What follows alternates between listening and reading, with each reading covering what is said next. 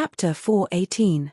Green City was a forest city, and the difference between a city and a tribe was that a city was a relatively open place. There were free markets and different races, just like the large and small towns in the forest. But the city's management was stricter and more formal. Only merchant caravans or adventurers recognized by the city could come in. Green City had been managed by the gnomes for 500 years.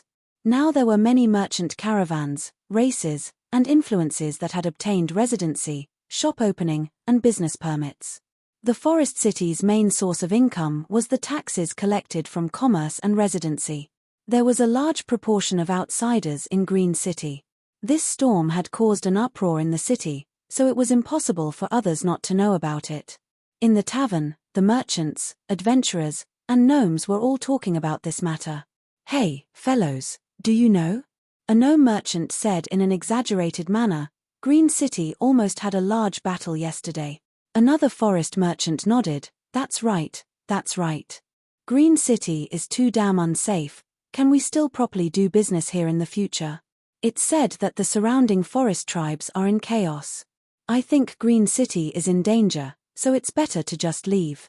You can all be assured. A gnome in the tavern quickly explained. These merchant caravans were Green City's main source of income, so if they lost confidence in Green City, it would be a large loss to the gnomes. The crisis was caused by the shamans. Now that the shamans have been beaten half to death, they are no longer a threat. Another gnome said, "Green City has already released food to the forest tribes, relieving the danger of famine for the various tribes. Although Green City has lost quite a bit of resources, I believe that after this, the surrounding forest tribes will be even more united.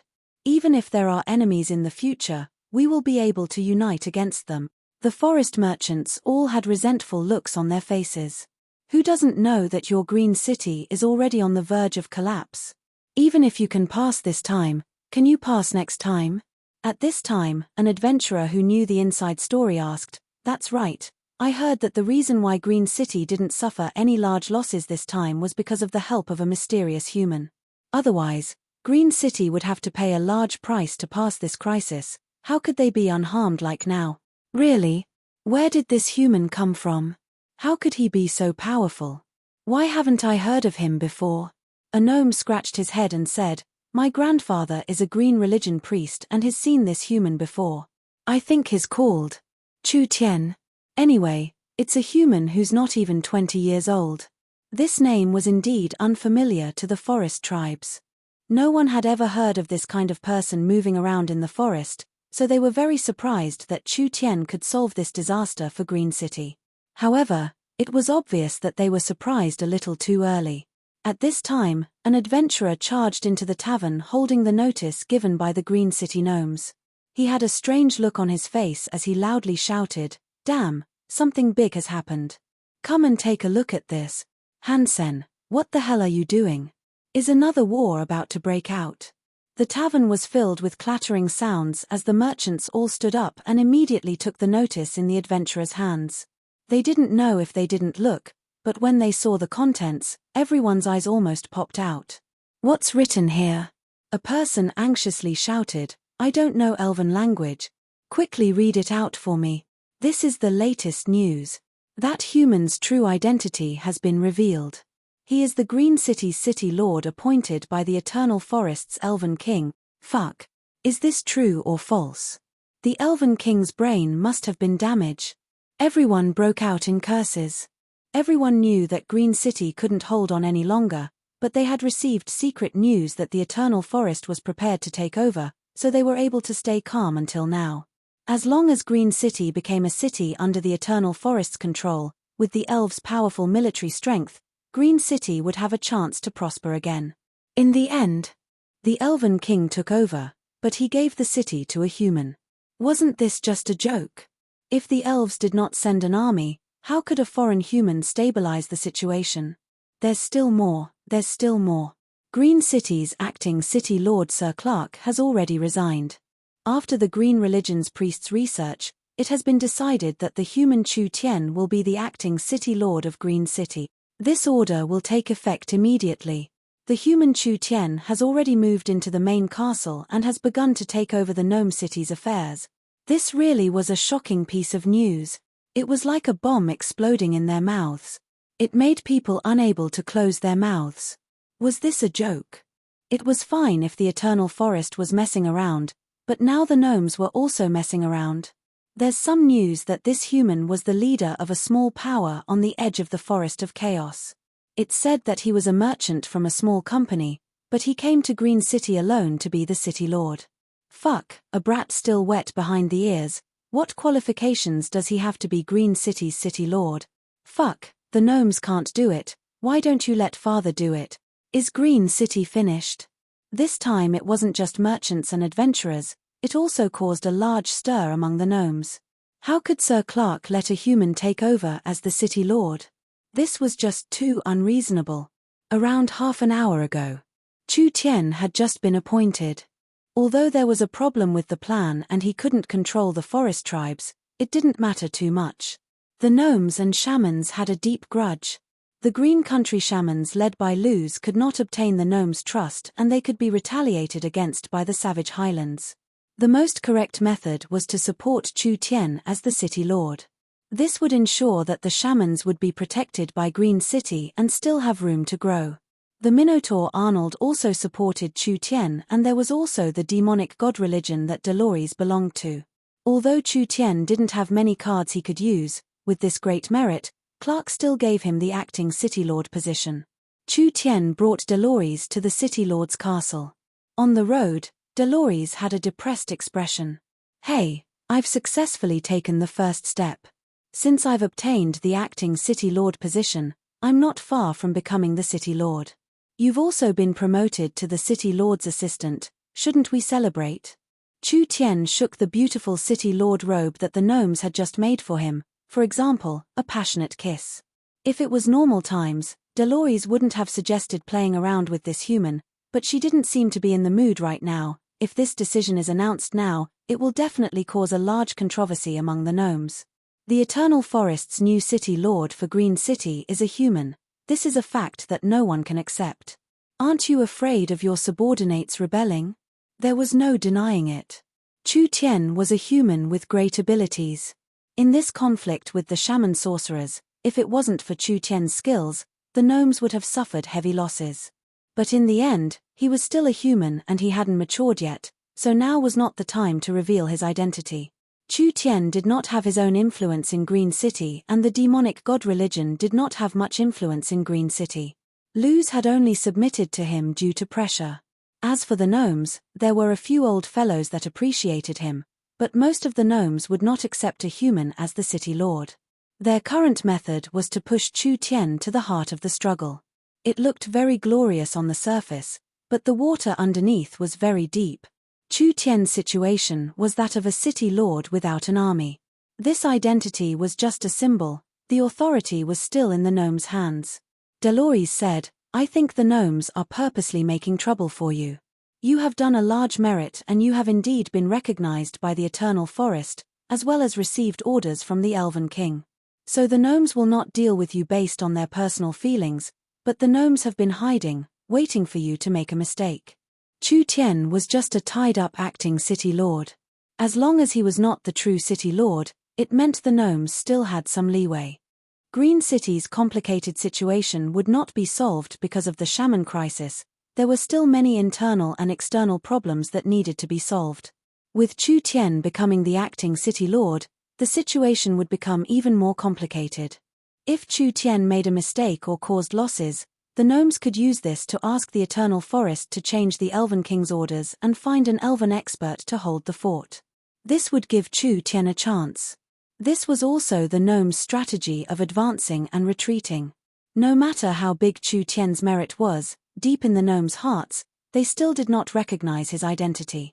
They were still doubtful of his ability and status. No matter, I like the challenge.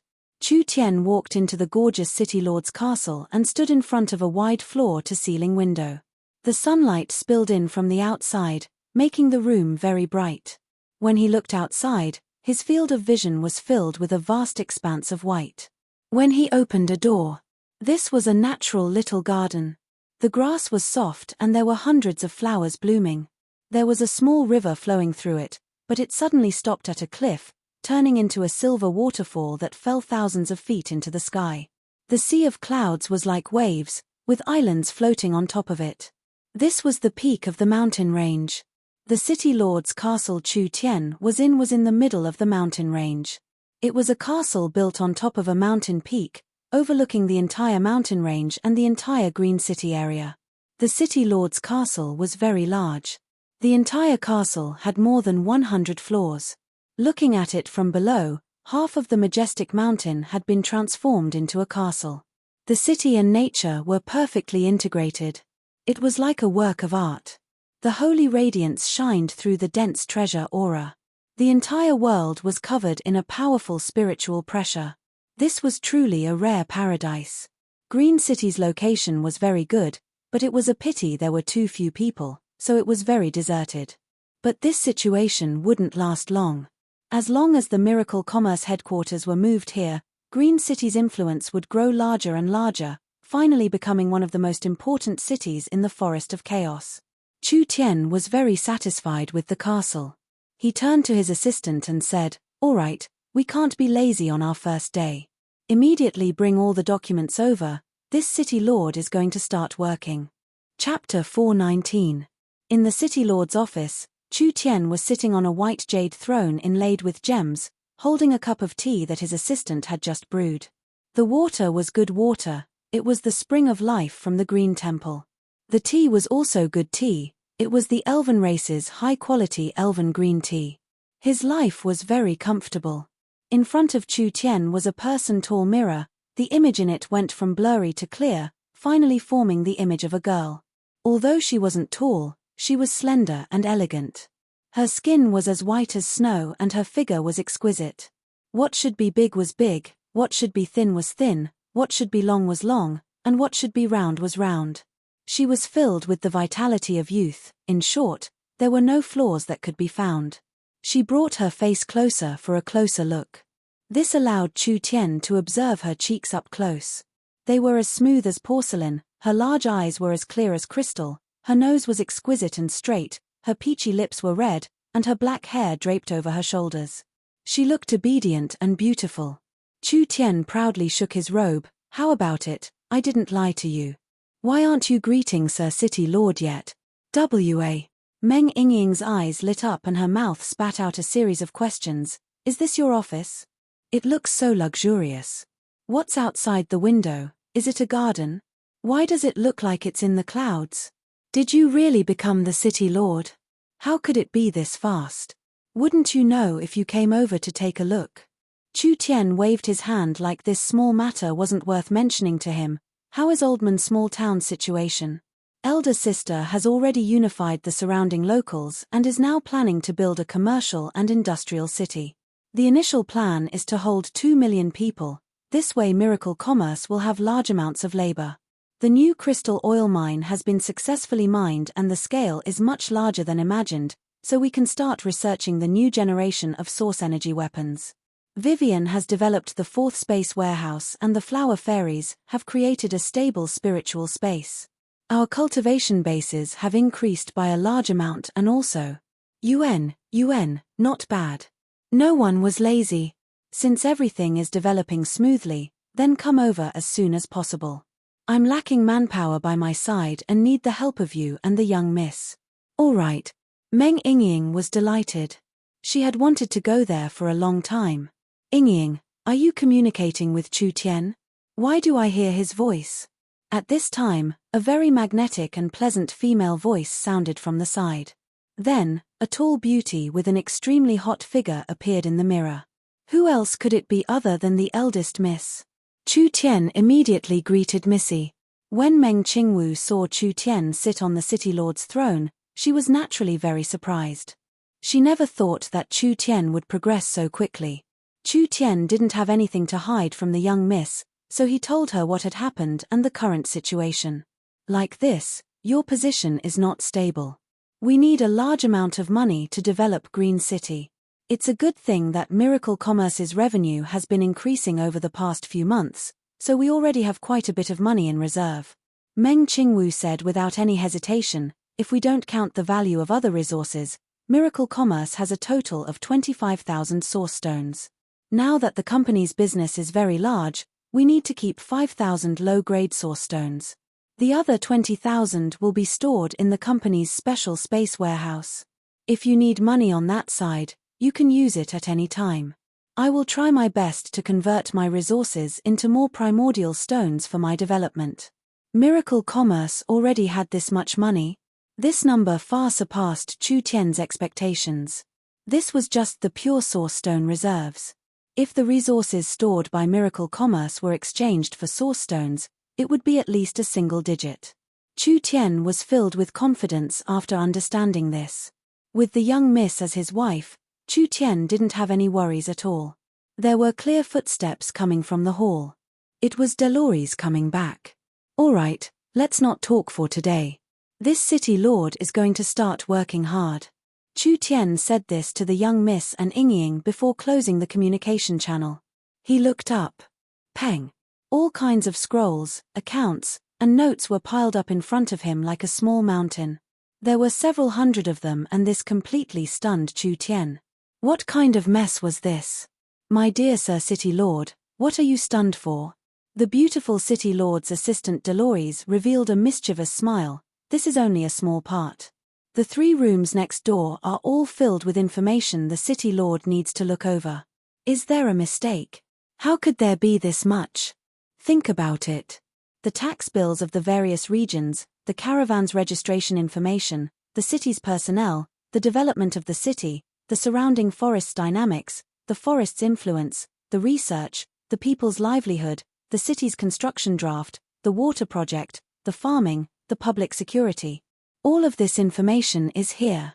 Do you think the city lord gives orders? All right. We'll wait for the young miss to see all of this. Chu Tian wiped his sweat. He never thought being the city lord would be this troublesome. It was like a bucket of cold water had been poured over him. What do I need to know now?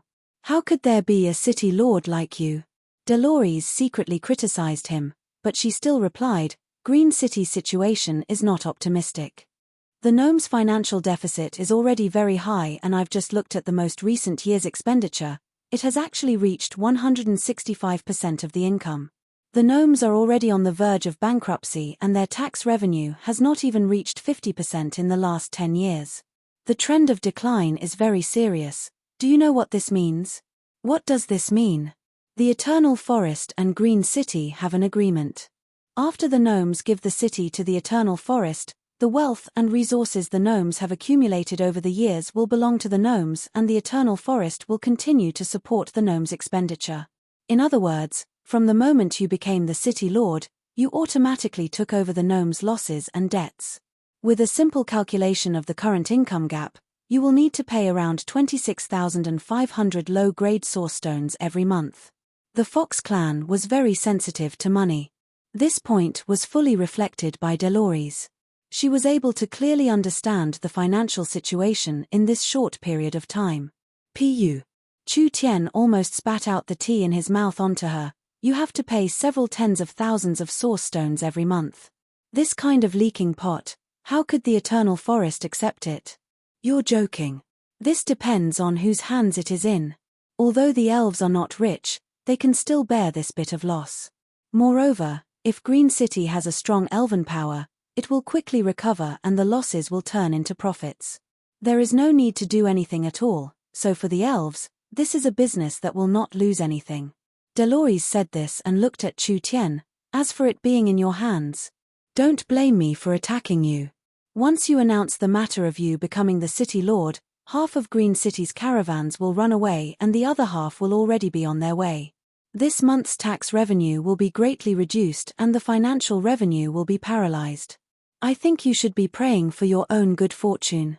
Making up for several tens of thousands of source stones every month. This was not a small number to anyone, right? Chu Tian's Miracle Commerce indeed had money, but it had only been established for a short period of time, so it could not compare to the large forest clans. Now that he had to take over this plate, it was a bit hard to bear. Where are these source stones being spent? Can it be reduced a bit? Dolores quickly looked over the financial details. These are mainly the purchase of materials, the use of Green City's military defenses, the consumption of the farms, and the gnomes' welfare. These are around half of it. Then what about the other half? Of course it's research and development. Dolores rolled her eyes. It's not like you don't know that the gnomes have the strongest thirst for knowledge and exploration. The gnomes' research level is one of the highest in the entire Forest of Chaos, so the materials and resources needed for research and experiments are a large number. If Chu Tian took over Green City, of course there were ways to reduce the consumption of normal materials and the military budget, but these were all small parts, not even a quarter of the total. The main expenditure was the gnomes' welfare and the gnomes' research. This was the basic condition for the gnomes to join the Eternal Forest.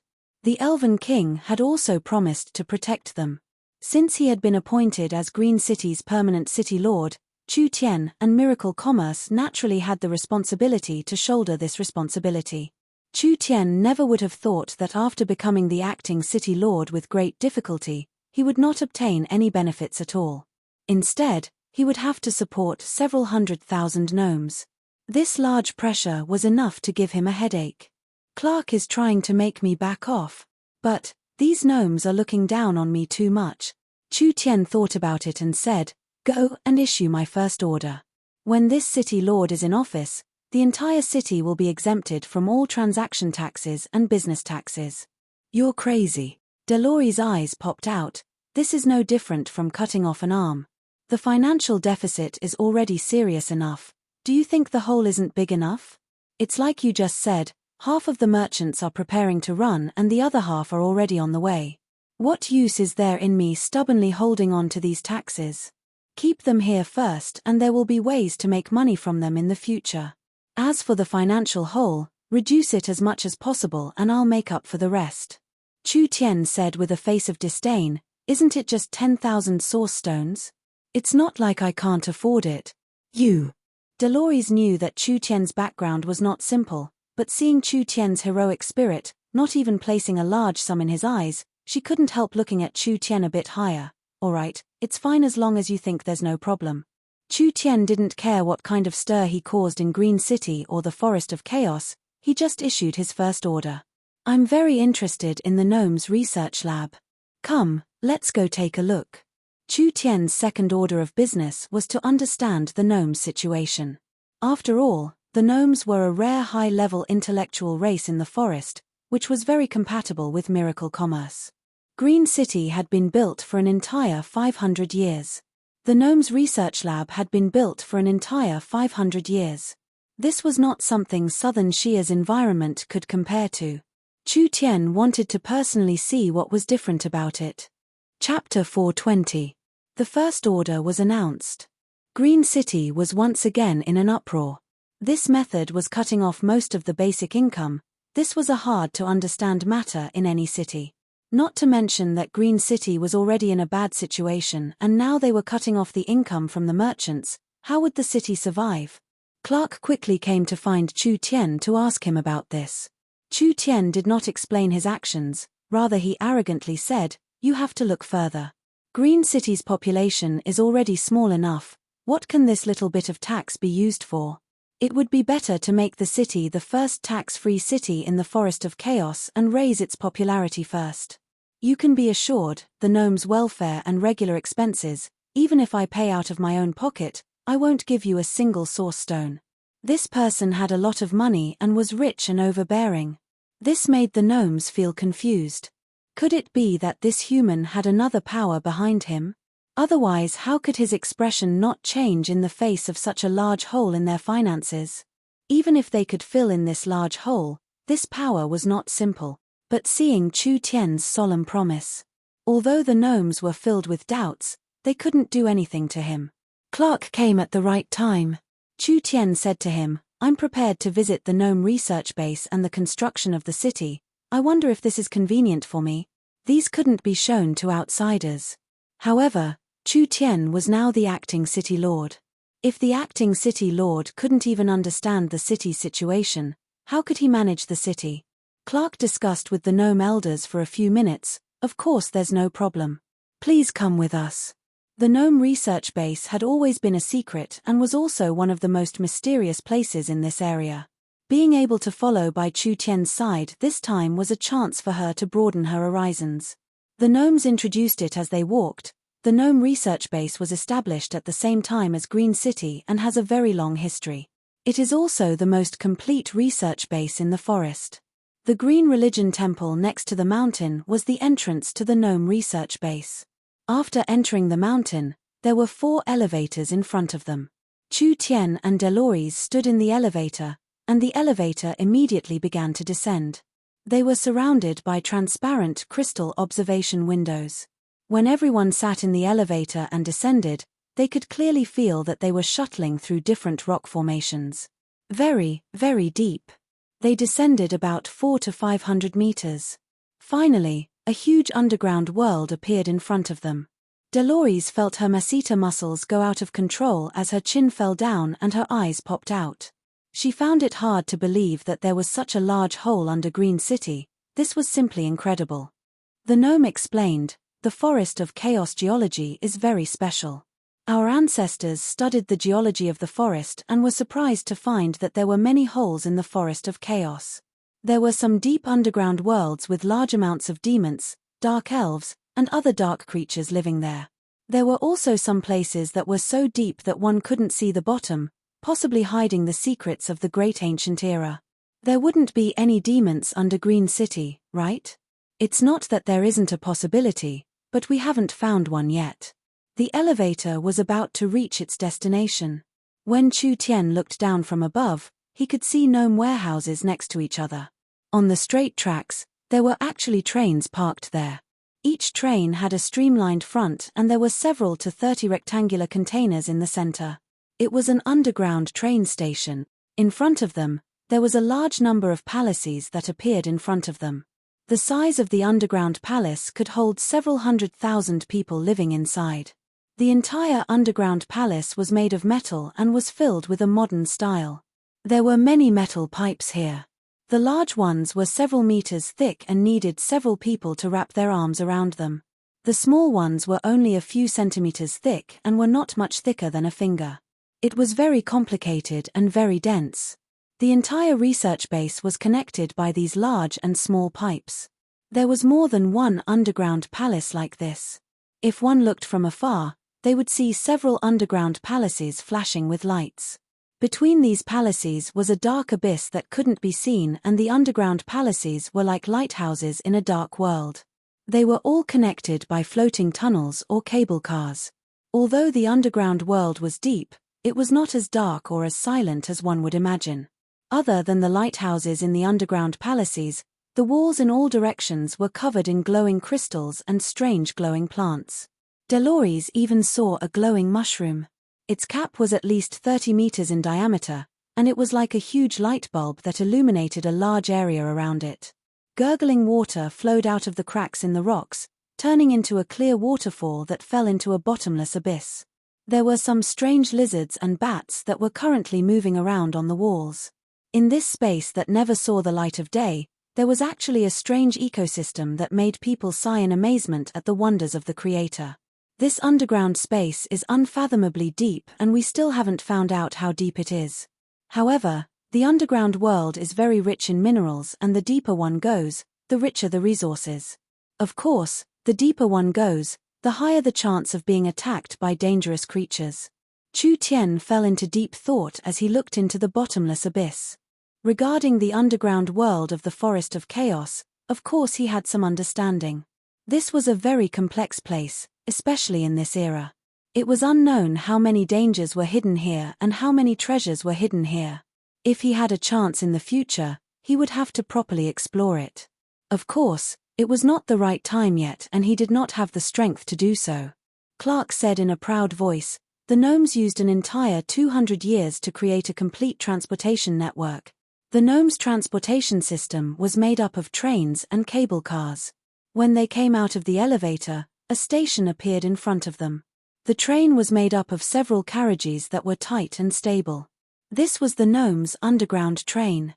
The gnomes have 7 underground research bases and have found over 100 precious resources." Clark said in a proud voice, "These underground railways are like blood vessels, connecting the gnomes' research bases, mines, farms, and production areas, forming an efficient production network. This truly is a complex and difficult project. Normal people might not be able to complete it. Delores said to Clark, "How do these trains move? Come with me to the power room and you'll understand." Clark opened the power room of a train and there was a honeycomb-type power room inside. Each power room was filled with red powder and there was a source energy array engraved on the surface of the power room. There were also large amounts of source stones embedded to activate the source energy array. The power source of the train is a stable fire-attributed crystal powder.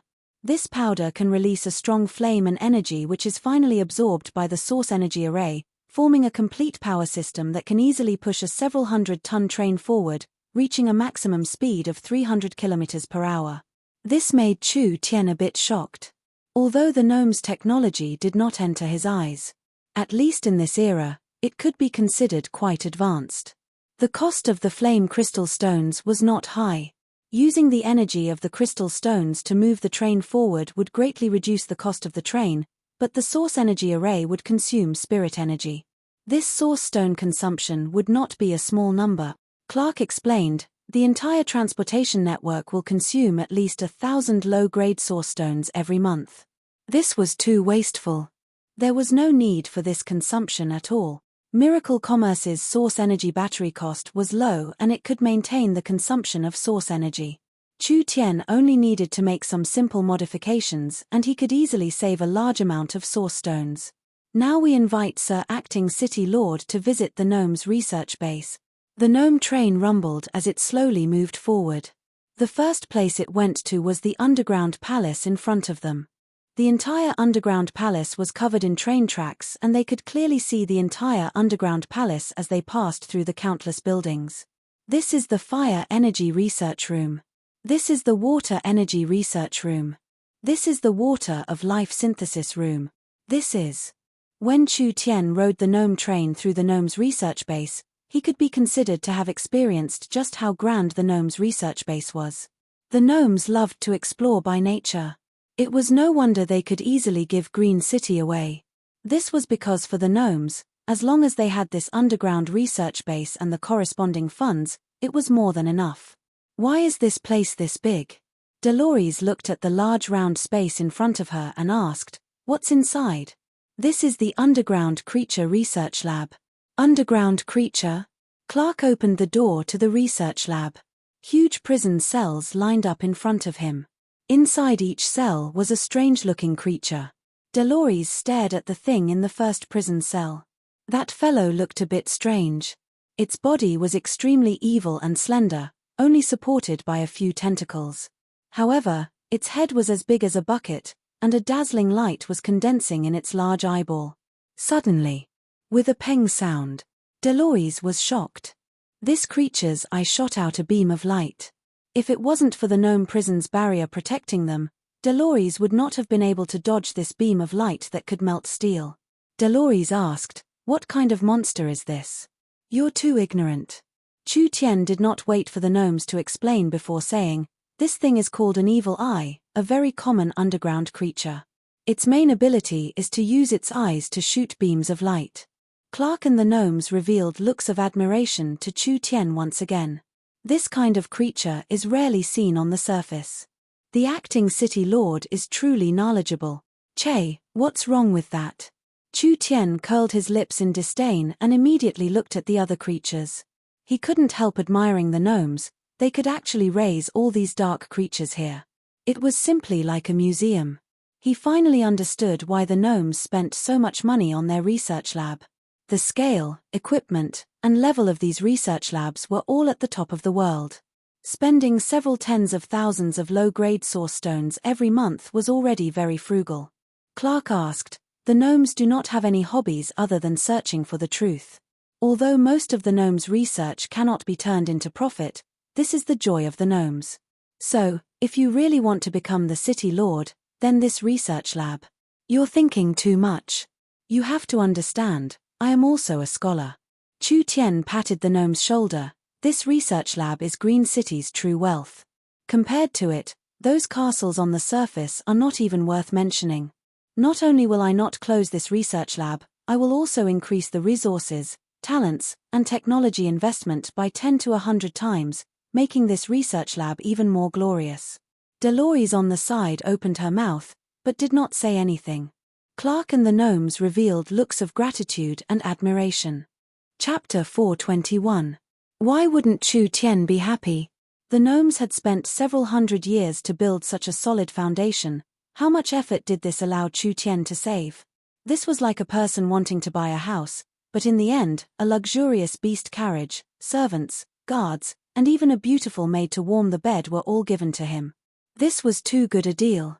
The gnome research base was the standard of this era. Even the strong empires of the continent couldn't compare. With this kind of good foundation and the technology and team that Chu Tian brought, it would create unimaginable value in the future. Chu Tian was very much looking forward to using this research base. The gnomes' thoughts were not as complicated as humans, but the gnomes could feel that Chu Tian's words were not just for show. This human seemed to place a lot of importance on research, and this kind of person becoming the city lord was very beneficial to the gnomes. The elves were strong, but they were not interested in this. So, if Chu Tian fully supported the research base, he would gain the recognition of the gnomes. The dark creature research base had several dozen low-level dark creatures, like evil eyes and cave spiders. There were several hundred of them, and the cost of raising them each day was not a small number. Chu Tian was very puzzled. Why did the gnomes capture these creatures? Could it be that they wanted to refine a synthetic life form? This kind of synthetic life form refining was a kind of advanced technology that the gnomes could not do. Clark explained, there are countless of these creatures in the underground world and they often come to harass us. The goal of our research is to find the weakness of these creatures and find a better way to deal with them. Chu Tian stared at a large cave spider and pondered for a few seconds. You're saying that there are many of these creatures in this place? The underground creatures are different from the ones on the surface. They are more tenacious, eating the underground plants or eating crystal stones to survive. For example, the evil eyes and eye demons live in the crystal mines and eat the crystal stones to obtain energy. They grow very quickly, just like cockroaches and mice that can't be killed. I suspect that in the area we've explored, there are at least several tens of thousands of them, giving us a headache. That many? Chu Tian's eyes lit up. Good. Very good. The gnomes looked at each other in blank dismay. What did the acting city lord's praise mean? Was it a good thing that there were so many monsters hiding underground? Do you have a map? Map? Oh, yes. This was a map of the underground research base. It clearly marked the location of the underground palace and the railway, as well as the mines and caverns that had been explored in the surroundings. As for the areas where dark creatures often appeared, there were gnomes guarding them. This was to prevent strange creatures from destroying the research and also to prevent them from threatening Green City. The underground world was too complicated. It was like a huge maze. According to Chu Tian's understanding of the world, the light energy was distributed in the sky and the dark energy was buried underground. The deeper one went underground, the stronger the negative energy. He didn't know how far the forest of chaos underground world extended, but he was sure that there were evil dark creatures deep underground. The gnomes didn't dare explore too deep and didn't dare explore too far because they were afraid of accidentally touching terrifying monsters that they couldn't kill. But even at this level, there were still many monsters living there. Let's go and take a look at this area. The place Chu Tian was talking about was a cave. Because the cave looked like the large mouth of a demon and even the rocks inside were a terrifying dark red color, it was called the demon's mouth. It said that most of the underground monsters the gnomes met came out of the demon's mouth, therefore the gnomes thought that the demon's mouth was an even deeper and more terrifying underground space. In order to not disturb existences that shouldn't be disturbed, the demon's mouth was not allowed to be casually explored. Elder. Several gnome troops stationed here saw the train stop at the demon's mouth station and they immediately ran over to ask about it out of curiosity. Sir Acting City Lord. Clark looked at Chu Tian and asked, "Are you sure you want to go in? Even the gnomes don't dare explore this place and even we don't dare go too deep. If you take the risk on a whim, I'm afraid." "It's fine, I'm not a fool. If something is wrong, I'll come back." "All right then." Chu Tian pulled out his sword and left. Dolores followed without any hesitation. Clark saw that he couldn't persuade Chu Tien, so he had the gnome troops prepare themselves before leading the old priests to chase after him. At this time, Chu Tien had already walked a certain distance. Dolores looked at the surrounding walls and said while walking, "The dark aura here is very thick, making people feel very uncomfortable." The fungi and vines in the demon's mouth were mostly a strange purple or blue color, and the rocks were dark red, making it seem dark.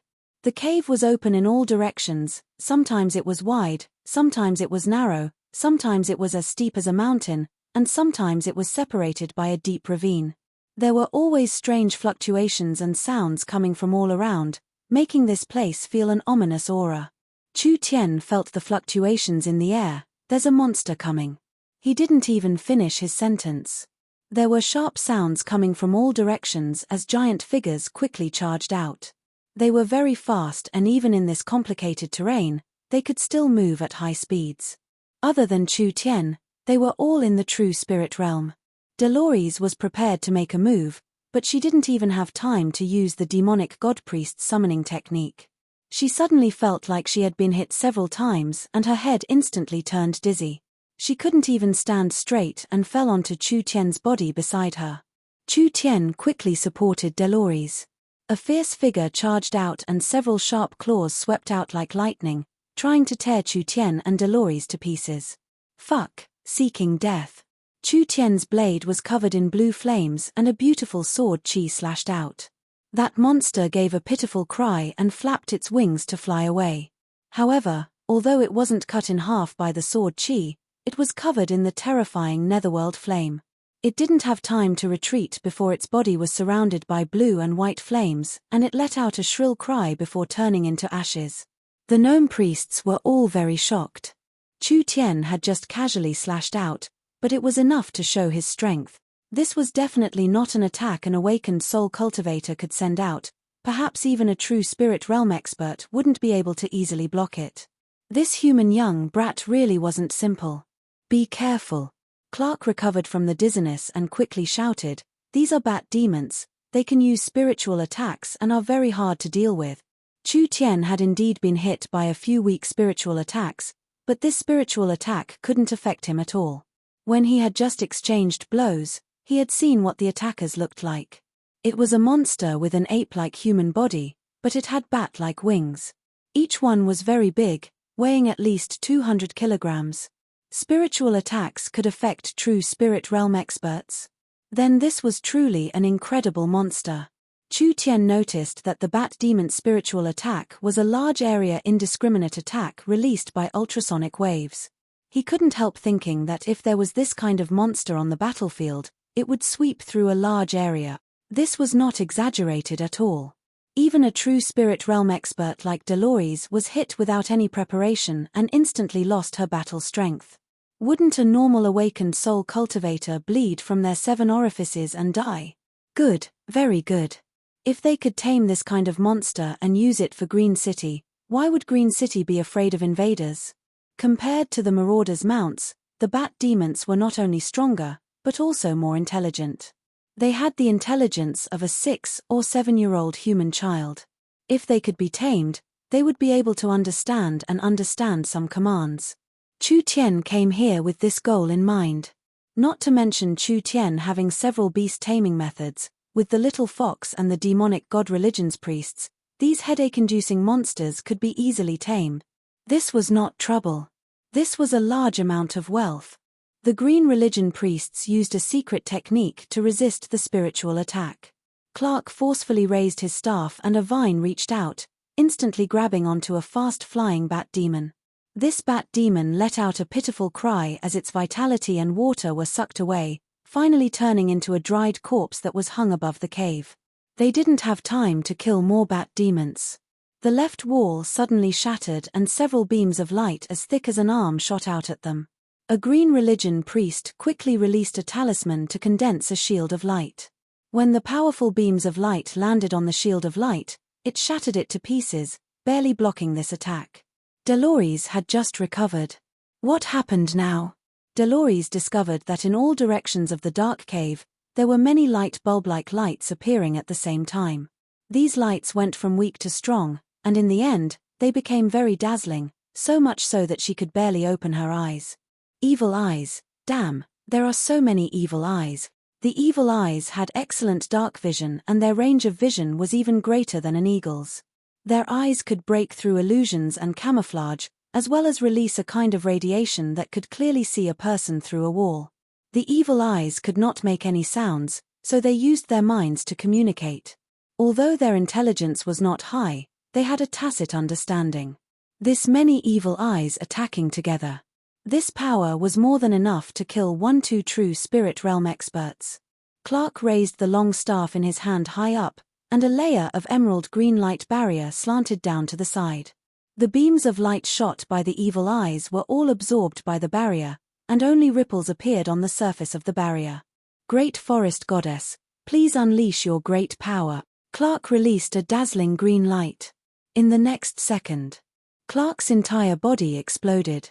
His body disappeared and turned into a large field of green leaves. These green leaves were like countless butterflies, fluttering and spreading in all directions like an all-pervasive tide. In an instant, the field of vision was drowned. These leaves looked weak, but they were actually endowed with the power of divine weapons. They could easily slice through the bat demons, and those weak evil eyes couldn't even withstand a single blow. When the leaves floated past them, their bodies would immediately break into pieces. Deloise said in a shocked voice, "This Clark's strength is not weaker than the shaman's Mars." The leaves all turned back into Clark's short figure. However, there was not a single complete monster in the surroundings. They had all been cut into pieces, and some had even turned into minced meat. Chu Tian wanted to say a few words of praise, but he felt a strange energy fluctuation. One of the evil eyes that had been cut in half was slowly coming back together, finally standing up again. That big head shook left and right, as if it didn't understand what had just happened. Then it saw its companions wriggling all over the ground, and its eyes began to release a light blue glow. Shua! The star-like light fell on one of its dying companions, and the unthinkable happened.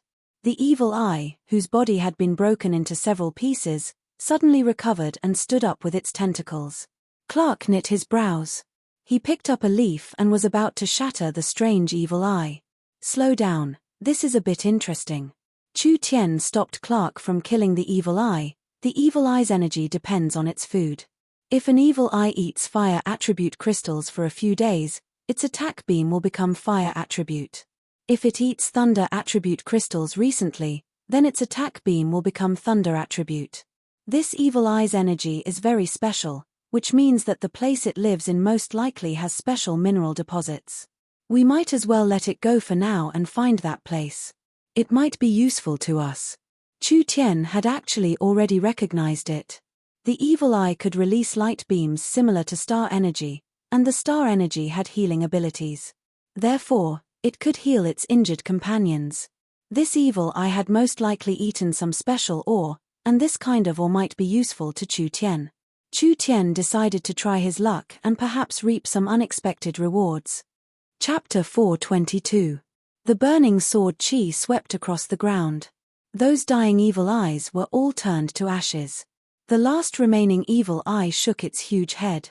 Its consciousness felt a strong sense of danger, and it instinctively turned around and burrowed in a certain direction. Follow, follow.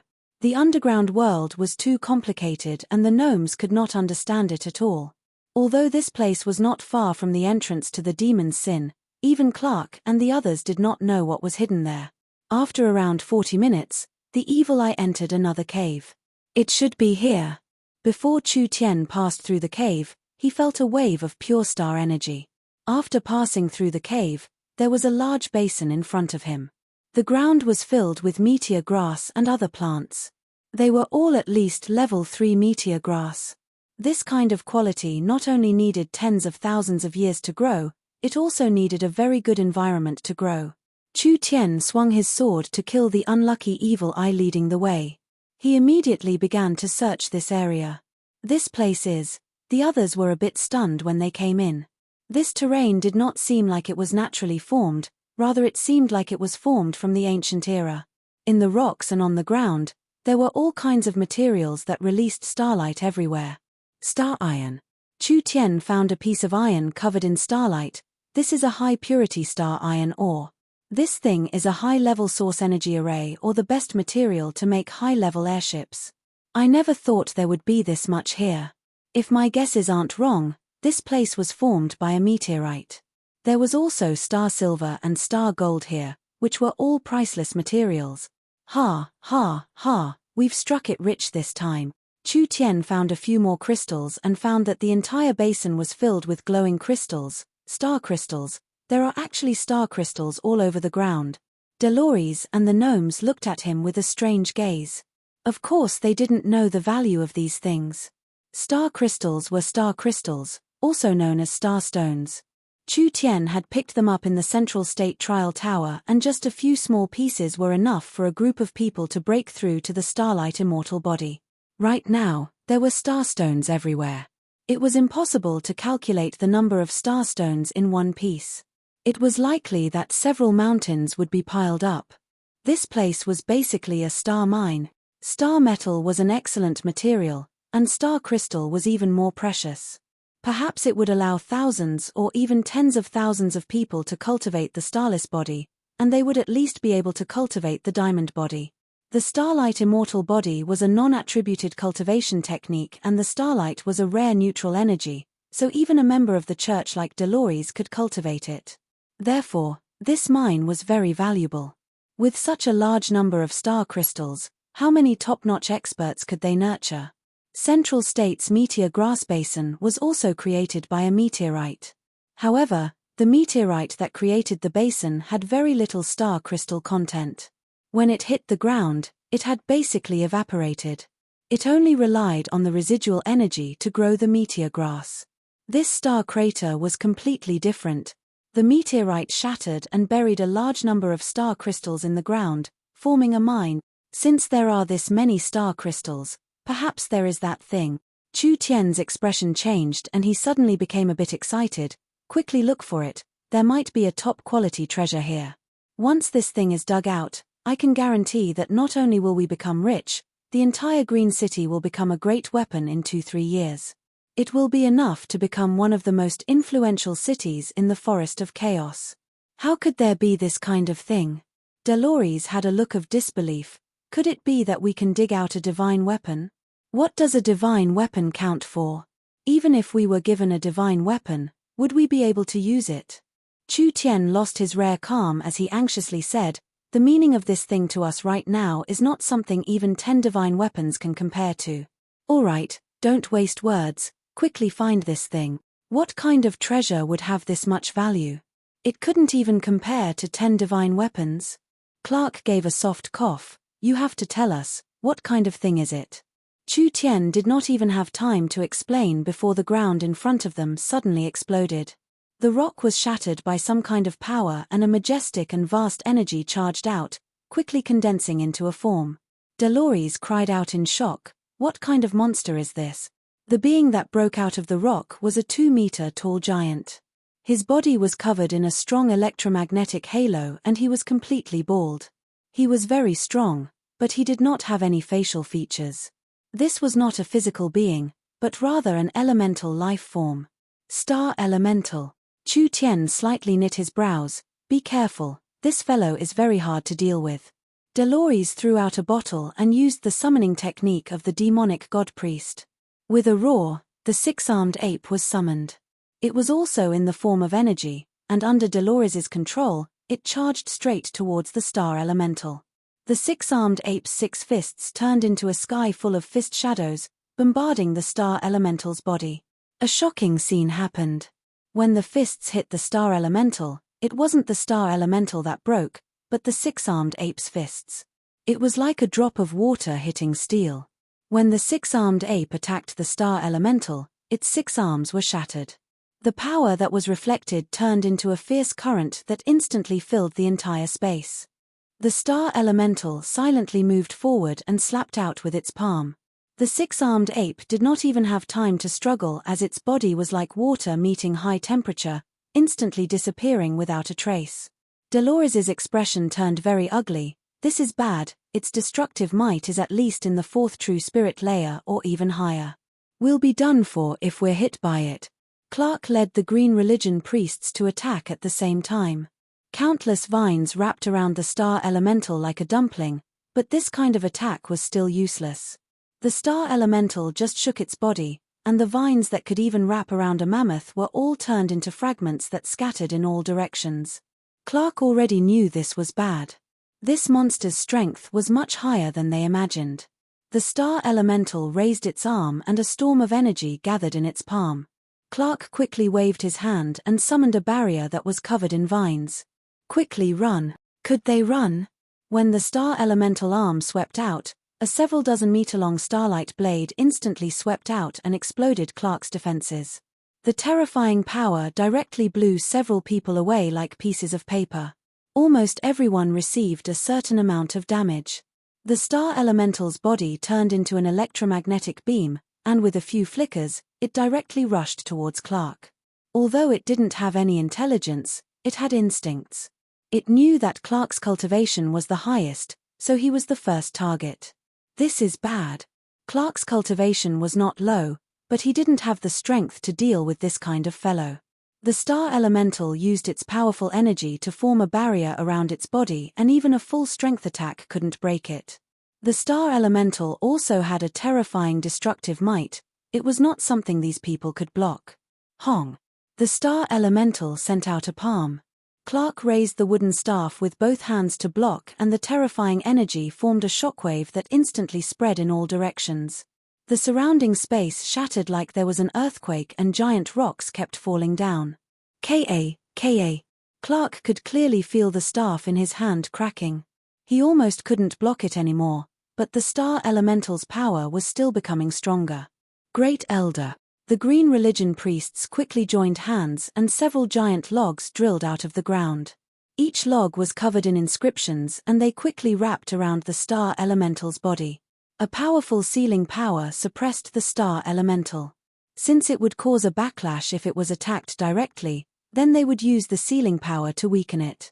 But there was still no effect. The giant logs with the sealing power seemed like they were being burned by flames as they turned black. If this continued, the Green Religion priests wouldn't be able to hold on for long. There was no other way. If they didn't make a move, these fellows would all die. Chu Tian released a powerful aura, and a nine-eyed demon god appeared in the air. When Chu Tian raised the sword in his right hand, the nine-eyed demon god raised a jet-black demon god's sword. This is. Dolores was completely shocked by this power. She only knew now that Chu Tian had hidden his strength. This power was actually this terrifying. Although he was only in the awakened soul realm, if he used his full strength, it was enough to instantly kill a low-level true spirit cultivator. Die. Chu Tian stabbed at the star elemental. The star elemental used its full strength to deal with Clark, but it was also sealed by the Green Religion priests. Chu Tian used his full strength to stab his sword into the star elemental's body. This kind of attack should have no effect on an elemental being, but Chu Tian had already used the power of his source spirit. The demon god's sword stabbed into the star elemental's body the moment Chu Tian stabbed out. The star elemental did not have a mouth and could not make a sound. However, everyone could clearly feel that there was an extremely mournful scream and wail reverberating in their minds. It was as if a detonator had been shoved into their brains, and it was enough to make everyone dizzy and knock their heads against each other. The star elemental's body quickly twisted. Like gas meeting an exhaust fan, the star elemental condensed into a body of starlight that was completely sucked into Chu Tian's body through the demon god's sword. It quickly filled Chu Tian's meridians, muscles, and bones. This vast star energy almost caused Chu Tian to explode. Whether it was Clark or Dolores, they all had a strange feeling. Chu Tian had turned into a black hole in an instant, swallowing the star elemental in one go. Swallowing effect. No, this strange ability seemed to be one of Chu Tian's many abilities.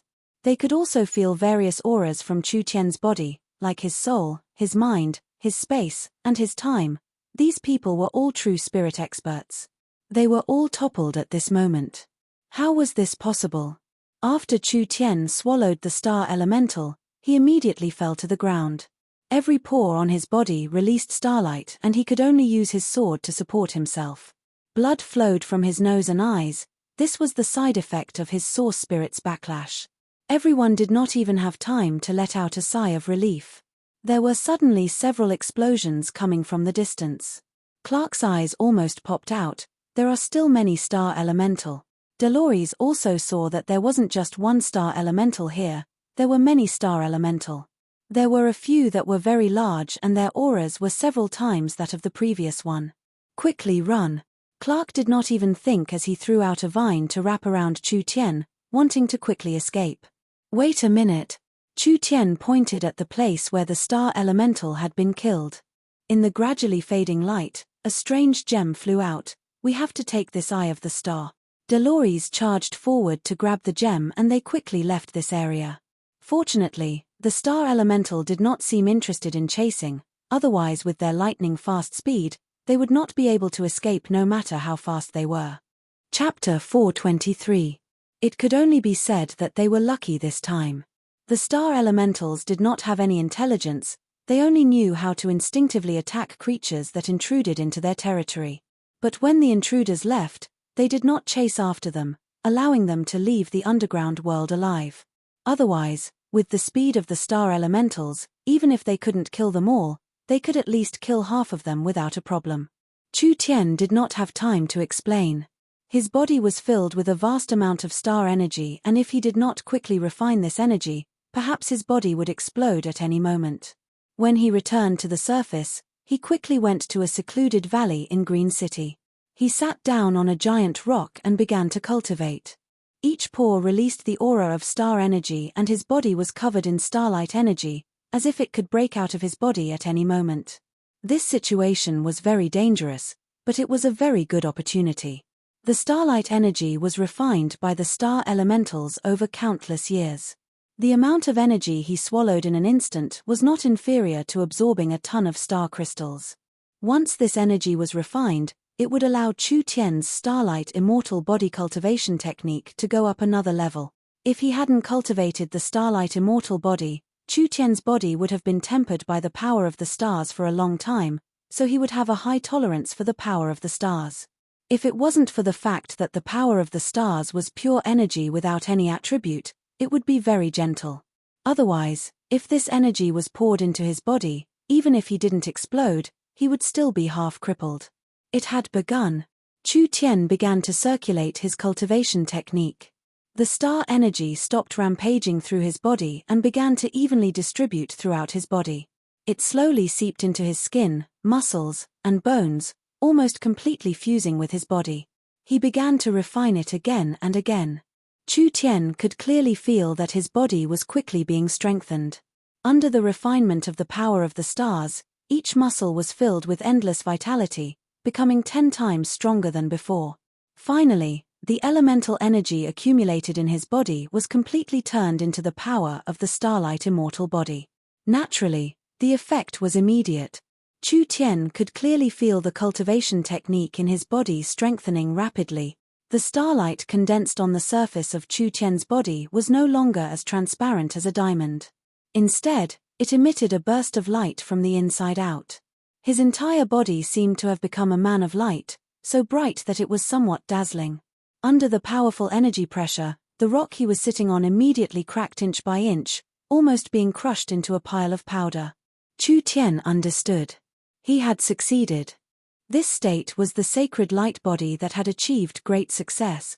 The starlight immortal body cultivation technique's 4 stages were the glass body, diamond body, sacred light body, and immortal body.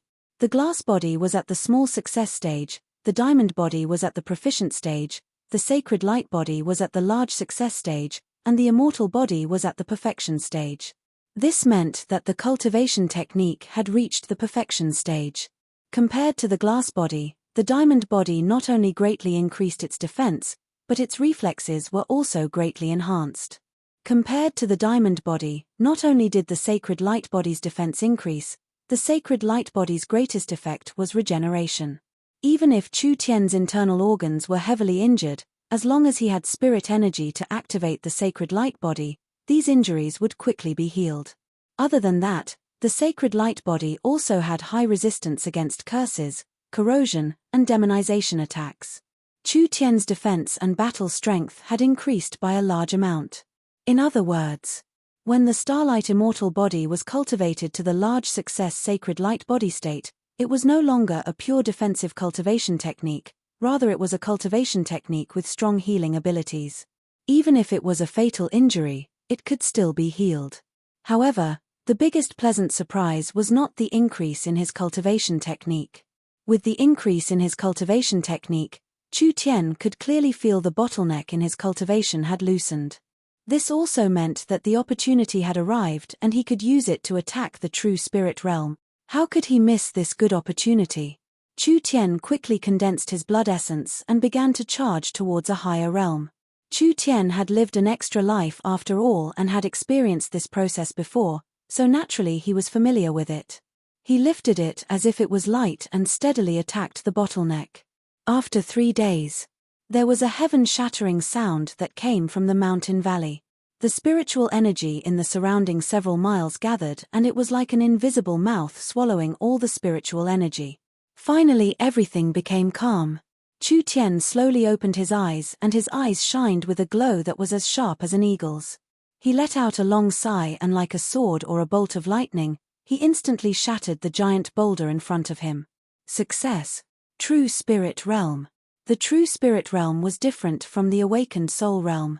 The Awakened Soul Realm was just developing the Source Soul, while the True Spirit Realm was refining the spirit energy in the body into true spirit energy.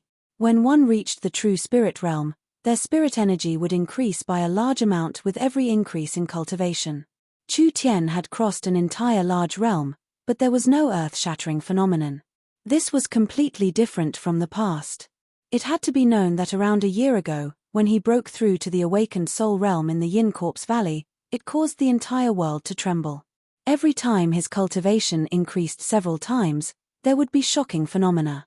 This was a large realm leap, but it was no different from a normal cultivator. Why was this? This was the benefit of reaching the True Spirit Realm. Chu Tian was completely different from before, he had the ability to control his strength now. He could restrain his aura and prevent it from leaking out, so naturally he could suppress the phenomenon. The Awakened Soul Realm was divided into the Void Soul, Illustrious Soul, and True Soul Realm.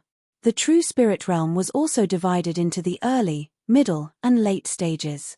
The 1st to 3rd layer was the Earth Spirit Realm, the 4th to 6th layer was the Heaven Spirit Realm, and the 7th to 9th layer was the Spirit Transformation Realm. Chu Tian was an Earth Spirit cultivator in the first True Spirit layer, but with the Perfection Realm Netherworld Flame Sword and the Large Success Realm Starlight Immortal Body, his strength was not something normal cultivators of the same level could imagine. But if they thought he only had these cards in his hand, they were completely wrong.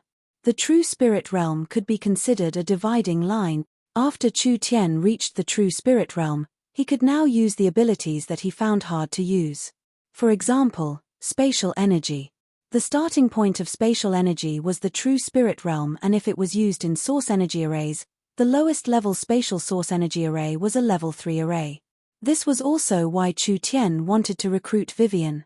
It was because Chu Tian could not open the space warehouse in the Awakened Soul Realm. Now it was good. From today onwards, he would open a whole new world. Chu Tian could feel that there was still some star elemental energy that had not been refined into his body. These remnants were not energy, but rather several innate cultivation techniques. Chu Tian named them Starlight Secret Art. This was a close combat and movement cultivation technique that could be cultivated together with the Starlight Immortal Body. The two of them had the same origin. This could make up for the weakness of the Starlight Immortal Body in terms of speed and attack power.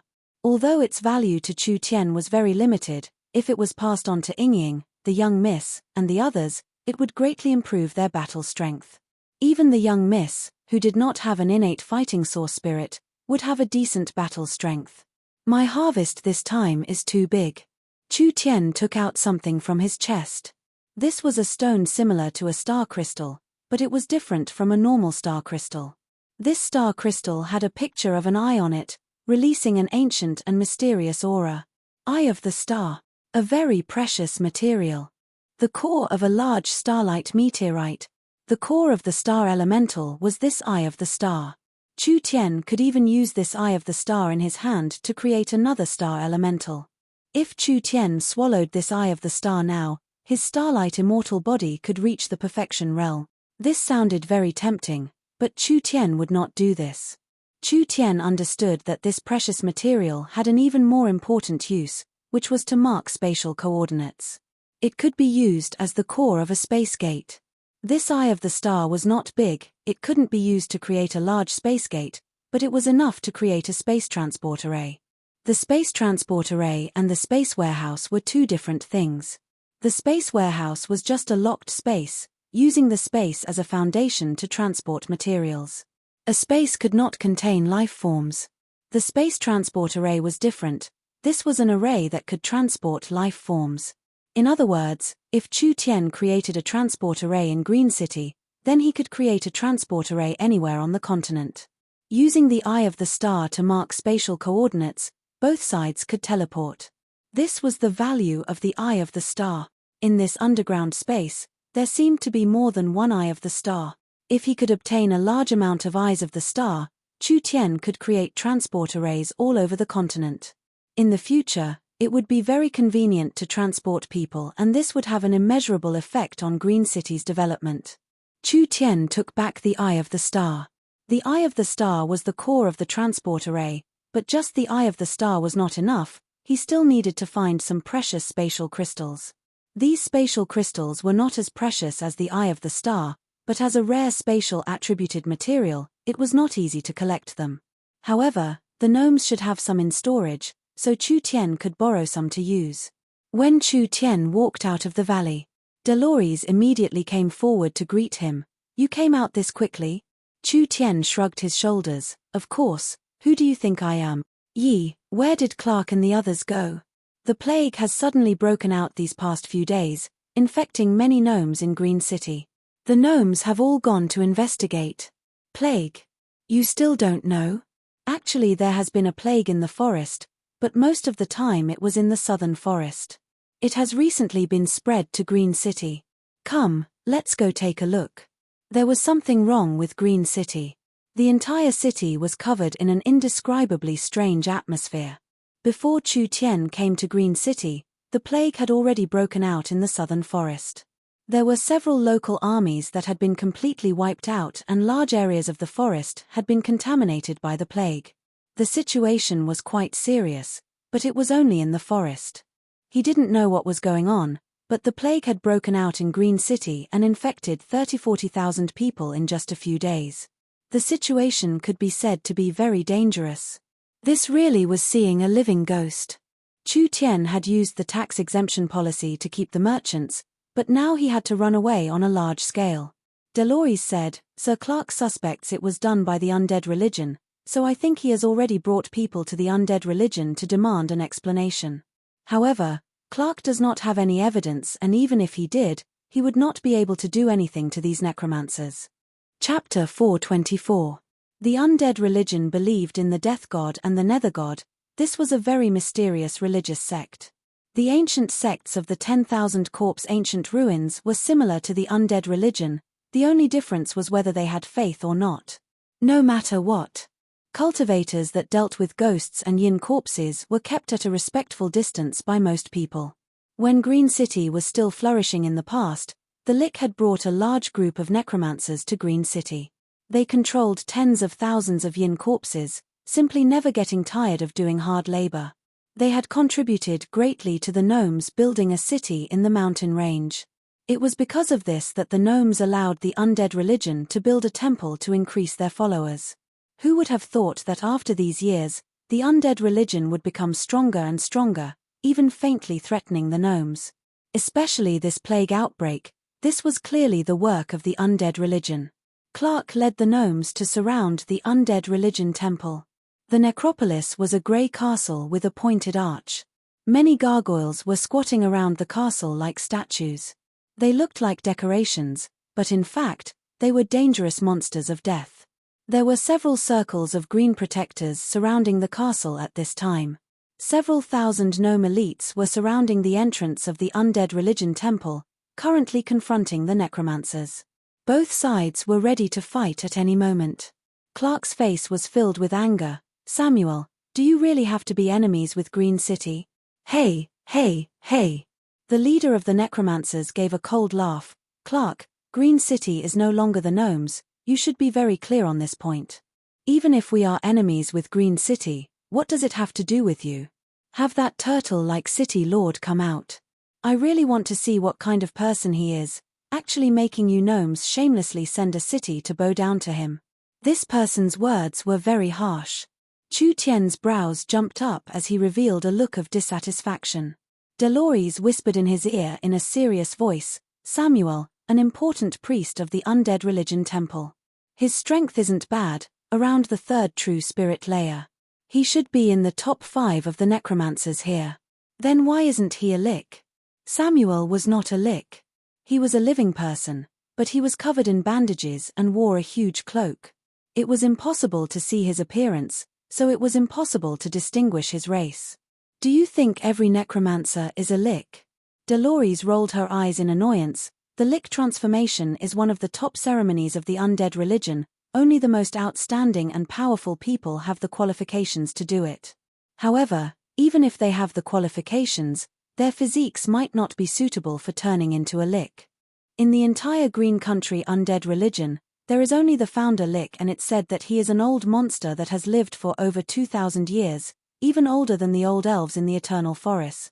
Is a lowly existence like the lick worthy of such reverence? Chu Tian curled his lips in disdain. Your way of thinking is hard to understand. Hey, what are you talking about? Who doesn't envy the liches? Dolores retorted, a lick is immortal.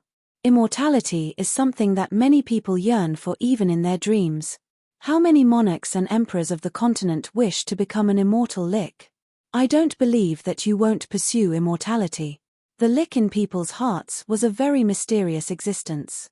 This kind of undead monster was transformed from a living being through a ceremony, so the lick in theory should exist forever.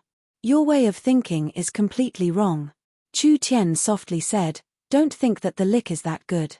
They don't breathe, they don't have a heartbeat, they don't have senses, they don't need to eat, and they don't need to reproduce. They are deprived of all the pleasures of life in exchange for an immortal body, so what meaning is there in that? They couldn't taste good food, they couldn't appreciate beauties, they couldn't enjoy the pleasures of men and women, and they couldn't appreciate the beauty of the world with their eyes. It was better to just die. You can't deny the benefits of being a lick. The lick is indeed almost immortal, but it is only almost and not truly immortal. What? Could it be that the lick can still die?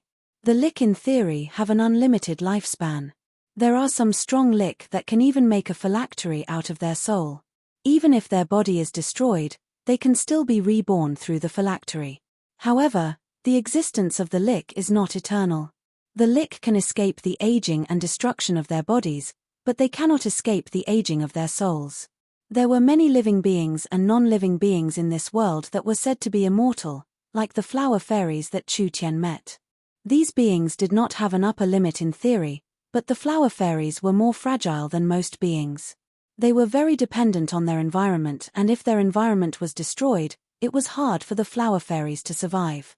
A living being's body, spirit, and soul were all interdependent. Matter determined will and will determined soul. Without matter, the will would gradually become dull and finally lose its humanity, even losing its sense of self. The soul would also wither away in this process. Once a living being became a lick, they had to use a secret technique to maintain their emotions, but this method could not be maintained forever. Most liches would become numb to their emotions after living for 2,000 years. Their will would become colder and colder, finally losing their humanity and self. Their instincts as a living being would weaken and they would finally become undead. Chu Tian knew how to transform a lick, but he had no interest in this kind of monster at all. These words attracted the attention of the surrounding people, and even the people from the Necromancer Temple looked over. Acting City Lord. The Acting City Lord is here. The gnomes discussed among themselves as they looked at the young human with strange gazes. Most of them were filled with doubt and distrust. Letting a human become the City Lord here was a hard thing for the gnomes to accept. The plague in Green City had been very serious recently, and this so-called acting city lord had only appeared now. This was a bit unreasonable. I was wondering who it was that dared to talk about the great Lord Lick. Samuel looked over Chu Tian with eyes filled with ridicule and anger. Are the gnomes in a desperate situation? This kind of useless human can also become the city lord.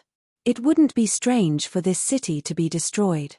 Dolores immediately asked, "This also means that you admit that everything was caused by the necromancers? You still don't understand. This is not important and not the main point." Samuel's eyes were filled with ridicule. Those tens of thousands of gnomes infected with the plague, they won't live past 2 days. This is the main point. You're going too far. The gnomes were enraged. This matter was 100% the work of the necromancers. Samuel definitely had a reason for being this arrogant. That damn Lick had not appeared yet, so what use was there in killing these necromancer priests in front of them? The gnomes still could not solve the situation in front of them, not to mention that tens of thousands of their clansmen were infected. This was equal to tens of thousands of hostages in their hands. The gnomes could not ignore their clansmen, so they were bound to be threatened by these despicable necromancers. No matter what, they had to save their clansmen first. Clark couldn't help loudly asking, "What conditions do you have? Speak. If the gnomes want their clansmen to live, it's very simple. Give up the city lord position and let the Great Lick rule Green City, otherwise this small plague will just be the beginning. In your dreams, is the Lick worthy of Green City? A waste human can be your city lord, but the noble and knowledgeable Sir Lick can't. Clark, please understand this, I'm not joking with you. Think about the tens of thousands of clansmen struggling in pain. I swear that other than us necromancers, no one has a way." Samuel pointed at Chu Tian. "Of course, you have another choice. That is to kill this human and send his head to the Eternal Forest. Then you can rely on the Dragon's Ridge and be loyal to the Dragon's Ridge. Like this, you gnomes will still be the masters of this city. Not only will the undead religion not be enemies with your green religion, they will also become your strong allies." It was impossible for the Lick to sit on the city lord's throne. It wasn't like the necromancer priests didn't know this. Samuel purposely made this request to pave the way for his second request. Kill Chu Tian. Cut off relations with the Eternal Forest. This was what the Dragon's Ridge wanted to see. The tens of thousands of gnomes' lives were in the hands of the necromancers, so it shouldn't be a hard choice to make. After all, the gnomes did not like humans, so why would they give up their clansmen's lives for a trivial human? You should know the stubborn nature of the Eternal Forest's people. Samuel added oil to the fire. "I think the Elven King not sending people to take over Green City is not because he doesn't care about Green City, but rather because he has no other choice. The elves do not like to be embroiled in disputes, and your choice to rely on the Eternal Forest was wrong from the start. Now in front of you is a chance to correct your mistake." He pulled out the Netherworld sword with a sure sound. "I think you've spoken a bit too much nonsense." Chu Tian raised his sword as he walked out. "Do you want father to die that much? Then Uncle Chu Tian will give you a chance. I'm standing right here, so kill me if you have the skills." Samuel said with a cold smile, "You want me to make a move?" Chu Tian laughed. "If it wasn't for you being too hateful, I wouldn't even bother dirtying my sword." A wave of anger surged out of Samuel's body. He extended a withered twig-like finger and chanted. Suddenly, a strong stench of rotting flesh filled the surroundings, and a dark green fireball quickly expanded at the tip of his finger. "Overestimating yourself, human, I'll let you see the might of the baleful yin corpse flame." This green ball of flame filled with a strong corpse stench landed in front of Chu Tian's feet. That strong smell that could make people want to vomit instantly spread out in all directions, making everyone else involuntarily move back. Green flames soared into the sky. Chu Tian did not make any movements and was instantly submerged by the flames. Dolores was shocked. "It can't be, that fellow actually couldn't resist at all?" The gnomes were also stunned. Although they already knew that this acting city lord was not strong, they never thought he would be this weak. He didn't even have a chance to resist. Samuel said with a cold smile, "Truly a joke. Who would have thought that at this time, a figure would walk out of the sea of flames?" The flames had completely swallowed his body, so no one could feel any energy fluctuations coming from Chu Tian's body. What was strange was that the flames passed through his body, but it did not cause any injuries. Not a single hair was touched, not even a single corner of his body was touched. What is going on? Everyone in the crowd revealed looks of shock. Some people found a very strange phenomenon. Chu Tian's pitch-black eyes had turned white at this moment and his aura had completely disappeared. He was standing here on the surface. But no one could feel his existence. If the high-level members of Miracle Commerce were here, they would recognize that this cultivation technique was the void-escaping spatial movement technique that Chu Tian had taught Vivian. Now Chu Tian could use it himself. Chapter 425. Samuel's corpse flame was a strange flame. This flame was born from extreme yin energy and needed corpse energy to support it. Samuel had refined it over the years with several strong corpse poisons, allowing it to corrode a living being's body and vitality, turning a living person into a yin corpse. Although the power of the flame was nothing to write home about, the additional effect was enough to make people tremble with fear. Even a powerhouse with a higher cultivation than Samuel didn't dare to let himself be enveloped in this flame, let alone a person with a lower cultivation who didn't use any defensive technique. Why was he not injured at all? Chu Tian was standing in the middle of the flame, not a single hair on his body had been touched. This was a bit unbelievable and incomprehensible. Samuel shot out several more fireballs. Shua, shua. Several fireballs hit Chu Tian's body. This time people could clearly see that the fireballs passed through Chu Tian's body, but strangely they did not touch Chu Tian. It was like they did not pass through his body, but rather a mass of air. Since they couldn't even touch him, what could these strange flames do to him? Diversionary technique? Spiritual illusion technique? No, he didn't feel any spiritual energy fluctuations. Samuel did not believe it. His body was covered in a ghostly aura as he raised his hands high up. His 10 skinny fingers released flames at the same time, condensing a large fireball above his head in a short period of time. This fireball was quickly compressed, turning from a dark green to a pitch-black color. The attack power was at least 10 times stronger than before. Chu Tian slightly knit his brows. The reason he could easily deal with the previous attack was because the flame itself was too weak. This attack was close to Samuel's triple awakened soul's strength, and Chu Tian's void escaping technique did not have a way to deal with this kind of strong energy interference, so once he was hit, he would lose his effect. You think you can be arrogant just because you know a strange cultivation technique? Samuel caught Chu Tian's expression. He expected that Chu Tian would not be able to dodge this attack, so he revealed a cold fiendish smile. How will you block this move? Go die. The black fireball roared as it rushed over. Chu Tian didn't dodge. His skin, his body, suddenly lit up with starlight. The light was so intense that his whole body seemed to be made of light. He opened his arms as if he were hugging a friend, and very casually and naturally hugged her. His courting death. How can Samuel's corpse fire be touched by a mortal's body? The necromancers revealed an expression like they were looking at a fool, and the gnomes revealed looks of shock. Could it be that the human didn't feel that the fatal part of the flame wasn't the flame itself, but rather the poison and curse inside? What was the difference between rushing forward recklessly like a moth flying into a flame? Poochie. The sound of water and fire colliding. The fireball in Chu Tian's arms continued to shrink.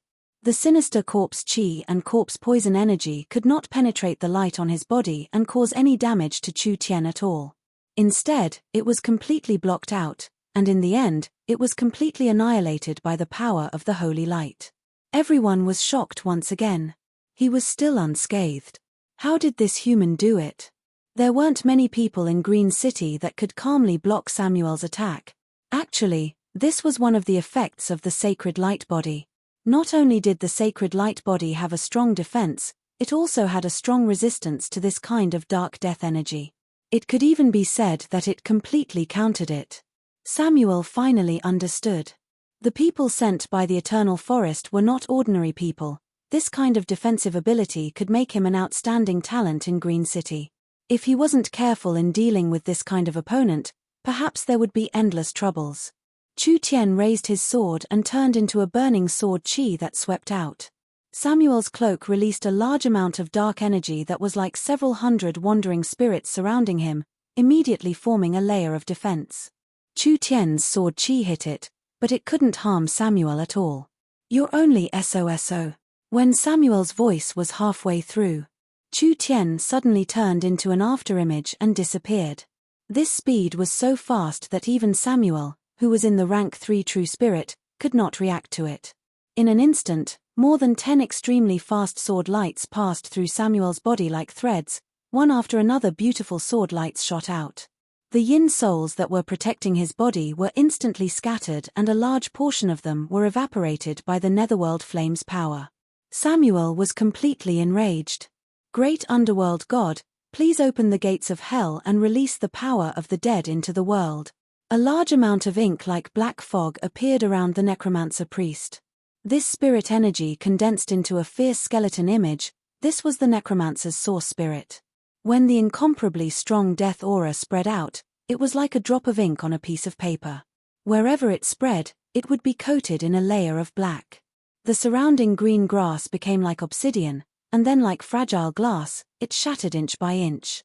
Chu Tian hurriedly dodged this kind of attack, even he did not dare to take it head-on. The spirit energy aura released by his source spirit. There was no sign of life within 15 meters of Samuel.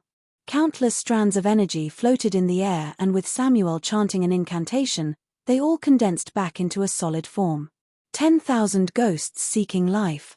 Samuel's spirit energy turned into thousands of skulls. There were strange cries coming from all directions, and there was a spiritual attack contained within. It made the gnomes' expressions change, and they all moved back to dodge.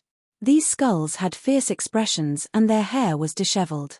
Once they were summoned, they immediately locked onto Chu Tian. They were like sharks smelling blood as they all charged forward to suck his flesh dry. They were not illusions. Each skull was a weapon refined by the necromancer's vengeful spirits. They were monsters with form but no substance, so even if they were broken by normal methods, there would be no effect at all. They would reform in a few seconds, so it would be a waste of energy. Once the skull landed on a person, the consequences would be unimaginable. These vengeful spirits would enter the target's body and use the curse and death energy to corrode the body. Then it would corrode the mind and soul, finally draining the flesh and soul. This was a very high-level move of the necromancers. This move was not over yet. The second move was released. Samuel controlled the thick ghosts and black fog around him and quickly condensed them on the surface of his body, finally forming a set of sturdy and ferocious armor. Samuel's original appearance could no longer be seen. He had almost turned into a skeleton general with a height of nearly 3 meters and 2 black bone spears in his hands. His body was covered in runes. The 2 black bone spears were filled with a strong death aura. Every movement he made stirred up a storm of ghosts. That bone-chilling current that could freeze a person's soul was enough to make it hard for people to breathe, not to mention moving or resisting.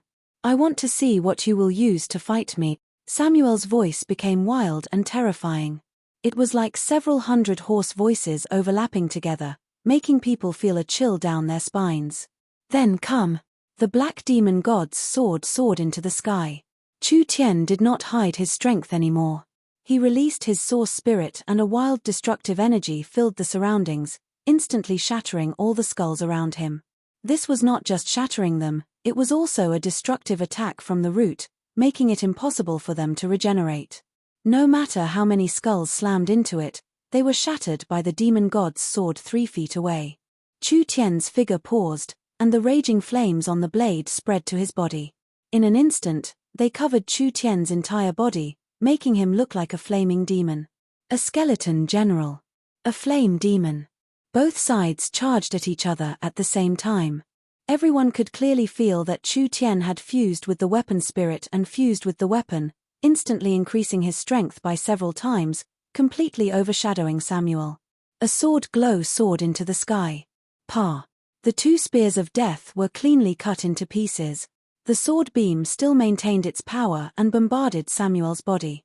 The skeleton armor formed by ghosts and death energy completely exploded, and Samuel's body was thrown high into the air.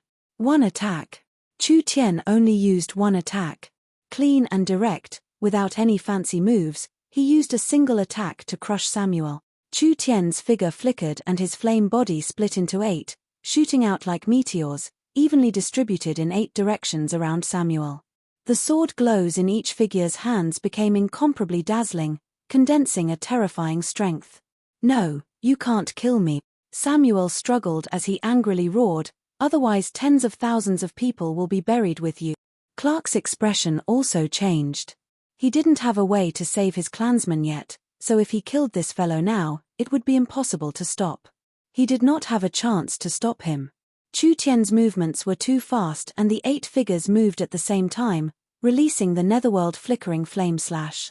Each figure sent out at least 30 sword glows. The 8 figures sent out over 200 sword glows in half a blink of an eye. The entire field of vision was filled with a storm of blue sword glows. It was like a beautiful exploding flame, blooming in the sky. Under the cover of the sword glows, everyone's eyes opened wide. The momentum of this attack was very strong. In the center of this incomparable storm of sword chi, anything would be instantly turned to dust. Finally it would be swallowed by the wild netherworld flames, not even leaving a bit of residue. The sword glows disappeared as quickly as they appeared. It was like a flash in the pan, stunning people and making them feel pity. When the storm of sword glows disappeared from the sky, Chu Tian slowly fell to the ground and the flames slowly disappeared from his body. He spat out in disdain, "You want to kill me with this little bit of skill? I think the necromancer priest's methods are only SOSO. The entire scene was filled with a deathly silence. The gnomes were all stunned. Who said this human was weak? He was clearly strong enough to make people's hairs stand on end.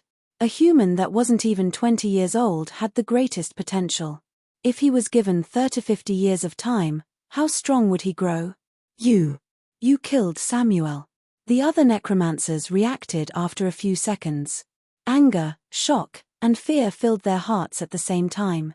Not only did I kill him, I also want to kill you all. Chu Tian charged at the necromancers with a sword glowing behind him. One person with a sword charged at several hundred necromancers. Chapter 426. Even if Samuel was not a peak expert of the undead religion, he could still be considered a top expert in Green City. With the gnome's great elder Clark personally making a move, even if he could win against Samuel, he would still have to pay a bit of a price. The necromancer priests were ruthless and incomparably crafty, catching people off guard. No one dared to underestimate this group. But now, the acting city lord that everyone looked down on. This young human that was too young to be normal. He had actually directly killed Samuel. The entire fight was very short and he was at most in the first true spirit layer. In a situation where he crossed 2 levels without paying a price, he had almost killed the 3rd true spirit layer priest Samuel. This could not be described as a genius, this human surpassed common sense. He was a completely monstrous existence. The several thousand gnomes had seen the fight. The human sent by the Elven King was not trash. Although this kind of strength didn't count for much in the Eternal Forest, in terms of battle strength, he was at least in the top 10 in Green City. Not to mention that he was still this young, he might not be inferior to those old fellows in the Eternal Forest in the future. Sure. Chu Tian did not stop. People still had not recovered from their shock. Chu Tian already charged forward with an endless might, turning into a sword glow that swept past several necromancers. Several bodies were cut apart by the sword glow without any resistance and the netherworld flame swallowed their bodies. Kill him. The necromancer priests roared out in rage. Chu Tian's eyes turned white again and the space around him trembled. He took a step forward and instantly disappeared, moving to the center of the necromancers. Spatial movement. Damn. A giant sword glow swept out. Several dozen necromancers were sent flying like butterflies with their bodies burning in flames. These necromancer temple guards were all elites of the church, but Chu Tian had been cut down like vegetables. Several necromancy priests hurriedly chanted an incantation, and the motionless gargoyles that were squatting like statues on top of the shrine all came to life at this moment. They flapped their wings and suddenly rushed towards Chu Tian. The gargoyles were puppets refined by the necromancers. They were similar to the shaman's voodoo puppets and the Green Country's protectors. Each gargoyle was not inferior to a ninth awakened soul layer demon beast, and they were covered in death arrays and curses. Even if they fought with opponents of the same level, they would still be at a disadvantage.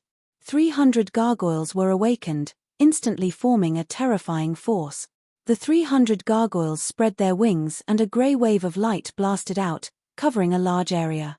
Everything within the light was corroded by the powerful curse power and turned into grey stones. Petrification curse. This was a kind of curse power that could directly turn living beings into stone. Chu Tian was not affected at all as he quickly passed through the light wave. He swung his sword and cut down several necromancers. The other necromancers had already been pushed back and they quickly made their move to resist.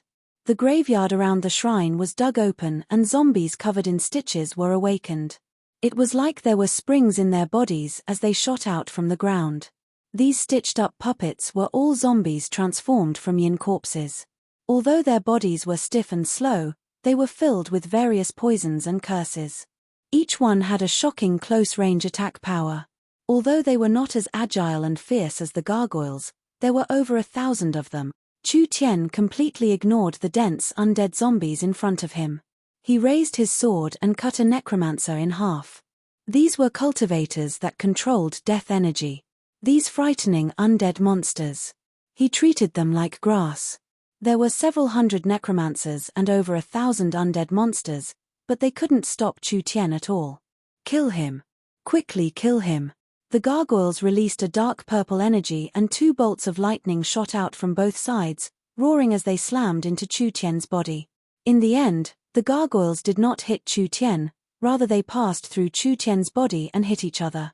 Pang! The 2 gargoyles exploded like cotton.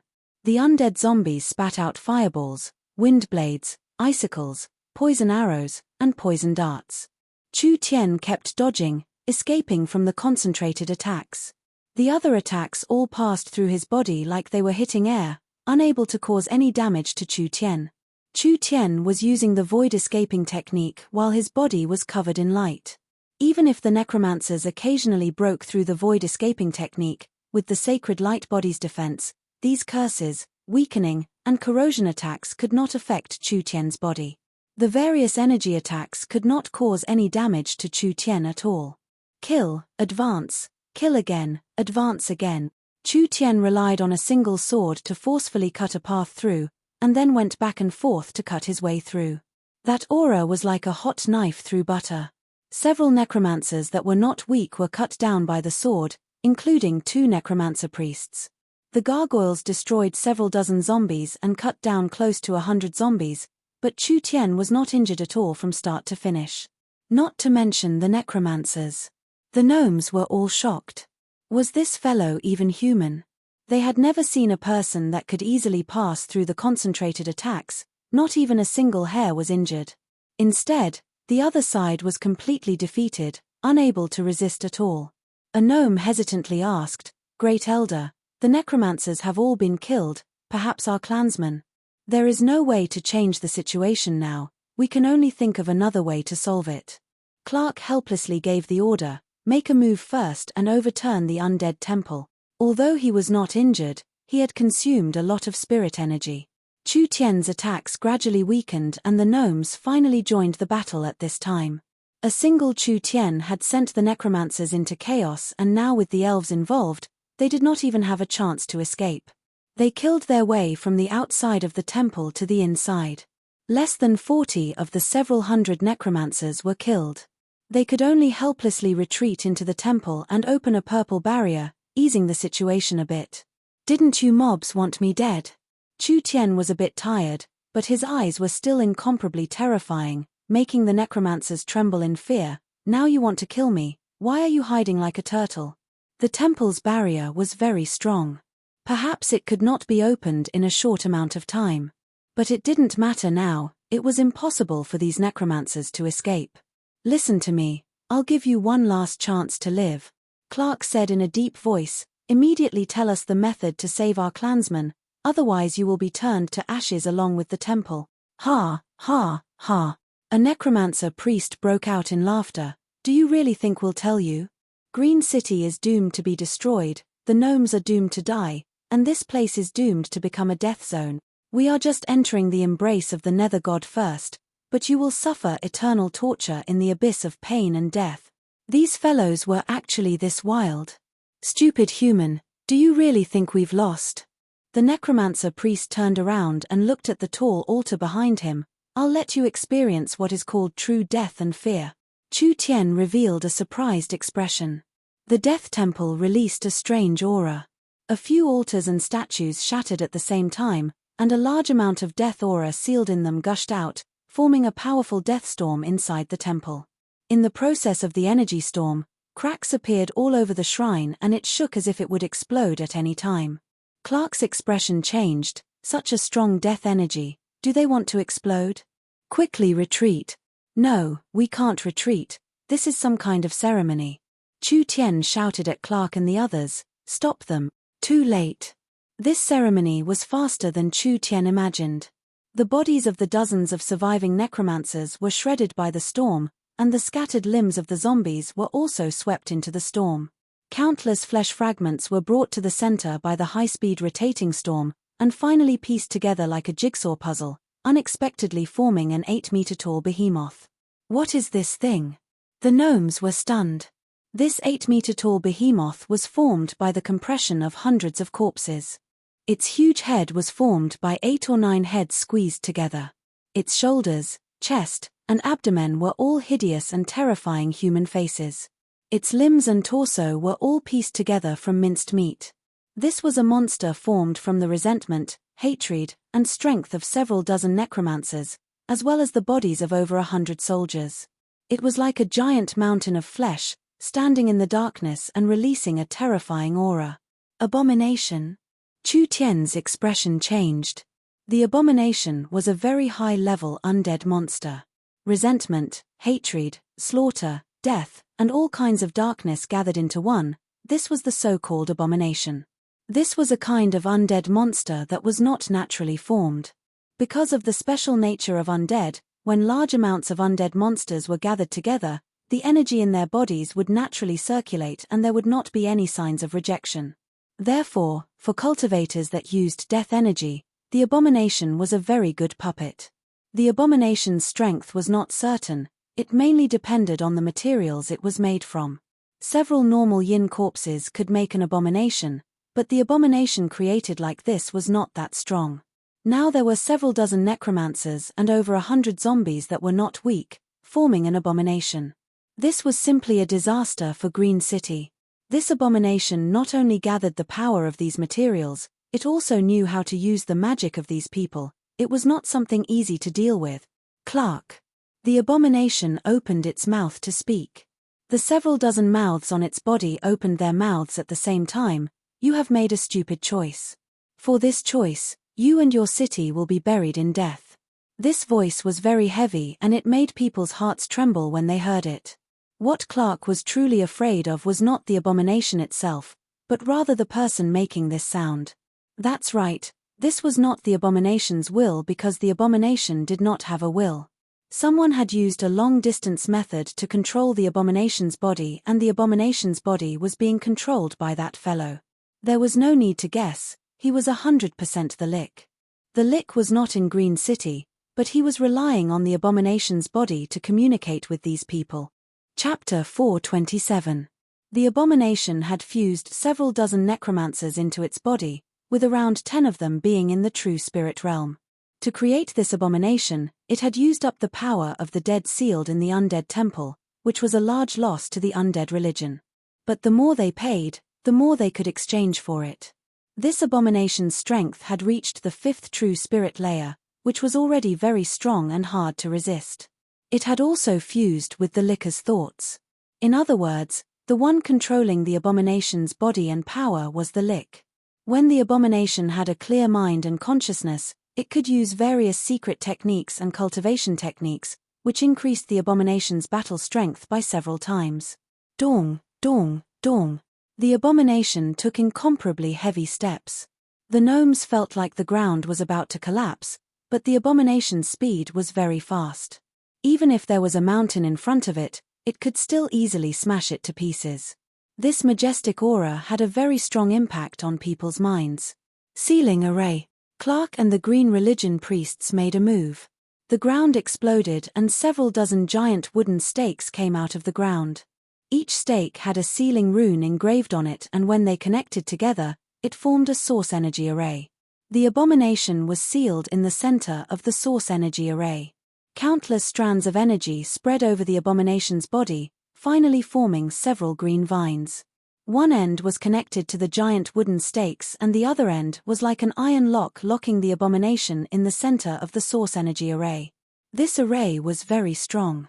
Even the abomination could not easily break through it, so its body immediately stopped and it lost the ability to move. This was just the beginning. The other Green Religion priests also made their move. Countless vines continued to cover it, turning the abomination's giant body into a small mountain. The strength of the vine's frantic compression could even crush steel. The abomination's body was also constantly being compressed, but it wasn't crushed. This probably meant that the abomination was at least a bit tougher than steel, but almost everyone believed that no matter how strong the abomination was, it wouldn't be able to break free under this kind of restraint. Kill it. Quickly. No matter how strong the abomination was, it was still a single entity. The gnomes drew their bows and were about to shoot arrows. There was also a portion of gnomes that directly surrounded the abomination. At this time, they were wrapped in a giant ball that continuously released a grey-green poison mist. The speed at which it spread was very fast. In the blink of an eye, it had covered the entire body of the loathsome evil. This was the poison that was released from the loathsome evil's body. It made people unable to see it with their naked eyes. Clark revealed a shocked expression. What was going on? Could it be that it still had the strength to resist after being sealed? Chu Tian could feel a low chant coming from the loathsome evil's mouth. It was the sound of chanting a strange incantation, and there was an extremely powerful death energy brewing. It was too early. Don't go over. He quickly stopped the gnomes. Retreat. If people could see, the loathsome evil had already been coated with a layer of black death energy. This energy immediately spurted out from its body, and all the places that this energy spread to became the color of obsidian. Vines, wooden stakes, ground, flowers, plants, and even air molecules were all frozen, forming a large patch of tiny black crystals. This power was too strong and too fast. The gnome's sealing array suppressed the aura from spreading ahead of time, making it so the gnomes didn't have time to realize the danger. When they felt the giant black wave surging around them, most of them didn't have time to retreat and were instantly submerged. Within 150 meters of the loathsome, everything was gone. Several dozen giant wooden stakes turned into obsidian pillars and countless vines turned into fragile stone chains. The loathsome evil easily broke free and several hundred gnomes that didn't have time to retreat were hit by the energy wave, instantly turning into black stone statues. Their actions of running for their lives and their shocked and confused expressions all froze on their faces. Too terrifying. What kind of powerful death curse attack was this? It was at least 10 times stronger than the one Samuel released. Clark was filled with rage, but at the same time he felt a trace of fear. Although they had several thousand people, the loathsome evil's strength far surpassed his imagination. If they kept fighting like this, most of them would die. Clark, I can feel your fear. The loathsome evil gave a cold and sinister voice. After Green Bishop Lonnie's death, a trivial priest like you can't stop Green City's decline. I'll let you see what true strength is today. Clark angrily roared. If the bishop was still alive, how could he allow a fellow like you to be so arrogant? The loathsome evil did not reply. Its body was covered in poison mist and it released waves from inside out. Everything it passed through, as long as it was covered in the waves, it would be covered in a layer of black, turning it into a solid obsidian object. The gnomes did not dare block it. With the strength the loathsome evil was showing, perhaps no one in Green City dared to block it. Then, I'll send you to see your beloved bishop. The loathsome evil charged at Clark. Facing this wild energy, Clark's forehead was covered in cold sweat. He could already smell the strong aura of death. This is bad. He could not block this attack. Clark was clear that the liquor's strength was much stronger than the shaman high priest Mars. There were only two people in Green City that could deal with him in the past 100 years. One was the dying Bishop Lonnie and the other was the druid prophet Yoda. The bishop was already dead. Yoda was not willing to make a move. The loathsome evil charged at him with killing intent and no one could stop it. At this critical moment, Chu Tian pulled out his sword. His target was not the loathsome evil, but rather an altar in the undead temple. The loathsome evil felt Chu Tian's movement and its killing intent increased by several times. With an angry roar, it let go of Clark and charged at Chu Tian. Too late. Chu Tian's sword shattered the altar. The loathsome evil's body that was charging forward began to tremble like it was convulsing. A low and calm voice came from its body, "You can see through the source of my power? No matter how strong your divine sense or technique is, it is impossible to control a puppet from this far away. As long as the connection is cut off, how will you be able to cause trouble? Human, I have indeed underestimated you." The loathsome evil's large body suddenly inflated, but it's not over yet. The gnomes shouted in fear, "This is bad, it wants to explode." When the liquor's control over the loathsome evil's body was forcefully stripped away, he actually activated the loathsome evil's self-destruction ability. The loathsome evil's energy was too strong and if it exploded, the consequences would be unimaginable. "You're not just looking down on me." Chu Tian's eyes released a green glow and his hands condensed a power. This was a life energy that was even purer than the green religion's energy. Finally it turned into a simple seal that slammed into the loathsome evil's body. Life and death. The two powers fiercely confronted each other. The wildly expanding death energy in the loathsome evil's body quickly slowed down. Chu Tian turned around and shouted, "Take advantage of this moment and leave this place." These gnomes were all experts of their race and they instantly shot out like a rain of arrows. After around 5-6 seconds, with a large explosion sound, the Black Sea swallowed everything in a several thousand-meter radius. The ground and the air were all covered in a layer of obsidian-like matter. When Chu Tian took care of the loathsome evil, what he needed to do next was to solve the plague problem.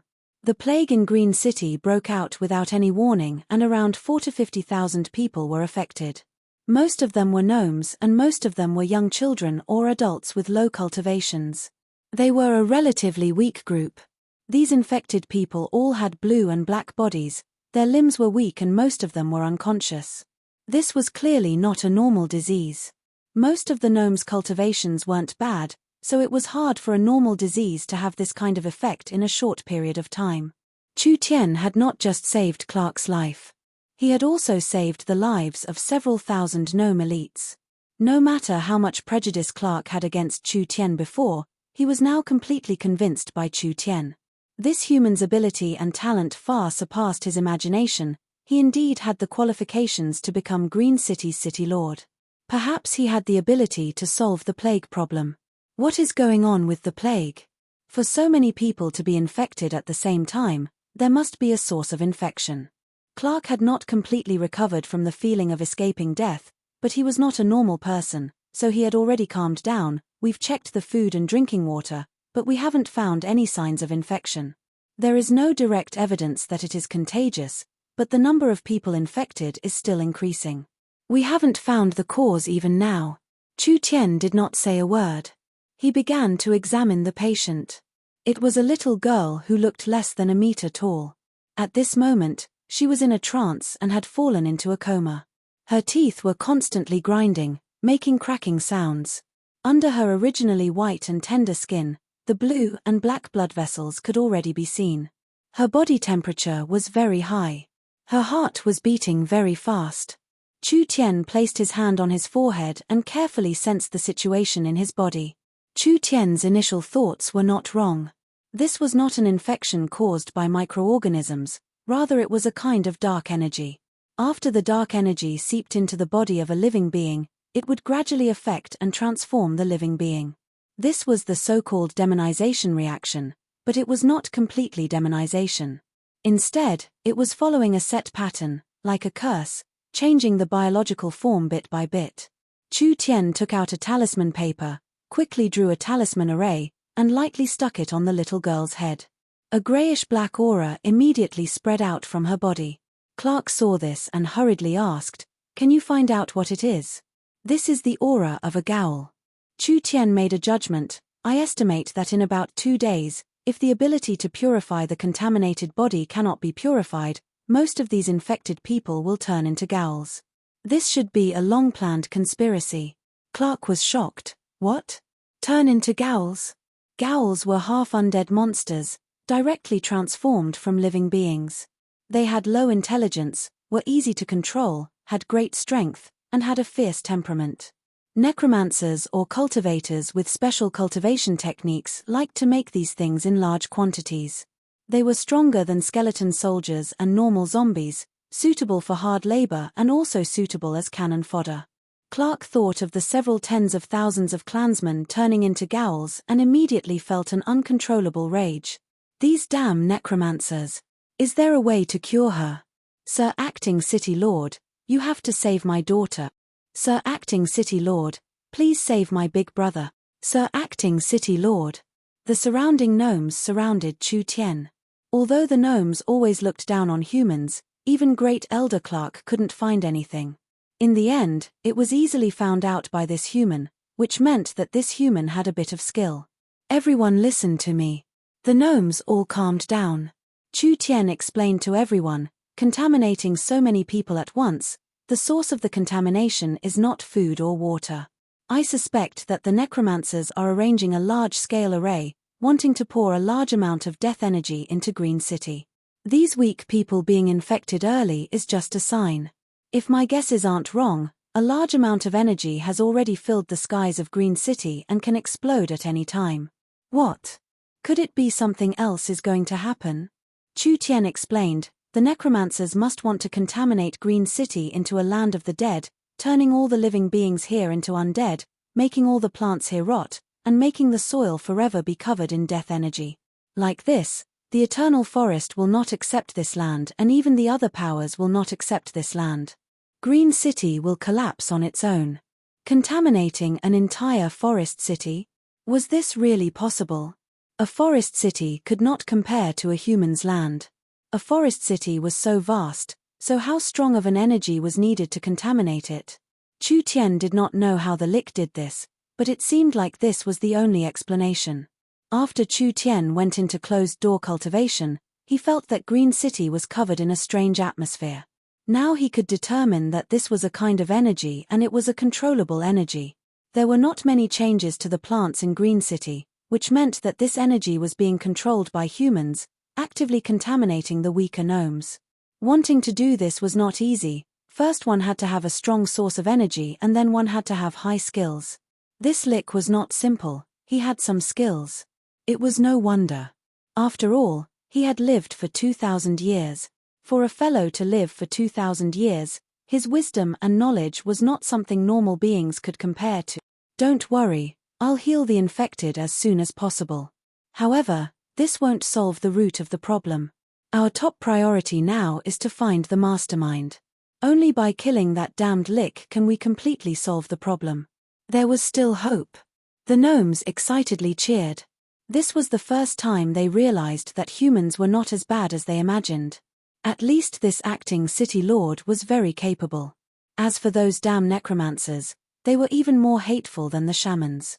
They had to be completely exterminated. Chapter 428. Because they were discovered in time, the gnomes could still be saved. However, because there were too many of them, it would be very troublesome to save them. They had to collect materials and refine the medicine. Who could guarantee that Green City wouldn't become worse during this process? There was no time at all. Chu Tian thought of the little fox. It could directly absorb the death energy in the flesh, so saving these people shouldn't be a problem. This would save him quite a bit of trouble, not to mention that he was about to fight the undead religion. The little fox was a very important secret weapon, so naturally he had to bring it with him. Even though this guy looked inconspicuous, it was actually the nemesis of these undead monsters. It had been bred in the fox-faced corpse king's body for tens of thousands of years. It was born with the most yin and evil nature, but it could restrain evil spirits. Even if it was a 1,000-year corpse monster from the 10,000 corpse ancient tomb, the little fox could directly suck its soul flame dry, causing it to wither to death. A 1,000-year corpse monster was not weaker than a true spirit realm expert under normal circumstances. The little fox already had the ability to restrain a 1,000-year corpse monster when it was born, and now that it had grown several times, its strength should be even stronger. With the little fox's help, their chances of victory were greatly increased. Not long later, Delores brought the little fox back. The Fox clan's high priest had sent over 200 elite summoners with her. These were the followers of the demonic god religion that served the demonic god.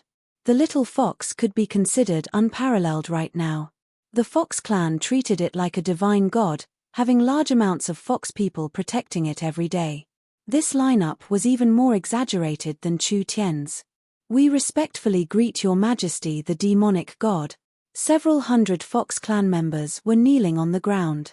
Delores was holding the little fox, like a saintess holding a holy object. She passed through the countless devout believers, and there were several Fox clan beauties that were also 1 in 100 following her. Clark and the other green religion priests all stared at each other. This little fox is the so-called demonic god. According to what Chu Tian said to them, this fox is just a pet he raised.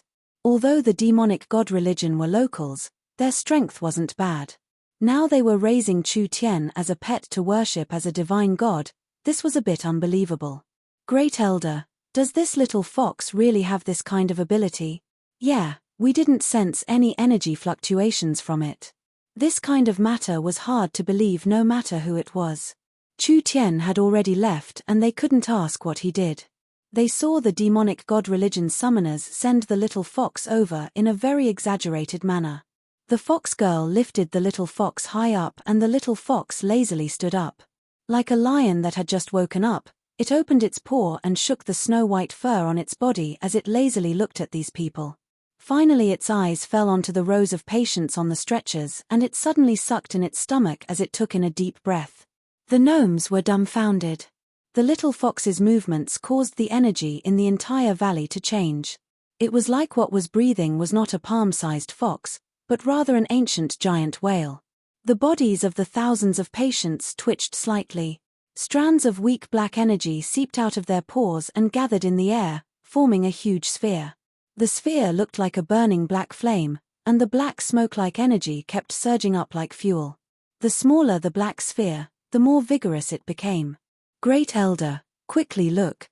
The little fox sucked out the energy from the patients and the unconscious gnomes all regained consciousness. Their faces slowly turned rosy. "It's effective, it's really effective. This fox is too mysterious." Most of these gnomes were children. When the gnomes' families saw this, they were filled with tears of gratitude and almost wanted to kneel down to the little fox. Delores muttered, "This is the Lord Demonic God's power." The Lord Demonic God is only an infant. The Fox clan members were very excited. This infant demonic god would definitely become an existence not inferior to a demon god in the future. The little fox used more than half an hour to finally extract all the energy from the patient's body. Now the black fireball in the sky was as heavy as a piece of lead. If it fell down, perhaps it would create a large hole in this area and the death energy would be able to kill all living beings within several hundred meters. Under this kind of strong energy pollution, how could a person not be affected? The little fox opened its mouth and turned it into a stream that flowed into the little fox's stomach. It made the little fox's stomach bulge up, but when it gently patted its round stomach, it quickly shriveled up again. The little fox raised a claw and waved it. "Yes, Your Majesty the demonic god." Delores respectfully cupped her hands and walked to the front to say, "Our Majesty the demonic god has said that these people are fine. Send them down and replace them with the next batch." The valley instantly fell into an uproar. Countless gnomes shed tears of gratitude. The little fox had not only saved these children, it had also saved the entire Green City gnome race. The little fox wagged its tail in a very happy manner, enjoying the feeling of being worshipped by others. Its master was truly useless, actually calling this fox for such a small matter. One batch after another. The little fox healed them all. But during this process, There were more people being polluted in Green City, and the little fox did not have time to cure them one by one. These newly infected people still had about a week of safety. As long as they could eliminate the culprit in time, then everything would fall apart on its own. In the city lord's castle, the little fox was sent to the discussion hall like a moon surrounded by stars. Chu Tian sat in the highest position in the discussion hall, Clark sat on the left, Dolores held the little fox, sitting on the right, and the others were standing in the 2 rows below. The little fox had displayed its might to save tens of thousands of people, so now the Fox clan worshipped it even more. Even the gnomes regarded it as a savior. The little fox had only shown a bit of its skills in Green City, but it was already more worshipped than the acting city lord. Fox, I haven't seen you in a few days, it seems like you've become a bit fatter. Chu Tian narrowed his eyes as he looked at this fellow. I think the Fox clan has suffered a lot from being eaten by you. The little fox did not have any manners as it spat on the ground and then raised its middle finger at Chu Tian. To be more accurate, it raised its middle claw. This fox is now the Lord Fey god that tens of thousands of people look up to. Accepting their offerings is already showing them respect, so what do you know? How nerve-wracking. This fox was becoming more and more arrogant. Now even Chu Tian couldn't control it. Don't waste time, it's time for you to work. Chu Tian stared at it. The licker's location must be in the southern forest, find it for me. When the plague broke out, we sent out scouts to investigate, but we couldn't find any clues at all. Clark was a bit hesitant. Are you sure you can find it? Was this matter that hard? The little fox took out the divine eye and infused it with divine sense, beginning to observe. Chu Tian's eyes gradually turned a pale gold, which was the color of his divine sense. He established a spiritual connection with the little fox, so whatever the little fox saw, Chu Tian could also see. The large forest to the south of Green City had withered and the thousands of year-old trees had all died in a single night.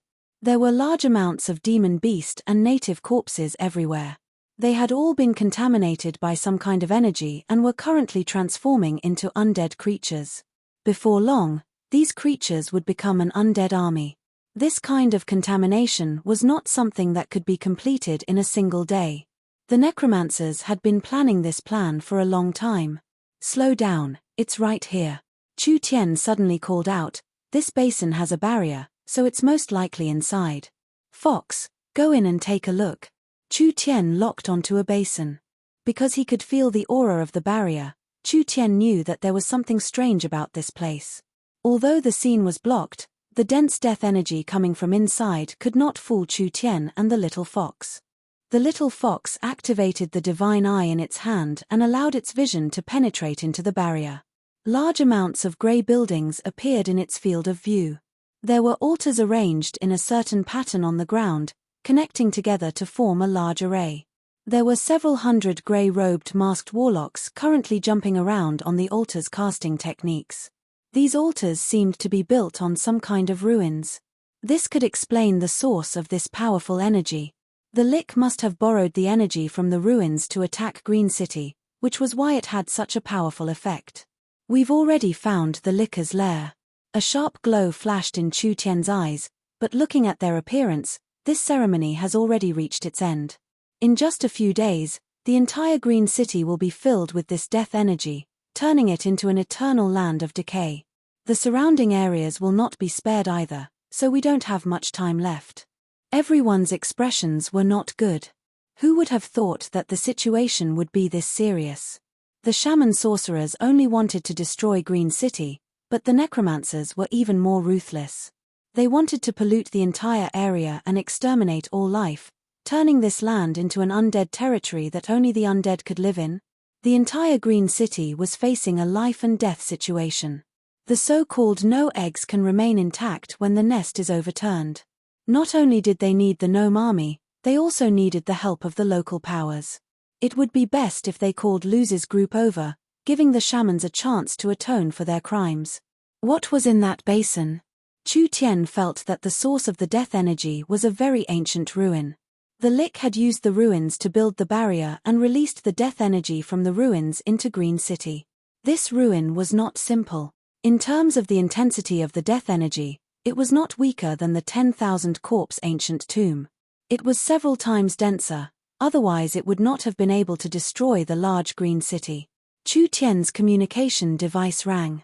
"Hey, Vivian, why is it you?" He picked it up. "I'm very busy right now, I'll contact you later." "Big brother Chu Tian, wait a minute." Vivian's voice came from the communication device. Elder sister Qingwu said that the yin corpses in the barrels have been refined. Oldman's small town doesn't need them now and you don't have any helpers in Green City, so we're prepared to send the yin corpses to you in the space warehouse. You have to remember to receive them. What? Chu Tian was a bit surprised, but he said in a satisfied voice, Good, I'm lacking fighters." Chapter 429. There was a grey tower-like structure with a strange conical altar in the center. It was pointed at the bottom and round at the top, just like a several dozen meter long awl inserted into the ground. It was made of dark crystal and there were countless runes drawn on it. There was a grey-robed necromancer priest sitting on top of the altar with his arms open, silently chanting an incantation. The source energy array on the altar released a dark red glow and a thick energy was being drawn out from the ground like water. It was spread out through the awl-like structure and was finally stored in the Towers of Death.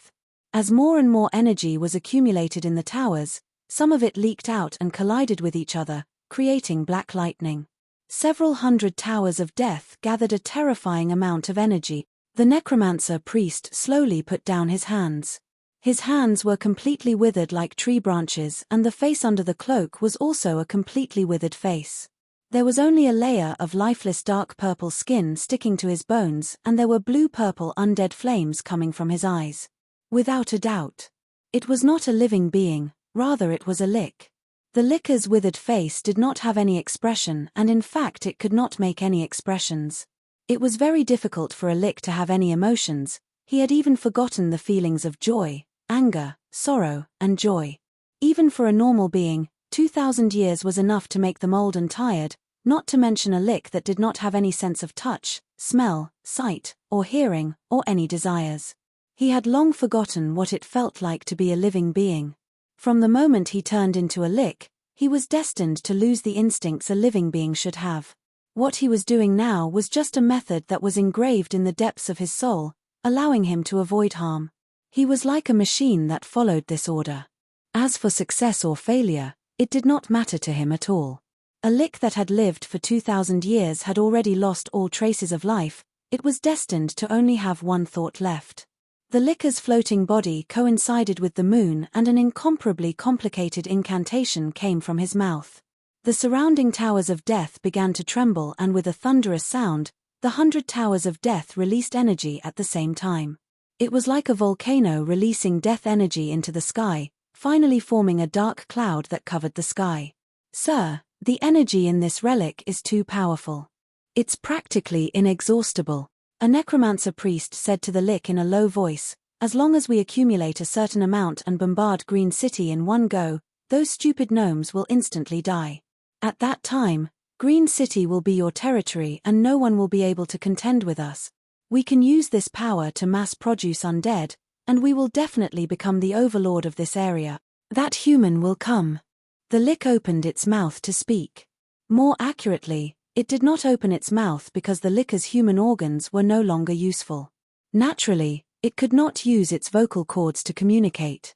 The lick used its spirit energy to create vibrations in the air around it, creating an effect similar to speaking. This required a very high level of spirit energy control. Ordinary cultivators might not be able to master it even after studying for decades. But for the lick that had an infinite lifespan, problems that could be solved with time were not a problem. His voice did not sound like it came from a living creature. It was like the dry noise of machinery rubbing against each other. It was sharp, unpleasant, and lifeless. The necromancer priest said with disdain, "He's just a human, why do you care about him? Not to mention that we have obtained the power of the ruins, they will die if they charge in." The lick did not explain, but he was clear in his heart that this human was not simple. He had lived for over 2,000 years, so he still had this bit of judgment. Everyone set off and block the Green City army. In another 48 hours, the ceremony will be completed. I do not want to be interrupted. Yes. The Lich was the absolute authority in the necromancer priest's mind, therefore no one would resist or question the Lich's orders. At dawn, on the central plains of Green City, 100,000 soldiers had already gathered. The gnome Great Elder and Green City High Priest Clark, the demonic god priest Dolores, the Minotaur Arnold, the shaman priest Luz, and several local chiefs had all gathered. Because of the urgency of the situation, there were no more troops gathered. This world did not care about quantity, but quality. If the central forest of Chaos army was dragged to southern Shia, the battle strength of 100,000 people was enough to destroy the southern Summer Imperial Region's army. We are already prepared. We ask the High Priest to command. The atmosphere was very heavy. Everyone had already realized that the outcome of this battle was not just related to a single city, it would also affect several hundred miles of the forest, even affecting the lives and deaths of their clansmen. Chu Tian was an outsider after all, so he did not understand the terrain of the forest or the troops. Therefore, Clark had to command this battle. Clark looked left and right with knitted brows. Where's the acting city lord? Why isn't he here yet? He's here. As soon as his voice fell, Chu Tian brought 18 silent figures over. I found helpers and accidentally came late, I'm truly sorry. Everyone was a bit stunned. Wasn't this brat alone? Where did these 18 fellows come from? Although they had never seen these 18 people before, when they stood beside Chu Tian, there was a strong mountain-like pressure.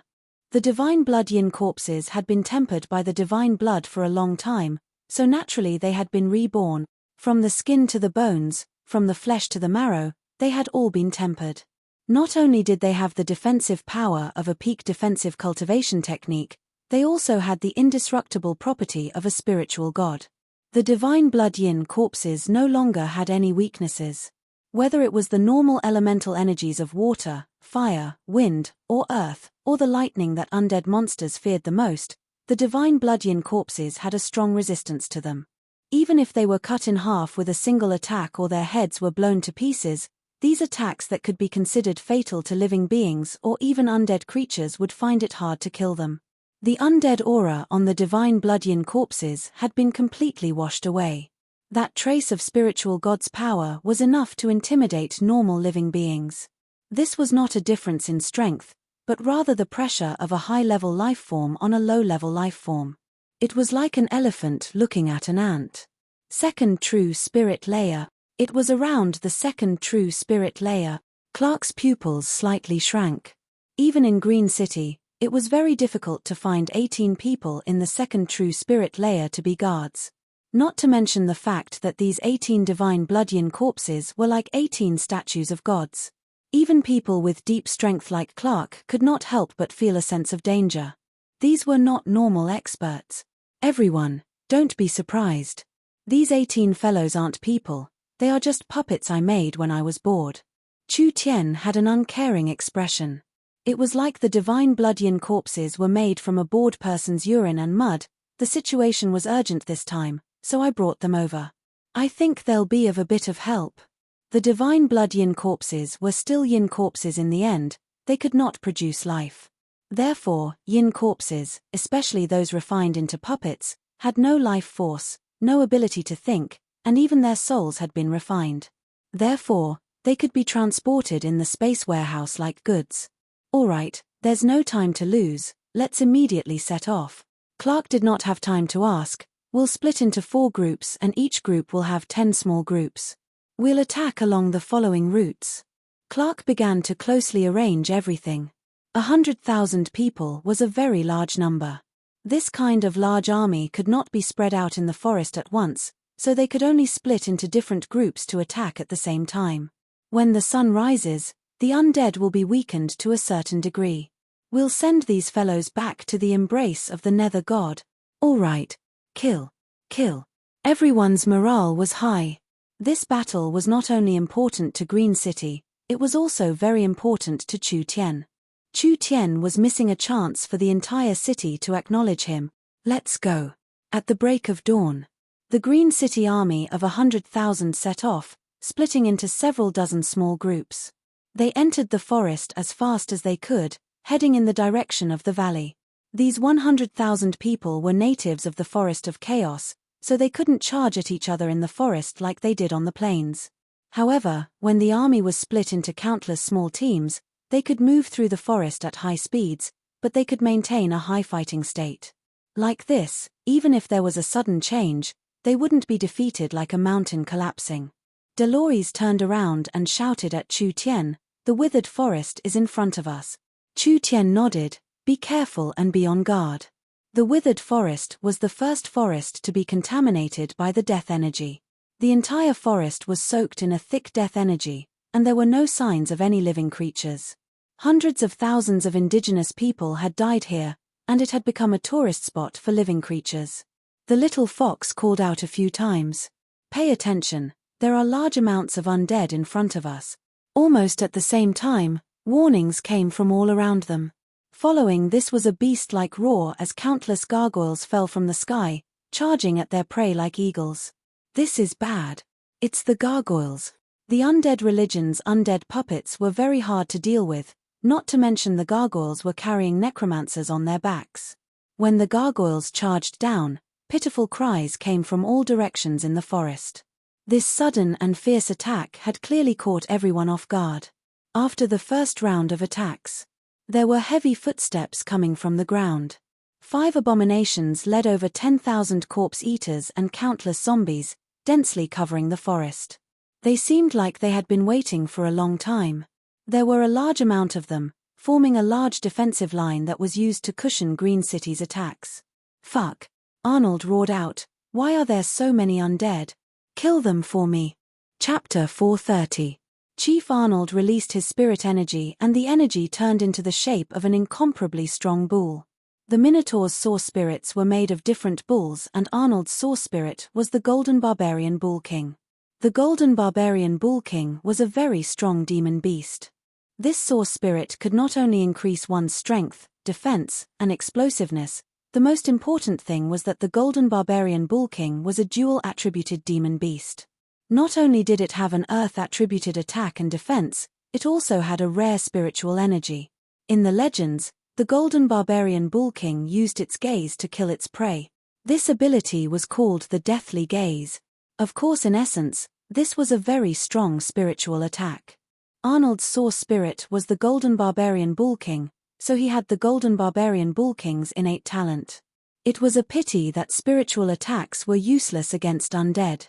This kind of monster could only be completely crushed and destroyed. When Arnold gave the order, several hundred elite minotaurs released their source spirits at the same time. They were all incomparably strong bulls and their source spirits covered their bodies, making the minotaurs look like several hundred giant bulls digging the ground.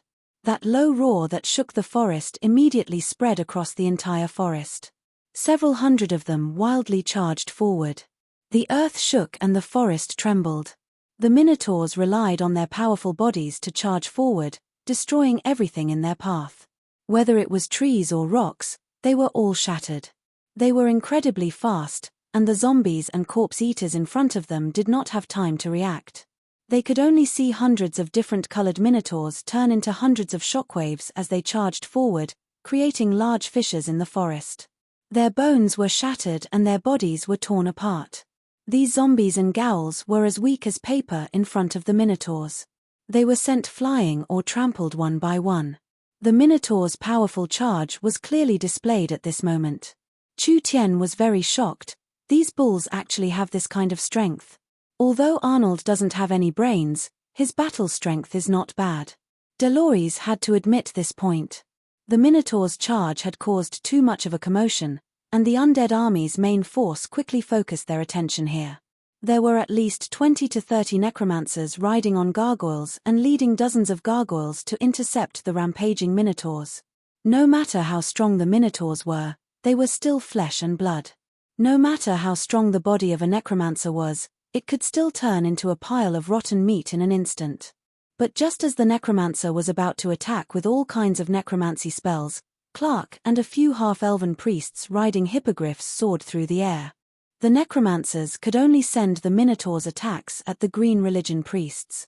The power of the gnomes came from the forest god, which was a pure life force. It was the complete opposite of the undead religion.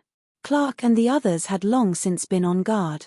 They had set up several layers of defense, which just happened to be able to keep a low profile from the necromancer's attack. Half-elf who overestimates herself. Kill them. The half-elf and the necromancer immediately fought in mid-air. The half-elf's mount, the hippogriffs, was no match for the gargoyles, not to mention the gargoyles had the advantage in numbers. After both sides exchanged a few moves, the gnomes immediately fell into a disadvantage. The necromancer priest's petrifying light hit the hippogriffs of the gnomes, and that strong curse power instantly turned living creatures into statues. The gnomes quickly jumped off their mounts and shot a green arrow into the air. The gargoyles flapped their wings and the arrow filled with life force was sent flying. Go die. The gargoyles the necromancer priest was sitting on turned into a purple and black shadow as they charged forward.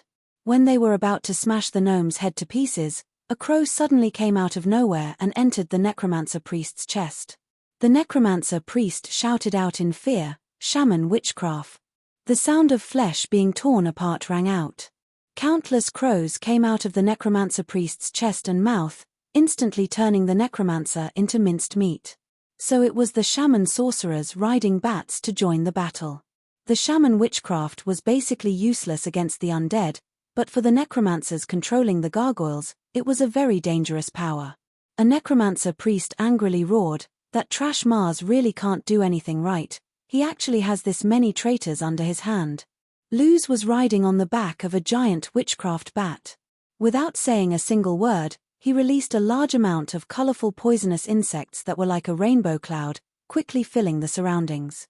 These were the witchcraft techniques of the shaman sorcerers. Although the gargoyles were not afraid, the necromancers were living people and they were clear on the shaman's methods. This kind of ability was hard to defend against, so they did not dare approach. The gnomes used arrows to shoot down the gargoyles one by one. At this time, the battle in the forest had entered an intense stage. It was clear that the undead army had been refined recently. They were locals that lived in this area, and because they were polluted by large amounts of death energy, they became undead. These undead were not much stronger than when they were alive, and they did not have any intelligence. It was impossible for the cultivation techniques and martial skills they had when they were alive to be preserved. With just the normal zombies and ghouls, it was impossible for them to stop the Green City army. But at this time, 5 abominations charged forward. These 5 abominations could not compare to the one that was killed in Green City yesterday. But they were all around the 4th true spirit layer. Now that there were 5 of them, it was a very large scene. The necromancers controlled large amounts of gargoyles, ghouls, and zombies. They were all centered around the 5 abominations, forming 5 groups. This was because the abomination could release a highly toxic death fog. This kind of poisonous fog was very destructive to living creatures, but it didn't harm the undead that were under the cover of the poisonous fog. This made it a lot more difficult to deal with them. Dolores knit her brows. "Demonic god followers, it's time for us to make a move." Hundreds of demon god summoners began to use their summoning techniques. Hundreds of spirit beasts appeared in front of them. Although spirit beasts' abilities were greatly weakened in all aspects, as spirit beasts, they were no longer afraid of normal attacks. Thus, they were able to charge to the front without fear of the poison fog of necromancy. There weren't enough summoners. Perhaps they wouldn't be able to stop them for long.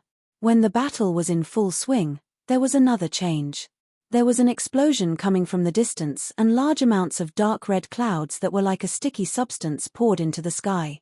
An incomparably large source energy array appeared in the sky. The scale of the source energy array was very large. It almost covered the entire sky. This is bad. The Lich was speeding up, most likely wanting to complete the ceremony ahead of time. This source energy array had not been condensed to its peak, but with its current strength, it was more than enough to destroy Green City. This is bad. There are too many undead in front of us. With the abominations guarding them, our main force can't charge through at all. The dark red clouds spread across the sky like a tide and a portion of them charged at the forest. Everyone could feel the terrifying energy contained within the dark clouds, but they could only watch it come closer. Hong! A large sound rang out. A bolt of black lightning fell down from the dark clouds. The thunderbolts struck the spiritual beasts, and with a single strike, dozens of spiritual beasts were annihilated. This was just the beginning. More and more black thunderbolts continued to fall, and each of them contained an extremely strong power of death. If they struck a living being, they would instantly turn that living being into an undead spirit. If they struck an undead creature, it would be as if they were injected with stimulants, causing their strength to skyrocket. Dolores's expression became uglier and uglier. "This is bad, we'll most likely lose if we keep fighting like this." Chu Tian shook his head and said, "It's really useless, let me do it. Fox, let's see you first." The little fox jumped out and turned into a mass of grey mist, appearing several hundred meters in the air. Then it teleported several times and instantly charged into the dark clouds that covered their heads. The little fox's snow-white body could be ignored in front of the giant energy cloud. But with just a gentle breath, it created the effect of all rivers flowing into the sea, causing the incomparably dense energy cloud to change shape. All of it surged towards the little fox's body, and the lightning of death that was gathering in the dark clouds instantly disappeared. Chu Tian used the void escaping to charge through the undead. Large amounts of gargoyles and ghouls surrounded them, but they had no effect on Chu Tian. 18 figures followed behind Chu Tian, and their speed was not any slower than Chu Tian's. The 18 divine blood yin corpses were covered in a glow, just like 18 dark golden bronze statues. A palm shot out. The gargoyles were shattered to pieces. The low-level undead were like chickens that couldn't withstand a single blow. Even if they crawled around the divine blood yin corpses like ants, as long as the divine blood yin corpses released light, it would cover all the undead within several dozen meters. Finally, they would be torn to pieces by the vast energy released by the divine blood yin corpses. The divine blood yin corpses' steps were incomparably steady, not changing at all. They were not affected by these attacks at all. Chu Tian was very satisfied with the power of the divine blood yin corpses. This was a pretty good chance to use it. He could test just how strong these fellows were. Chu Tian gave an order to the divine blood yin corpses. Leaving 3 divine blood yin corpses to guard, the other 15 divine blood yin corpses split into 5 groups of 3. Each group had the same goal, the abomination. Chu Tian wanted to control these divine blood yin corpses and destroy the abomination surrounded by tens of thousands of undead. This was an almost impossible matter. The abomination was a very powerful undead monster, and there were large amounts of ghouls and gargoyles protecting it. How could 3 divine blood yin corpses approach it? Chu Tian had a lot of confidence in the divine blood yin corpses. A battle puppet refined from the blood of a spiritual god, its strength could not be underestimated. Chapter 431. The little fox's aura swallowing the mountains and rivers stopped the powerful energy cloud from spreading, completely shocking the necromancers. This energy came from the ruins, and it was incomparably pure. Unless it was an expert on the level of the Elven King, it was impossible for them to resist it. How did this little life form do this? The energy it had just swallowed was enough to create an undead army. At this time, the divine blood yin corpses were running faster and faster, and the light they released was becoming brighter. The energy that leaked out of their bodies tightly wrapped around them, turning them into glowing balls. With an unstoppable momentum, they crushed through the undead monsters. That's right. It was a crushing. Even if it was just a little bit. The undead were instantly turned to powder. The divine blood yin corpse's charge was 10 times stronger than the Minotaur's. Even if there was an army in front of them, it would be like 10 million ants, they could just step over them. Looking down on everything. Pressing forward. The gargoyles kept sending out curses, hoping to slow it down, but this kind of attack had no effect on the divine blood yin corpses. The loathsome evil seemed to have felt a sense of danger and immediately let out a deep roar. It awakened a powerful death energy from within its body. In the end, it quickly surged out of its body in the form of a shockwave. The energy flow that was like a tsunami overflowed in all directions. Everything in the surroundings was quickly petrified and turned into obsidian without any signs of life. It was this move again. The 3 divine blood yin corpses were less than 5 meters away from the attack. The energy that was like a ball of light covering the yin corpses was like a snowball in boiling water, melting at a speed visible to the naked eye. That jet black energy continued to erode the center of the yin corpses. The necromancer priest let out a sigh of relief. These fellows were indeed a bit strange, but their strength didn't seem to be as strong as he had imagined. The abomination's high purity and concentration of death energy erupted in a single breath. This kind of high-speed energy flow could directly envelop and seep into the surrounding matter, changing it from the very core, which was why it could erase any existence.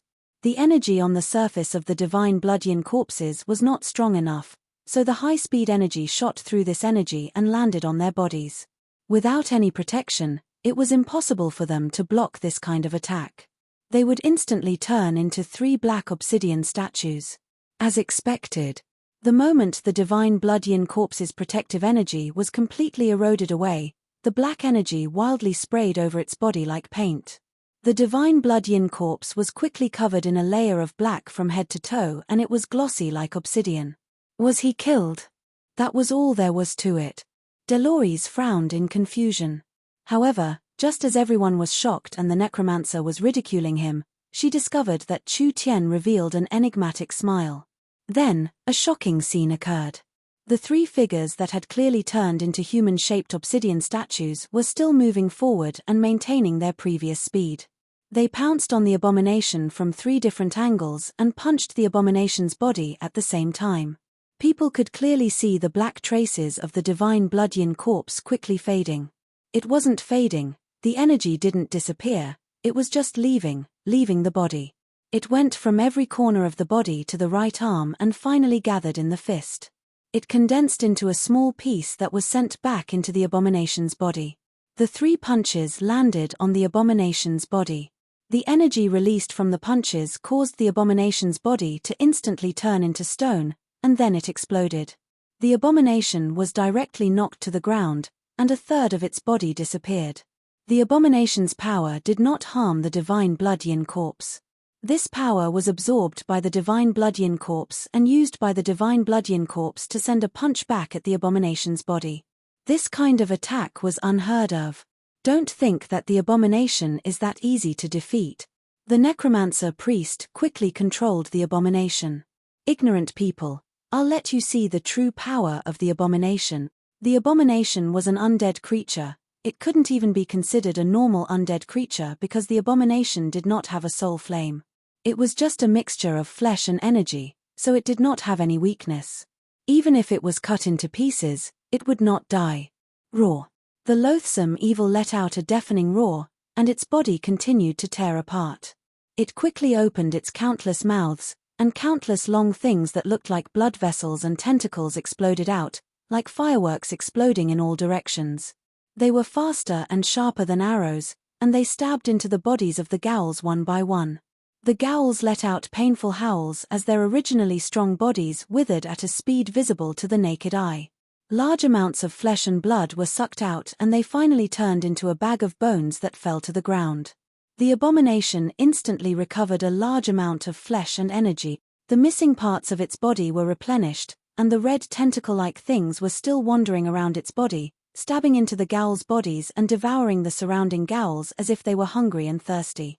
In just a few seconds, 100 ghouls had been eaten by the abomination. The abomination seemed to have become taller and more muscular, becoming even more sinister and terrifying. This kind of undead monster was already in existence that couldn't be measured by common sense. It was originally a monster formed from the combination of flesh and energy under the undead church's secret technique. Therefore, as long as the secret technique on its body wasn't broken, it couldn't be truly killed. The abomination was more tenacious than any other undead creature. Hey, how about it? The necromancer priest rode on the back of the gargoyle and looked down on them with a victorious attitude. The abomination is undying and can swallow all flesh and blood. As long as there are materials, it can recover at any time. Even if you have heaven-defying skills, you shouldn't think of defeating the abomination in this kind of environment. This terrifying scene did not make Chu Tian's expression change at all. He just revealed a taunting and disdainful smile, and the 3 yin corpses charged at the abomination again. Seeking death. The abomination's arms split open and a black bone blade appeared. It sent out 2 slashes from the left and right, and the blade glow sent the divine blood yin corpses flying. The might of these two attacks was too strong, and the divine blood-yin corpses did not have any protection at all. They used their flesh to block these attacks and were split in half. The last divine blood-yin corpse charged at the abomination. The abomination's large belly suddenly split open, and it was like an incomparably large mouth. It was filled with rotten flesh and dense rows of teeth, making people's scalps go numb just looking at it. The abomination did not give the divine blood-yin corpses any chance to escape. The tentacles on its body shot out at the same time and tightly wrapped around the divine blood-yin corpses. Then it threw them into its large mouth. The large mouth closed. The belly closed. The loathsome evil's fat stomach wriggled as if it was a big mouth chewing on food. The sound of bones and flesh being crushed could be heard. A person was swallowed whole just like that, or rather, stuffed into its stomach. Furthermore, with the loathsome evil's strength, even if a piece of iron was stuffed into its stomach, it would instantly disintegrate into nothingness. The necromancer priest said with a cold smile, "This kind of thing is only fit to be a snack for the abomination." Chu Tian smiled without saying a word. "I'm afraid your teeth aren't good enough. The consequences of eating something bad are very serious." When Chu Tian spoke, the two yin corpses that had been split in half did not bleed at all. They were like two magnets that were attracted to each other and stood up once again. Their clothes had already been destroyed and they were completely naked. The divine blood yin corpses had been refined for a long time and their outer appearances had already changed greatly. From head to toe, there were no signs of gender. There was no hair, no pores, and the dark golden skin that seemed to be cast from gold and copper was covered in dense runes. Both of his eyes were open, but there was nothing in his eye sockets, only a scarlet radiance radiating from them. What is this? Everyone was stunned by this undead that didn't seem like an undead, a living being that didn't seem like a living being. Being split in half from head to toe, the giant instantly healed. Could it be that they wouldn't die? At this moment, the loathsome evil's body began to convulse, making a sound similar to boiling water. Its originally huge and malevolent body suddenly became irregular, like a piece of wax that was rapidly melting under high temperature. Pieces of rotten flesh fell off, and the loathsome evil's body swelled up. What is going on? The necromancer priest found that he could no longer control the abomination. The abomination's body seemed to be filled with a kind of energy that was like a terrifying virus that was seeping into every corner of the abomination's body. It made the abomination's body lose control and it began to collapse at an unbelievable speed. Hong! The abomination completely exploded. The energy in its body was released at once, which was equivalent to an explosion. Although it couldn't compare to the explosion in Green City, it was still enough to cover several hundred meters. All the ghouls, gargoyles, and zombies in this area, as well as the necromancers that couldn't escape in time, were all killed. The divine blood yin corpses walked out from the center of the explosion. Its body was also heavily deformed, but its bones gave off crackling sounds as they quickly returned to their original position, finally returning to normal. The three divine blood yin corpses were not injured at all. The divine blood yin corpses dared to swallow them. The divine blood could break all curses and it could also break death energy. Not to mention a trivial abomination, even if the bone dragon swallowed the divine blood yin corpses, it would still suffer. At this time, there were explosions coming from several directions. Several abominations had already been killed. Chu Tian was very pleased with this result. It really wasn't a waste to pay such a large price. These yin corpses had almost immortal bodies. At least with the power of the true spirit realm, it would be very hard to kill them. This was the power brought by the divine blood. In the ancient god's memory crystal, these puppets were called divine servants. The divine servants were not gods, but they had a portion of a god's power. Now the 18 divine blood yin corpses were about to be transformed into divine servants. Although they were not very strong, they had high growth potential. Chapter 432. Under the little fox's wild swallowing, the energy cloud gradually disappeared. The little fox immediately returned after completing its task and the 18 divine servants also returned to its side. The necromancer's face became very ugly. This was truly strange. The undead army created by the undead ruins and the energy released by the undead ruins was enough to crush Green City, But who would have thought that the undead religion would be the one becoming weaker and weaker? What was going on? This was completely out of their expectations. The 5 abominations were directly killed. The energy cloud was disintegrated before it could even be used. Under the wild attacks of the forest army, the undead monsters began to show signs of being pushed back. They didn't hope to destroy the other side, they just hoped to stop them here, giving the Lord Lick enough time to complete the ceremony. Once this heaven-shocking array was activated, Green City would be instantly destroyed and the millions of people would turn into undead. No matter how the other side struggled, it would all be useless. Now the large net covering the sky was becoming larger and larger, gathering more and more energy, but this array was too large. Even if it continued like this, it wouldn't be enough without half a day. What could the undead army use to block it? Just relying on these tens of thousands of ghouls and zombies?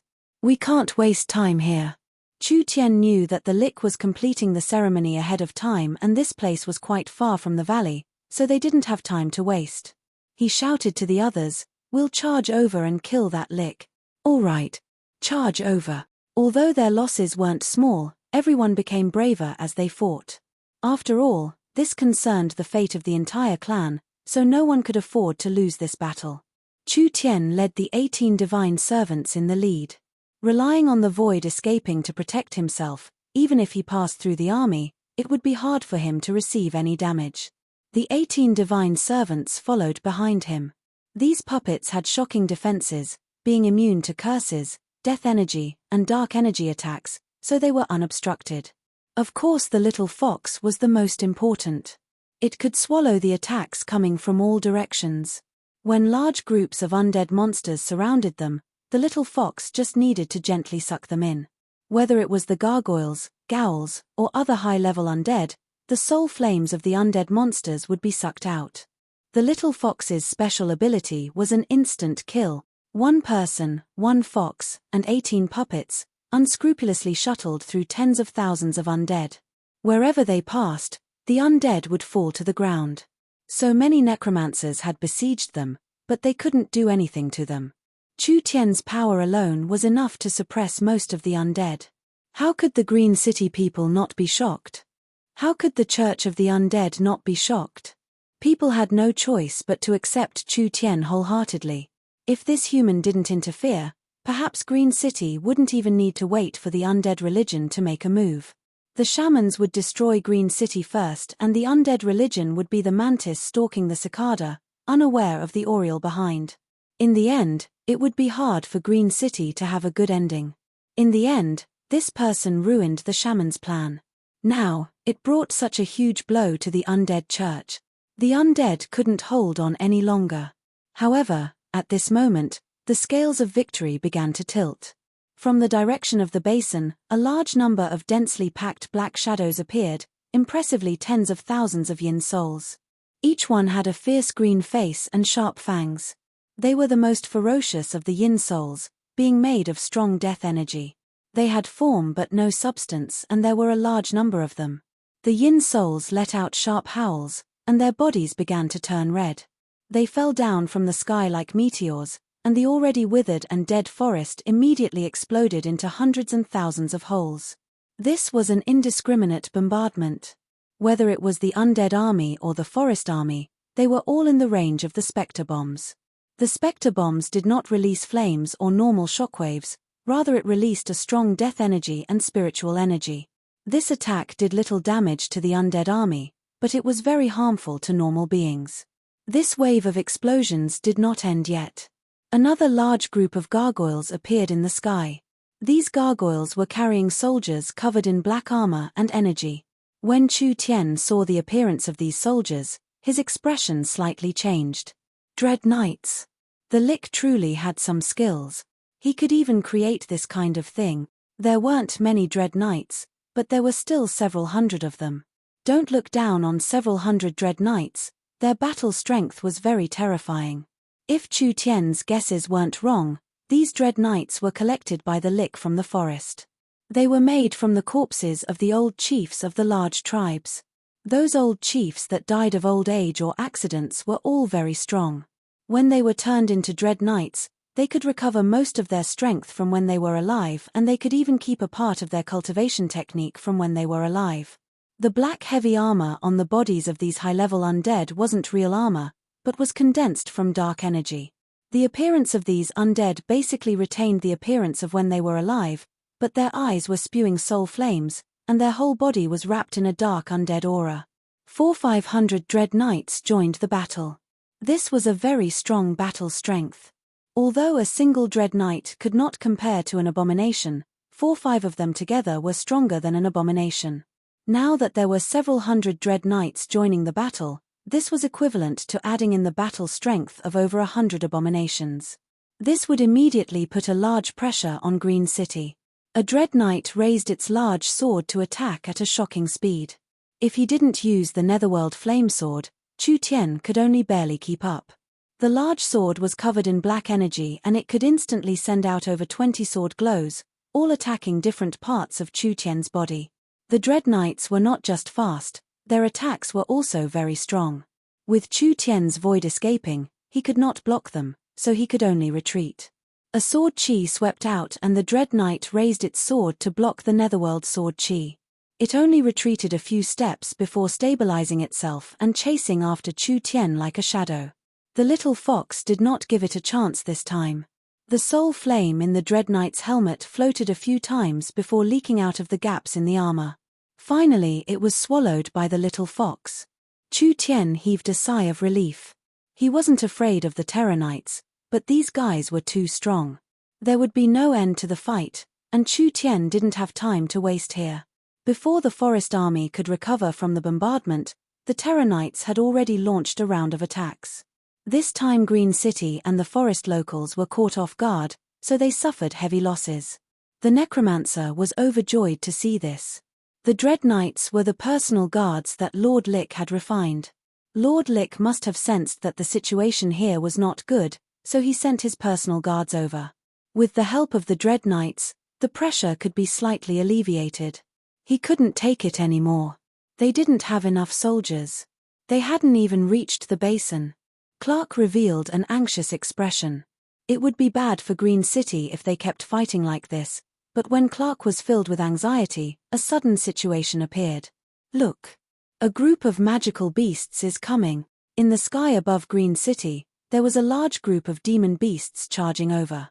There were dragonhawks, twin-legged flying dragons, thunderbirds, and all kinds of demon beasts, reaching 2,000–3,000 of them. Druids. The druids are here. These magic beasts were transformed from druids.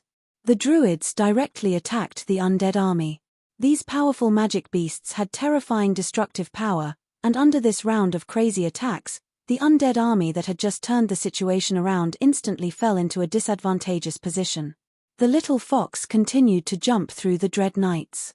In just 5–6 minutes, several dozen Dread Knights had been killed. The druids had always been neutral. At this critical moment, they had helped Green City resolve this crisis. However, Chu Tian was not surprised by this at all. The undead religion was not targeting a single city, they wanted to turn the entire area into an undead land. The druids had lived in Green City for many years, so how could they tolerate this kind of thing happening? This was why they decided to help Green City. Roar! A deep dragon roar came from the sky. A green dragon that was more than 10 meters long swooped down from the sky. Scorching dragon breath sprayed out, turning the ground into a sea of fire wherever it passed. Hundreds of undead monsters were burned to ashes by the terrifying dragon breath. Prophet Yoda. Prophet Yoda had made a move. This was something that had never been seen before. We are here to help Sir City Lord. After the green dragon fiercely cleaned up the undead monsters, it landed beside Chu Tian. It lowered its giant dragon head and a deep voice came from its mouth. Let me give you a ride. Ha, ha, ha, then I'll have to trouble you. Chu Tian brought the little fox and the divine servant to stand on the green dragon's back. He forcefully waved his hand. Green citizens, follow this city lord to kill. Long live the city lord. Long live the city lord. At this moment, the other druids also brought a lot of elites. This group of people shouted as they flew through the vast forest towards the axis of the evil energy at an extremely fast speed.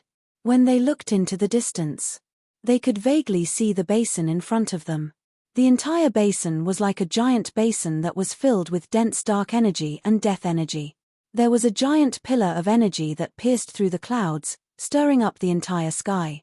It was sending the energy from the ground into the sky and distributing it to the giant array. Chu Tian was puzzled. The energy in these ruins was a bit too strong. What kind of messy things were buried in it? But he didn't have time to think about it at this moment. Destroying this damn place was the most important matter right now. The Druids, Green Religion, Shaman Religion, Arnold, Delores, and the other forest elites had all been in conflict with each other and had fought many times, but now they were united like never before. They were facing a common enemy, the undead religion.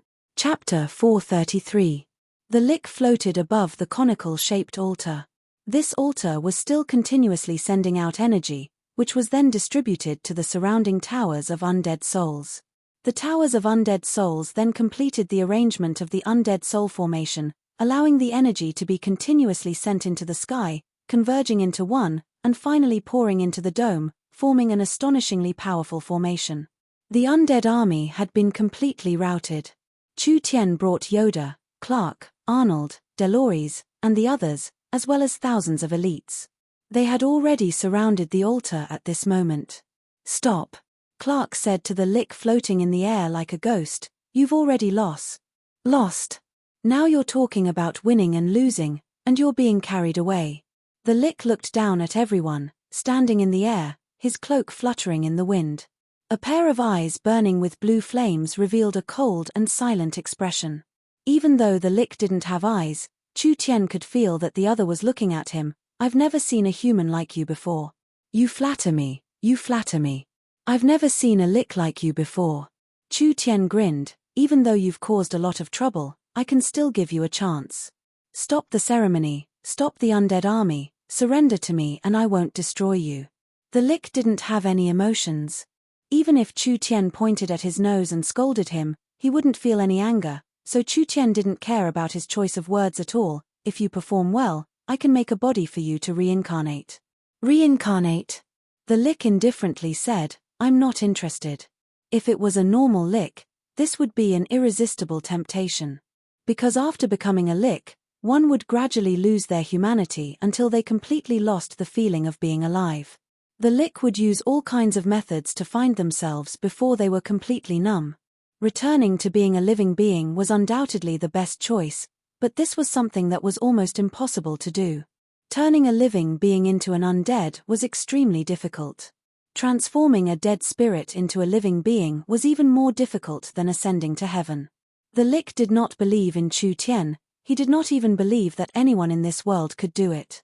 Moreover, as a person who had lived for 2,000 years, his personality had long been completely frozen. There would not be the slightest fluctuation, so he did not care about life or death. He was not afraid of destruction, and he did not yearn for a new life. This was the reason why Chu Tian hated liches. Everyone thought that becoming a lick would grant them immortality. In fact, after reaching this state, what difference was there from dying? Eternal life. How could immortality be so easy in this world? What's the point of telling it all this? Clark looked at the increasing energy and became anxious. If the lick wants to delay the ritual, the consequences will be irreversible. A lick that had lived for 2,000 years. He was like a living fossil, and anyone who could become a lick was a knowledgeable person. If he could recruit such a person, it would definitely be of great help to him. It was a pity that with the current situation, there was no time to negotiate. This lick did not have any emotions in his head, he did not have any desires or fears. He was just like an ice-cold machine, forever carrying out his last thought before his personality disappeared, which was to seek benefits and avoid harm. The lick did not believe in Chu Tian and was not interested in rebirth. It would be better to turn Green City into an undead land. This would be more beneficial to him. "It's been too long since I've fought with anyone." The licker's voice did not have any fluctuations. "Now let me see just what kind of strength you have." As the lick spoke, it slowly raised its two skinny arms. The surrounding towers of undead spirits all emitted power like lighthouses. A pitch-black corrosion quickly spread out, as if it was constantly corroding space, causing the entire world to be plunged into darkness. The earth shook. Skeletons climbed out one by one. The entire valley was filled with skeleton soldiers, and each skeleton looked like they were carved from black jade. There was a strong spirit flame burning in their skulls as they began to move under the Licker's command. There were too many skeletons, and Chu Tian's group was like an island surrounded by a sea of bones. They did not have an advantage in terms of numbers. These skeletons were not simple skeletons. The Lick had used a large amount of death energy to awaken them, so they had a shocking strength for a short period of time. Because there were too many of them, even if they were piled up, they would still die. The little fox revealed a grin. It did not need Chu Tian's orders as it took the initiative to charge out. It passed through the sea of skeletons and a blue soul flame sea appeared wherever it went. Large amounts of soul flames came out of the skeletons and finally gathered in the little fox's mouth, becoming a delicacy for it to swallow. Chu Tian said with a smile, "If you only have this bit of skill, I advise you to surrender earlier." With this large amount of skeleton soldiers, if they were on the battlefield, they would be invincible. They were not afraid of death and they had decent strength, they were simply natural soldiers. But they just had to meet the undead's nemesis, the little fox. No matter how many there were, it was useless because they couldn't get close at all. Clark loudly ordered, "Destroy everything here." Everyone began to attack in all directions, trying to destroy the towers of the undead. They quickly found a problem: each tower of the undead was protected by a strong energy, so destroying any one of them was not an easy matter. At this time, the Lick coldly chanted an incantation and the towers of the undead released black lightning, attacking these people with lightning speed. The death energy condensed into lightning that hit living beings, turning them into undead monsters. This kind of attack was even more terrifying than normal energy attacks. The little fox used its 4 limbs to destroy the skeletons. It found a problem: there seemed to be no end to the skeletons. It had just destroyed a group of skeletons, but when it came back, it found that these skeletons had stood up again. Originally, there was too much death energy in the valley and this energy could continuously summon skeletons, making the little fox too busy to deal with it. Chu Tian slightly narrowed his eyes. The entire valley's energy was in the Licker's hands, so he was an invincible existence. He could control the towers of the undead to attack and he could summon skeletons endlessly. If they didn't have a way to break this great undead array, everyone would be exhausted to death in the end. The Lick Fiend didn't stop his attacks. He slowly raised his arms, and the dozen or so towers of undead spirits all shot black lightning at the Lick Fiend. Countless lightning bolts gathered in the Lick Fiend's hands, and almost in the blink of an eye, they formed an incomparably huge ball of lightning. His hands gently raised it. The energy ball slowly rose up and it was still wildly gathering energy from all directions. Its color became brighter and brighter, finally turning into a black as thick as iron. Moreover, it was growing at an incredible speed and in just a short 10 seconds, it had become as big as a small mountain. Everyone's expression changed. Although they knew that the Lick was not weak, it wasn't to the point of being invincible. At least the druid prophet Yoda had the ability to fight him, but after the Lick borrowed the power of the array, his strength increased by more than 10 times. In this situation, no one was a match for him. Once the energy ball fell, the consequences would be unimaginable. Yoda softly coughed a few times while leaning on his cane. An unexpected power erupted from his body and he was covered in green light. Now that things had reached this point, he could only take on this move. "Prophet, wait." Chu Tian calmly walked over. "Let me deal with this fellow." "You!" Everyone was stunned. There was no need to doubt Prophet Yoda's strength. If Yoda turned into a dragon, he could even fight a spirit transformation cultivator. Chu Tian was just a trivial earth spirit cultivator and was only in the first true spirit layer. The little fox couldn't deal with this at all, so what could he use to resist this power? Chu Tian did not explain as he jumped up and charged at the towers of the undead like an arrow. He wanted to destroy the towers of the undead and make the energy ball lose balance. That was impossible. These towers of the undead were protected by a powerful energy. It was not something Chu Tian could break with his strength. When everyone thought that Chu Tian's actions were meaningless, Chu Tian's body suddenly released a burst of power. A terrifying source spirit aura soared into the sky, turning Chu Tian's eyes a deathly grey color. The Lick muttered when he saw this, undead energy. Does he have the power of the dead in his body? Chu Tian's body was covered in a layer of grey mist. When the grey mist came out, it was absorbed by the towers of the undead. Chu Tian gave a low roar, break. Several explosions came from the towers of the undead. Large amounts of cracks appeared on the towers of the undead. The cracks kept increasing and spreading faster and faster, finally covering the entire towers of the undead. Finally it exploded with a large sound. Deloris was very shocked. How did he do it? The towers of the undead were built to absorb death energy. Our powerful city lord seems to also have undead energy. Yoda said with a smile that didn't seem like a smile, the towers of the undead will repel any energy that comes near them, but it will not repel death energy. He used the death energy to create an imbalance inside the towers of the undead, achieving his goal of destroying the towers of the undead. That floating in the sky, the almost completely condensed energy ball suddenly began to distort. Then it began to bulge. It was clear that it had lost its balance. Be careful of your defenses. Everyone hurriedly activated their protective essence force, and the energy ball exploded in midair. The explosion didn't emit any light or heat. Instead, a cold current enveloped the entire canyon, and the entire heaven and earth was instantly enveloped in endless darkness. Although it was far away, although the energy ball was not complete, and although they had protective spirit energy, there were still some weak people that were heavily injured. It could be seen how strong this attack was.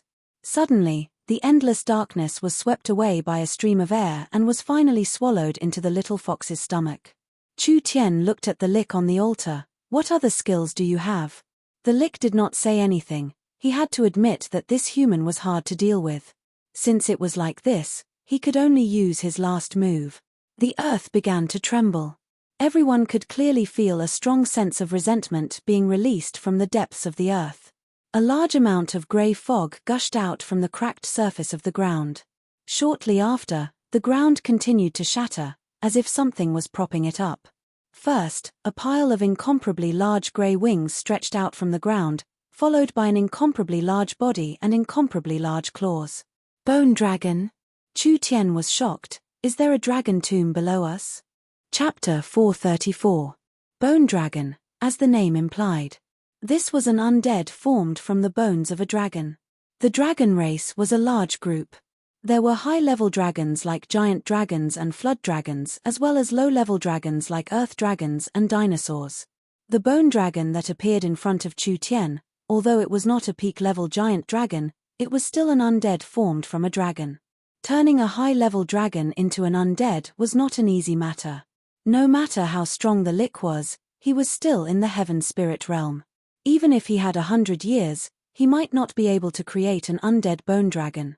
This bone dragon's corpse had been buried here a long time ago. It had been nurtured in this extreme environment for countless years, and each bone was filled with death energy.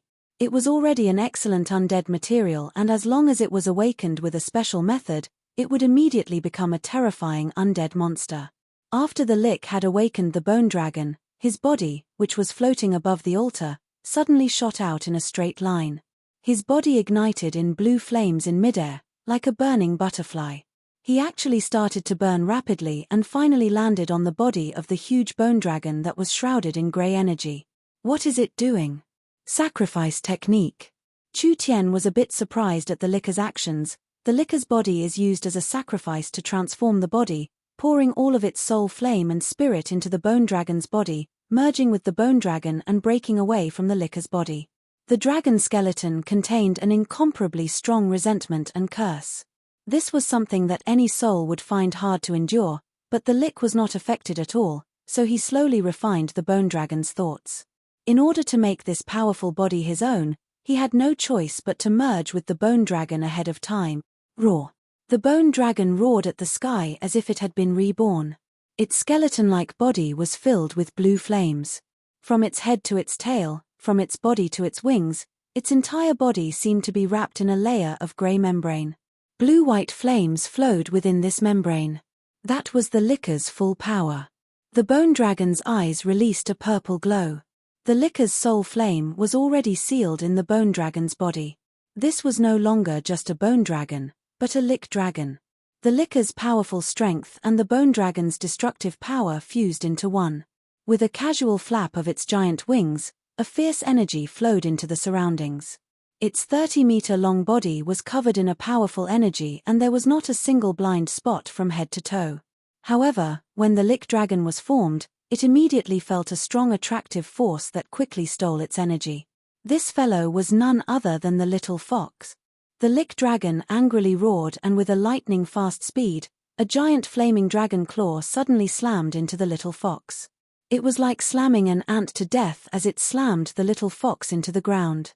The wild strength caused the surrounding several dozen meters to collapse. Deloise was shocked. Lord Demon God!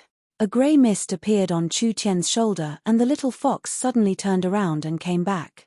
There was no way around it, the lick dragon was too strong.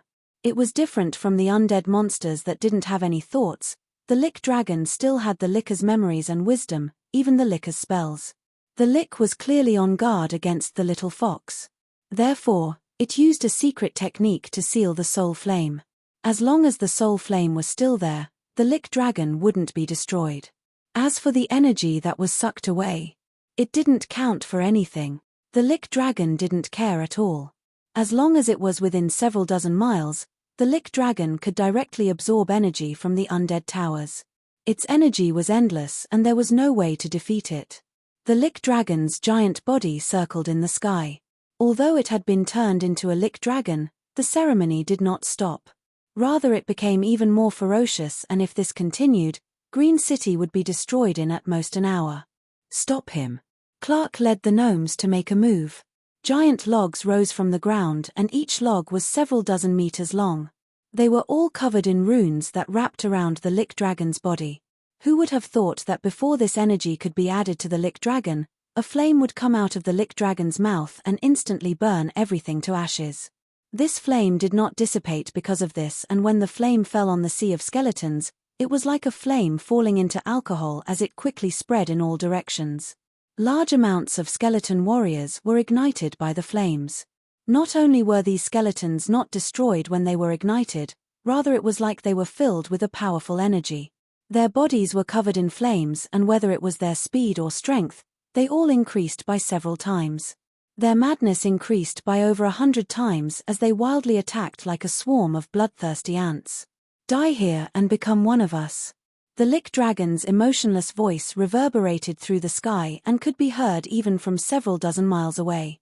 Several dozen undead towers filled its body with energy and the lick dragon's aura became stronger and stronger. At this time in the center of the sea of burning undead, there was also a majestic dragon's roar. Yoda's 1-meter-tall body turned into a green dragon that was over 10 meters tall. A burning dragon's breath was released and several hundred skeleton warriors were burned to ashes. Druid, your strength is far too lacking.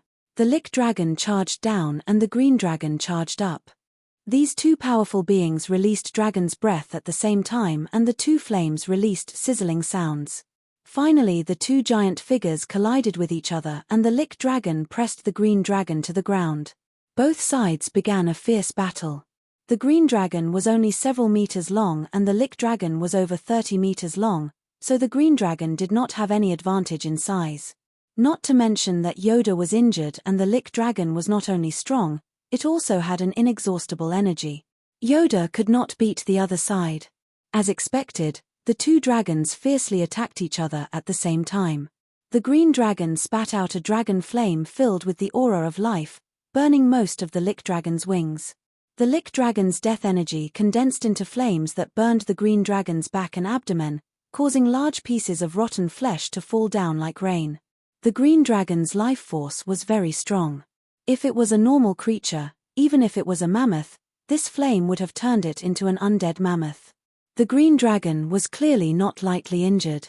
The flames on the lick dragon's left wing were covered by the black energy and were extinguished in just a few seconds. It did not seem like it had suffered any damage at all. Yoda could not last more than a few minutes. Now that the others were surrounded by the sea of skeletons, it would be hard for them to support him. Even if they had a chance to support him, Could they pose a threat to this Lick Dragon with infinite strength? Too weak. The Lick Dragon sent the injured green dragon flying several meters with a single attack. The wounds on the Lick Dragon's body quickly healed with the undead energy. You are not worthy of Green City. Eternal darkness and death will give you eternity. You think you've already won?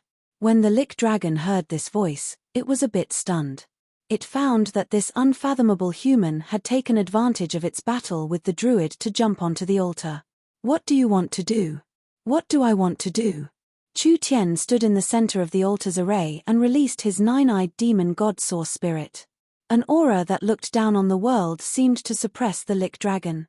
Chu Tian's eyes had already turned an ash-gray color. This was the color of death energy. Your array is too crude. I just casually looked at it and found the method to control it. Chu Tian suddenly clapped his hands together. In that instant, the wind and clouds changed. The sky was filled with surging waves of energy and the undead towers all around began to tremble. The Lick Dragon's mind that had not fluctuated in several hundred years suddenly had a ripple as it was filled with a feeling of shock. Impossible. This array was dug out by me from the ruins and I used 300 years to perfect it before I could control it. Chu Tian used his actions to answer the Lick Dragon. The array in the sky began to change. The runes began to reform and the formation began to change, gradually turning into a new source energy array. The energy that had been sent out, in just a short few seconds, began to gather in the direction of the basin. A huge wave of ripples spread out. The Lick Dragon found that it was gradually losing control of the surrounding undead. The large group of undead attacking Clark and the others all stopped like a machine that had been shut down. When they started up again, they all turned around and charged at the Lick Dragon. These undead were controlled by the Licker's undead towers and now Chu Tian had taken control of the Licker's undead towers. The Lick Dragon had lost control of the undead army. Clark, Yoda, and Deloris all revealed looks of shock. What did taking control from the Licker's hands mean? Not only did it require strength, it wasn't enough for Chu Tian to control the altar, he also needed to have higher attainments in the death domain than the Lick. The Lick Dragon gave an angry roar and gave up on the heavily injured green dragon. Its large body flew into the sky and shattered hundreds of skeletons. It charged at Chu Tian on the altar, but when it got close to the altar, the Lick Dragon hit a giant grey barrier and bounced back. Chu Tian gave a laugh. You've worked hard to gather this energy. If you fought it safely, you would have won. But you gave up the altar to protect the undead towers. This is putting the cart before the horse and making a big mistake. It seems like becoming a Lick did not make your brain any smarter. Now we can properly play around. Chu Tian completely controlled the altar. The altar was equivalent to a controller, or it could be said to be an encrypted controller. All the energy in the undead towers was controlled by the altar. The Lick was too confident and did not think that other than him, there was no one else who could control the altar. Now he was paying the price for his mistake. A few minutes ago, the ruler of this basin was the Lick. At this moment, the ruler had become Chu Tian. Chapter 435. Necromancy was one of the rare attributes. There were very few cultivators with innate necromancy talent on the continent and there were even fewer top scholars in this field. The Lick was one of the best and had the qualifications to become an undead sage, so he had the qualifications to be arrogant and confident. This array was dug out from the ruins and the Lick had studied it for a long time before putting it into practice. How could an outsider see through it with a single glance? It was because he was too confident or because he was too rational. The Lick left the altar to stop Chu Tian from destroying the undead towers. Who would have thought that it would backfire? Like this, even if he fused with the bone dragon, the Licker's advantage would be gone. The Lick Dragon knew that controlling the altar meant controlling everything in the valley. All the power gathered in this place would be controlled by Chu Tian and when Chu Tian used this power, he would become an invincible existence. The Lick Dragon could only hope that Chu Tian could kill him when he had just started controlling the altar, so he still had a chance to make a comeback. The Lick Dragon condensed a large amount of blue and green flames that turned into a wave of flames that shot towards the altar. However, when the altar was attacked, it was blocked by a thick undead energy. Even with the Lick Dragon's power, it could not break through. He was disappointed. Chu Tian was already in complete control of the situation. Chu Tian. While controlling the array, he shouted, "Do you not know how strong this altar's control is? Just surrender." The lick dragon of course did not surrender. Its body was filled with blue flames that suddenly came out of its skeleton and exploded like fireworks. There were countless blue lights that were like tentacles that fell onto the surrounding undead towers, connecting all of them together. Chu Tian was a bit stunned. This fellow really did have some skills. Connecting itself to the undead tower, even if the altar's control was taken away, the lick dragon could still absorb energy from the undead tower. After all, the undead tower was personally made by the lick, so he was very familiar with the structure of it. In just a few seconds, Chen Xiaobei was already dead. The flames in the lick dragon's body became more than 10 times stronger. The blue and green flames flowed out of its body like crystals, forming a solid shell on the surface of its body. This terrifying skeleton dragon actually turned into a giant dragon carved out of crystal in an extremely short amount of time. Everyone's expression changed drastically. The lick dragon could actually do this. If it was like this, even if Chu Tian controlled the altar, he wouldn't be able to defeat the lick dragon. The lick dragon relied on the power of the undead towers, and its strength was hard to imagine. Chu Tian was too weak. He had no way of defeating the lick dragon. Roar. The almost solidified flame energy on the lick dragon's body continued to condense, turning from blue to dark blue before gradually turning grey. This was already an undead monster that had never been heard of before. The skeletons under the lick dragon were shaken by this roar and fell down like harvested wheat. The soul flames in their skulls were scattered and they were instantly killed by this aura. But at this time, the death energy that the lick had been pouring into the sky over the past few days condensed back bit by bit. Like a giant bolt of lightning, it suddenly fell down on the altar that Chu Tian was on. The sky collapse. The sky collapse. It was like a large hole had been opened in the sky and countless streams of ash-black energy wildly poured down like a waterfall. The energy that the lick had prepared to destroy Green City in a single blow had been completely withdrawn at this moment. It completely surrounded the altar and turned into a black ocean. "Quickly run!" When everyone saw the black waves rushing towards them, they cried out in alarm. This was not something they could help with. If they were to be engulfed by the sea of death, they would turn into undead monsters in an instant. Everyone quickly retreated from the area. When they looked back, the entire basin was pitch black like a large bowl of black liquid. Everything had already been submerged and no one knew what was happening inside. At this time, a crazy roar resounded in the Black Sea. An undead dragon, whose entire body was grayish-black, as if made of crystal, flapped his huge wings and soared into the sky. His whole body was surrounded by the aura of countless vengeful spirits. He opened his huge mouth, and the surrounding energy quickly gathered towards him. In just an instant, a black energy ball with a diameter of 3 to 4 meters was formed. The black energy ball was still wildly expanding with countless bolts of lightning surrounding it. The might of this attack was not inferior to the attack from the licker's undead tower. Clark's face sunk. With this monster's strength, perhaps even a spirit transformation cultivator would find it hard to deal with it. "I think the city lord is in danger." Chu Tian had already released the energy to deal with Green City, so Green City was completely safe now. But with this terrifying undead dragon here, wouldn't Green City find it hard to live in peace? After several generations of gnome experts, there were no spirit transformation cultivators guarding them. If they met this kind of attack, perhaps they would suffer heavy losses. Right now only Chu Tian had a way to deal with these undead monsters. If Chu Tian lost and was killed by the lick dragon, it would be hard for Green City to avoid a calamity. Clark and the gnomes had no choice but to admit a fact. The human they had always looked down on, the human they were not willing to accept, was actually an important person supporting the survival of Green City. He had basically become Green City's only hope.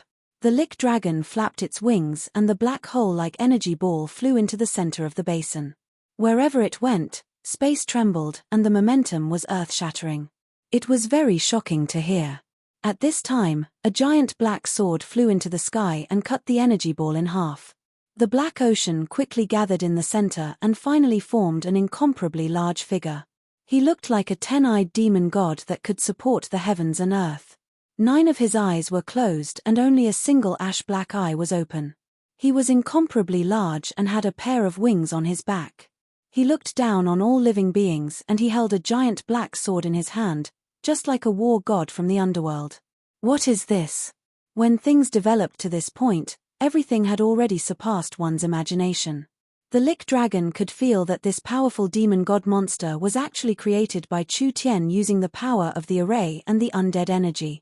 As for how he did it, the Lick Dragon did not know.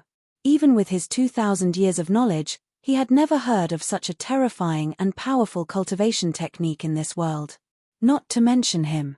Even the most intelligent person in the world would not know that this cultivation technique was called the Demon and God 9 transformations.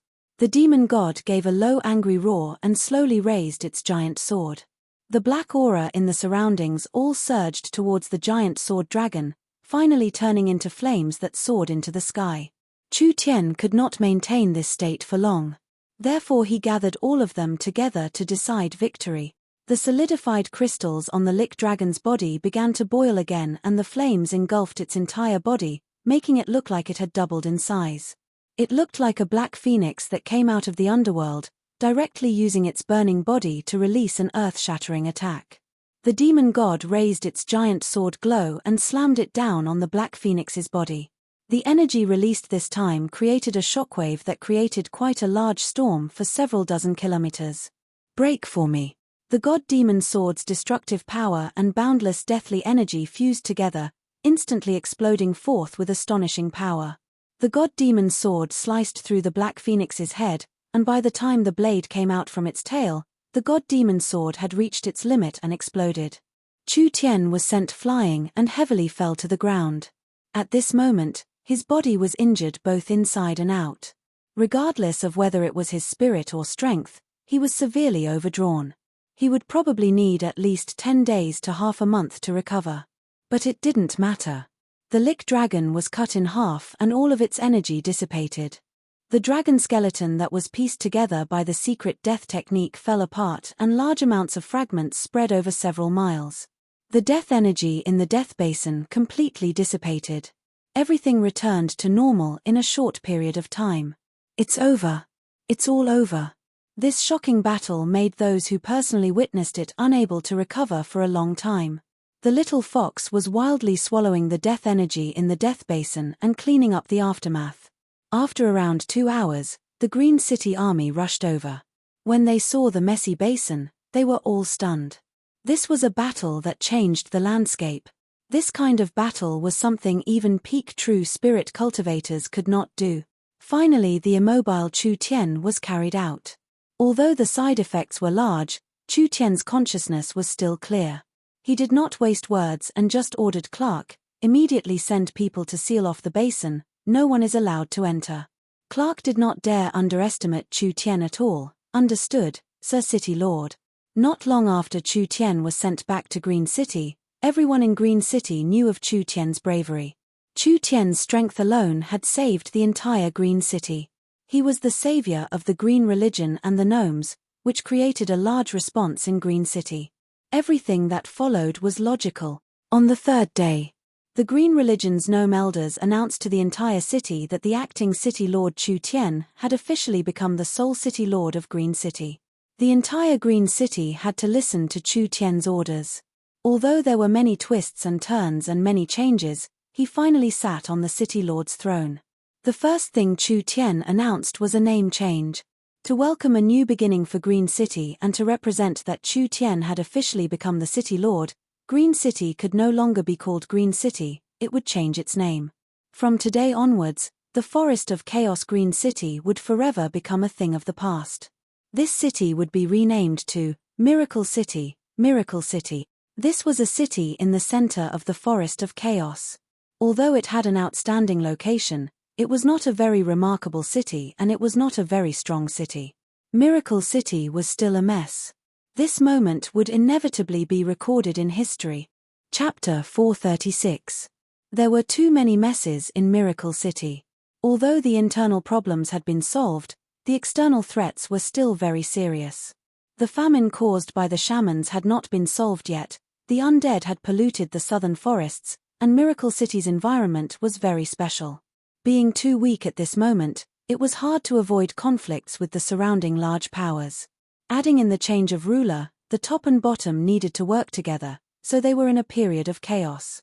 The merchants in the city had all left and Miracle City had lost their source of income. Dolores had been reporting to Chu Tian's sickbed for an entire hour and she still hadn't finished. Enough, don't say any more. Chu Tian sat up. Although he had recovered from 5-6 days of resting in bed, Chu Tian was still in a weak state. I will find helpers to clean up this mess. You don't need to report everything to me. Where is Clark? Quickly call him over. Dolores was speechless. How could a city lord act like this? Clark came to the city lord's fort and immediately cupped his hands to Chu Tian as he said, reporting to the city lord, as expected, we found that the basin is connected to a deep underground space. There are all kinds of ancient creature skeletons and there are countless undead monsters wandering around. However, we still don't know why there is such a strong death energy. Because the environment inside is too dangerous, the scouts don't dare enter. Chu Tian rubbed his chin in thought. He thought of a possibility, but he couldn't confirm it for now. Don't worry about it for now, I'll find time to personally take a look. Clark came over holding a black crystal in his hand. When we were collecting the Lick Dragon's remains, we found this in the Lick Dragon's skull. This seems to be the Licker's soul flame. Should we destroy it? In order to resist the little fox's swallowing ability, the Lick had used a secret technique to seal its soul flame. It was because of this that the soul flame wasn't destroyed in the end. Chu Tian took the crystal in his hand, a 2,000-year-old Licker's soul flame. This is a very precious thing. It would be a pity to destroy it. I have other uses for it. The soul flame was the heart and the brain of an undead. Most of the undead's power was sealed in their soul fire. The memories and thinking abilities of the intelligent undead were also produced by the fluctuations of their soul fire. Therefore, for undead creatures, the soul fire was a very important part. They could abandon any part of their body, but the soul fire was indispensable. The Licker's soul fire was damaged to a certain extent, and the Licker's independent consciousness should have been completely dispersed. This damaged soul fire was like a living creature whose brain had been damaged and turned into a vegetable. Although it had lost the ability to think independently, Chu Tian believed that if he could give it some proper stimulation, this soul fire would still be able to continue burning and operating. None of this was important. Chu Tian asked the question he was most concerned about, how's the matter I asked you to do? Although space attribute crystals are very rare, the gnomes have some in stock.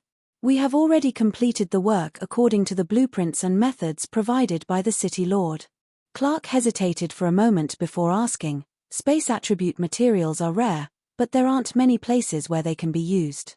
We don't know why the city lord wanted to build that strange tower. There weren't many places where spatial attribute materials could be used. It was mainly in the creation of storage equipment. The research on spatial energy in this era was too limited, but even if it was like this, spatial attribute materials were still an expensive and rare material. Chu Tian had given Clark a blueprint 3 days ago and had Clark bring the gnomes to complete the things on the blueprint. This time, he had used most of the spatial attribute materials in Green City's stock, which made the gnomes feel very pained. No rush. When Chu Tian heard that it was finished, his mood immediately became very good. Let's go, I'll bring you to have a look. In a small valley in the center of Miracle City, there was a 4-meter-tall steeple being built. There was a giant disc beside the steeple that was embedded with large amounts of space attribute crystals. Chu Tian carefully inspected it and finally made sure that there were no mistakes before carefully taking out the eye of the star. The eye of the star had been carefully polished, so it was only 2/3 of its original size. When the eye of the star was placed in the center of the steeple, it immediately connected to the steeple. An energy quickly filled the entire steeple and disc, instantly activating this strange thing. A starlight was released from the top of the steeple and the aura of spatial energy filled the surroundings. The gnomes were a bit stunned. Spatial energy was one of the most mysterious and elusive energies in the world, but Chu Tian could arrange it in a stable and orderly manner. This should be fine. Chu Tian took out the communication device to contact Oldman's small town. The people on the other side had been waiting for a long time, so Chu Tian didn't waste words and directly said, "You can come over now." Chu Tian hung up the communication device and made a retreating gesture. No one knew what Chu Tian was doing, but he wouldn't do something meaningless. Clark and Delores had personally seen Chu Tian place the Eye of the Star in the steeple, so they remembered how important the Eye of the Star was to Chu Tian. This also meant that the steeple did not have a normal ability. At this time, the steeple suddenly lit up. The space crystals began to release energy.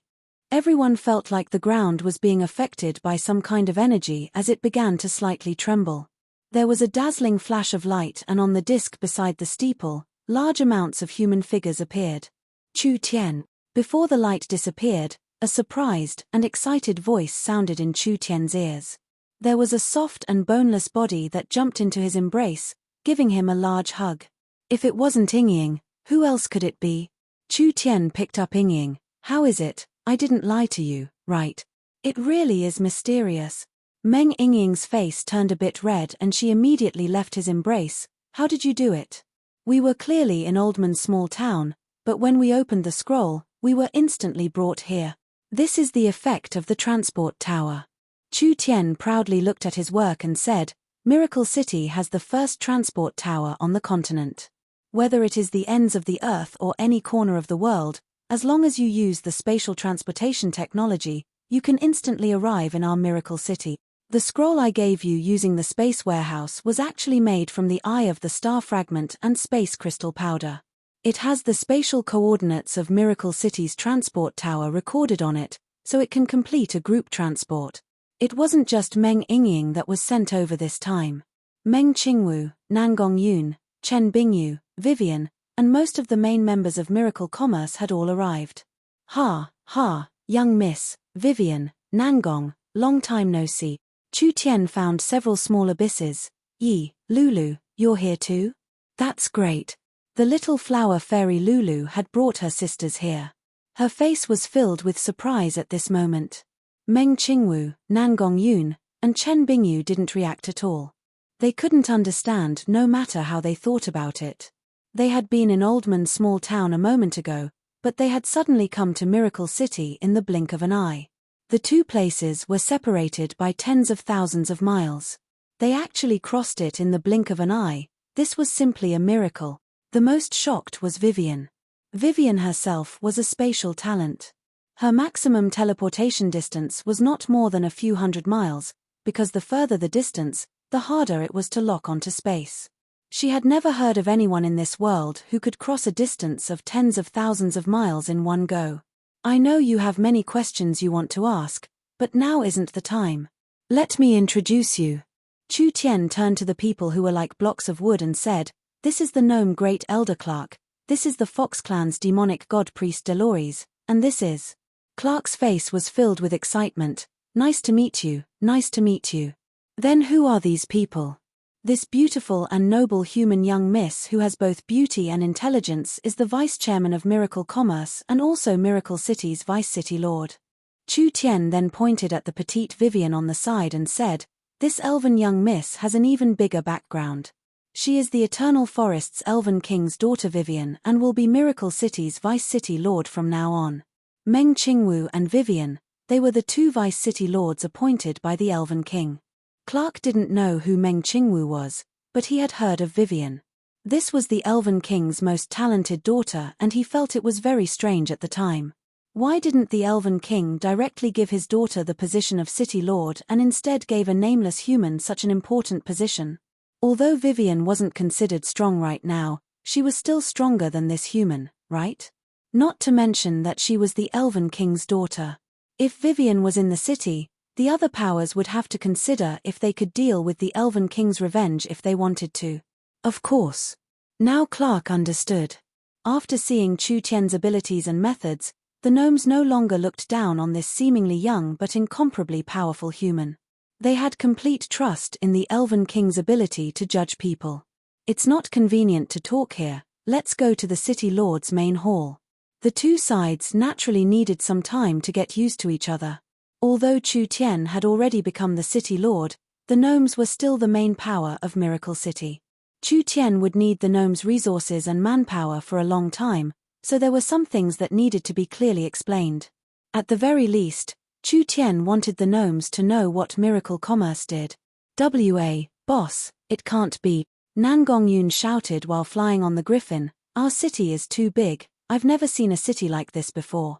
It can fit several dozen southern summer imperial cities together. Meng Yingying was also very shocked by Miracle City's scenery. Although there was still a faint undead aura in the air, it did not stop her from enjoying the beautiful scenery of the city. The surrounding mountains were natural walls and barriers, while the interior was vast and incomparably beautiful. There were plains, valleys, mountain ranges, and lakes. This was truly a rare treasure land. Too big. Only there were too few people. If it wasn't for the scattered castles and settlements, everyone would have thought they had come to a paradise surrounded by mountains. Who would have thought that this was a city? Meng Qingwu was very excited. Miracle commerce had developed for over a year, and this was the first time they had an official territory. Chapter 437. The first high-level closed-door meeting was held in the City Lord's castle. The main participants this time were the high-level members of Miracle Commerce and the original Green City high-level members. Because of the change in management, most of the gnomes were no longer in important positions. From the City Lord, Vice City Lord, Finance, Military, and etc., they all needed to be replaced. This meeting was mainly hosted by Meng Qingwu. This noble and beautiful human, in the next few hours, she made all the gnomes present look at her in a new light. Meng Qingwu had a strong learning ability, allowing her to grasp over 20 different races' languages. She used a very fluent Elven language to communicate with Clark and the other gnomes. The talent Meng Qingwu displayed in her speech was not something normal scholars could have, which made the gnomes look at her in a new light. Of course. This was nothing. Meng Qingwu formally introduced Miracle Commerce. Her thoughts were very clear, even small products like canned food and electric lights were carefully introduced. The source energy batteries and source energy weapons were introduced in detail, not to mention the space warehouse and transportation technology, the video and communication technology, and the currently developing virtual spiritual technology. The gnomes were not like the inflexible elves, they had a strong desire to explore. They were a group of people who liked to study, and most of the gnomes considered themselves scholars. Miracle Commerce's series of grand and shocking inventions, each one was like a bomb that the gnomes couldn't recover for a while. What was called research? What was called invention? The gnomes had built one of the best underground research bases in the forest, using several hundred years to do all kinds of research, but it couldn't compare to 1/100th of the Yun sect that Chu Tian had built in a year. Although this fact made the gnomes feel helpless, it also made them feel incomparably excited. Although Miracle Commerce did not have a strong strength, but Miracle Commerce had an incomparably strong potential. This was a company filled with creativity. Just the transport tower and the space warehouse, these two things created from spatial technology, were enough to bring endless possibilities to Miracle City. The Forest of Chaos had a complex environment, and each city was sealed off, not to mention the outside countries. It was because of this that although the Forest of Chaos was rich in resources, it had always been in a very poor state. If the transport tower and the space warehouse could be popularized, people could be transported to people and things could be transported, how convenient would that be? This was definitely something that could be done, not to mention the source energy weapon technology. This would be enough to make up for his lack of strength in the near future. I plan to merge the Yun sect and the gnomes' research base. Meng Qingwu said, with the gnomes and the Yun sect's high-level leaders, what do the elders think? The gnomes were still in shock and had not recovered yet. Clark hurriedly asked, can we join the research and development of these new technologies? Meng Qingwu nodded with a faint smile, the gnome scholars are famous on the continent. With you joining the Yun sect's large project, I believe that the Yun sect's results will be even stronger than before. Good, great. The gnomes were filled with excitement and they all agreed to join. This kind of cooperation was very beneficial to Miracle Commerce. Obtaining the best research equipment and talents in the Forest of Chaos and integrating all the resources of Green City, this was no different from gaining nothing.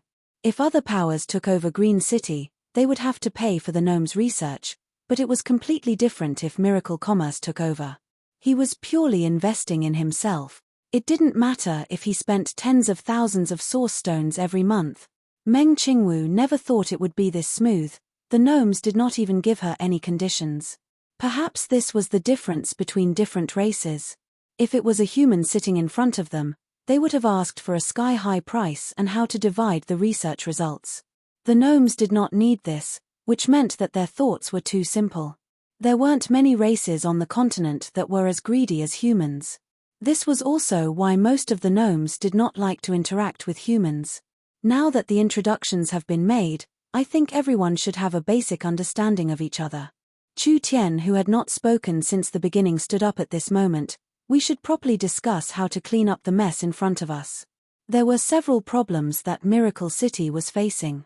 First, there was a lack of people. Miracle City had less than 1 million people and most of them were gnomes. There were no merchants doing business here and no one excavating the rich resources and market here. Second, there was a lack of finances. Before Chu Tian came, Miracle City was already struggling to make ends meet. Now that they had experienced several large-scale disturbances, there were many things to do, so they needed money. Miracle Commerce's several tens of thousands of source stones weren't enough. It could at most quench their thirst for a while, but problems would appear soon. Third, they were weak. Miracle City was just too weak. With just a few shamans and a single lick, they actually almost overturned a forest city. This would simply make people laugh to death if they knew about it. It had to be known that as long as it was a forest city, they were all large powers that could ignore the dark forest laws. Miracle City was too weak. They didn't even have a single spirit transformation cultivator guarding it. Fourth, there was a diplomatic problem. Miracle City's background was the Eternal Forest, but everyone knew that the Eternal Forest was too closed off. Hoping for the elves to help them was better than hoping for a meat pie to fall from the sky. Although the Eternal Forest's name was a deterrent, it was hard to stop the large powers from coveting it. It was fine if it was a normal power, but they were afraid of attracting a true giant. There were many other large and small problems. These were only the most important of the many problems. Although he was the city lord of Green City, he still couldn't sleep well. The most important thing now was to solve these problems. The main plan now was to expand Miracle City's population and strength. First he had to integrate the internal strength and then he had to recruit people from the outside. Miracle City still had the shaman religion and the druid religion to recruit. The shamans led by Luz and Miracle City were basically in the same boat. As long as they had enough conditions, this power could be gradually absorbed by Chu Tian. The druids were a bit troublesome. Although the druids were very strong, the druids were too arrogant and hard to tame, so they couldn't be recruited in most situations. But the druids had already seen Chu Tian's abilities and Prophet Yoda was filled with admiration for Chu Tian. As long as they found a suitable standard, it wasn't impossible to form a cooperative relationship with them. These two powers had to be digested, but this was far from enough. Miracle Commerce needed to recruit more people and elites. Chu Tian and Meng Qingwu looked at the locals at the same time. The Fox tribe, the Minotaurs, and etc. These large tribes surrounded Miracle City and these tribes were quite strong, so the locals often influenced the city's governance. In the battle with the Lick this time, the locals had a much closer relationship with Miracle City. How long could this relationship last? The locals almost attacked the city together a while ago. It wasn't impossible for this matter to happen again. Other than that, most of the locals liked to live around Miracle City. It wasn't just because it was convenient. The most important reason was that most of these fellows were forest robbers. Wherever there was a city, there would be caravans coming and going. These rich caravans naturally attracted their attention. So even if the locals maintained a good relationship with Miracle City, it was hard to stop them from causing trouble nearby. This was a hidden danger to Miracle Commerce in the end. Exterminate them? This wasn't realistic and they couldn't kill them all. Win them all over? That was even more impossible. These fellows didn't have high quality and if they all moved into the city at once, Miracle City would be hard to manage. Not to mention that after moving a group, The locals from other places would move in and form another group. What should they do? Chu Tian and Meng Qingwu carefully discussed it and finally thought of a good method. The next day, the news of the forest was spread. Miracle City's large conscription had begun. The elite warriors of each tribe could become soldiers, with food, lodging, and pay. The treatment was not bad and the tribes could receive Miracle City's food allowance. They could also use the conscription rate to exchange for a place to live in Miracle City. This news caused a stir among the locals. Because of the shaman's disturbance, the famine had not recovered yet and the lack of food was still a large problem. Miracle City's conscription provided them with good food and drinks. It was not something the tribes could compare to. Not to mention that soldiers could be promoted to officials, gaining glory for their tribes, gaining allowances for their tribes, and exchanging for their families and children to live in Miracle City. This was a very good thing. Miracle City released the news. The first batch was to recruit 30,000 people. They would serve for 3 to 5 years and whether the soldiers chose to retire or not, Miracle City would not restrict their freedom. Miracle Commerce sent flyers to the various tribes and prepared large amounts of loudspeakers to spread the news throughout the forest. Do you want to create a future with Miracle Commerce? Do you want to break away from your monotonous life? Do you want to stand out? Do you want to earn money to support your family? Do you want to live a better life? Participate in Miracle City's large conscription right now. As long as you pass through the layers of selection, you can become a glorious Miracle City soldier. Miracle City not only provides food, lodging, and training, there is also a series of unexpected benefits that will allow you to have no worries. The forest was instantly filled with a stir. Where could they find this kind of treatment? Not to mention this time of famine. Even cultivating for a few years was a good thing. Anyways, the resources needed for cultivation like pills and potions were all subsidized, so it was much more comfortable than staying in the tribes. Not to mention the beautiful future that Miracle City had outlined, it was possible to become a soldier. Suddenly, there was a wave of soldiers in the forest. Countless locals who were confident in their martial strength all picked up their weapons and set off. They rushed over to Miracle City in order to show off their skills at the conscription ceremony. Miracle City's first batch of 30,000 people. But the conscription would be held every year or even every season. The conscription was not limited to the surroundings, it included places even further away.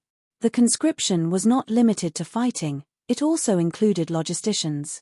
If one was skilled in forging, gathering, or mining, they could also participate. This not only guaranteed that Miracle Commerce would have enough soldiers in the future. It was equal to creating several tens of thousands of jobs and adding several 100,000 jobs in the future. This was enough to greatly improve the lives of the tribes and it could unite the surrounding tribes, increasing the development of Miracle Commerce's population. Of course, the disadvantages were very clear. Raising soldiers was not a small expense. Miracle Commerce did not just need to provide food and pay, it also needed to provide cultivation resources for the soldiers. Even if an elite soldier used a low-grade source stone every month, the 30,000 soldiers would have 30,000 low-grade source stones. This was already catching up to the Gnome Research Base's budget. This kind of expenditure was hard for most forest cities to bear and it was because of this that it was hard to find a regular army in the forest. Each city's defensive power was the power of the ruling tribe, living a normal life, but when there was trouble, the entire city would become a soldier. Miracle City was the first city to industrialize, formalize, and professionalize the military. Chapter 438. Miracle City's recruitment was in full swing. Whether it was the minotaurs, ogres, gnomes, or goblins, they all came to Miracle City to show off their skills. Who told Miracle City to treat them too well? It was only the registration period, but there were around 40,000 people participating. The official selection would begin in 3 days, so it would be packed with people. Miracle Commerce had already begun to prepare the site.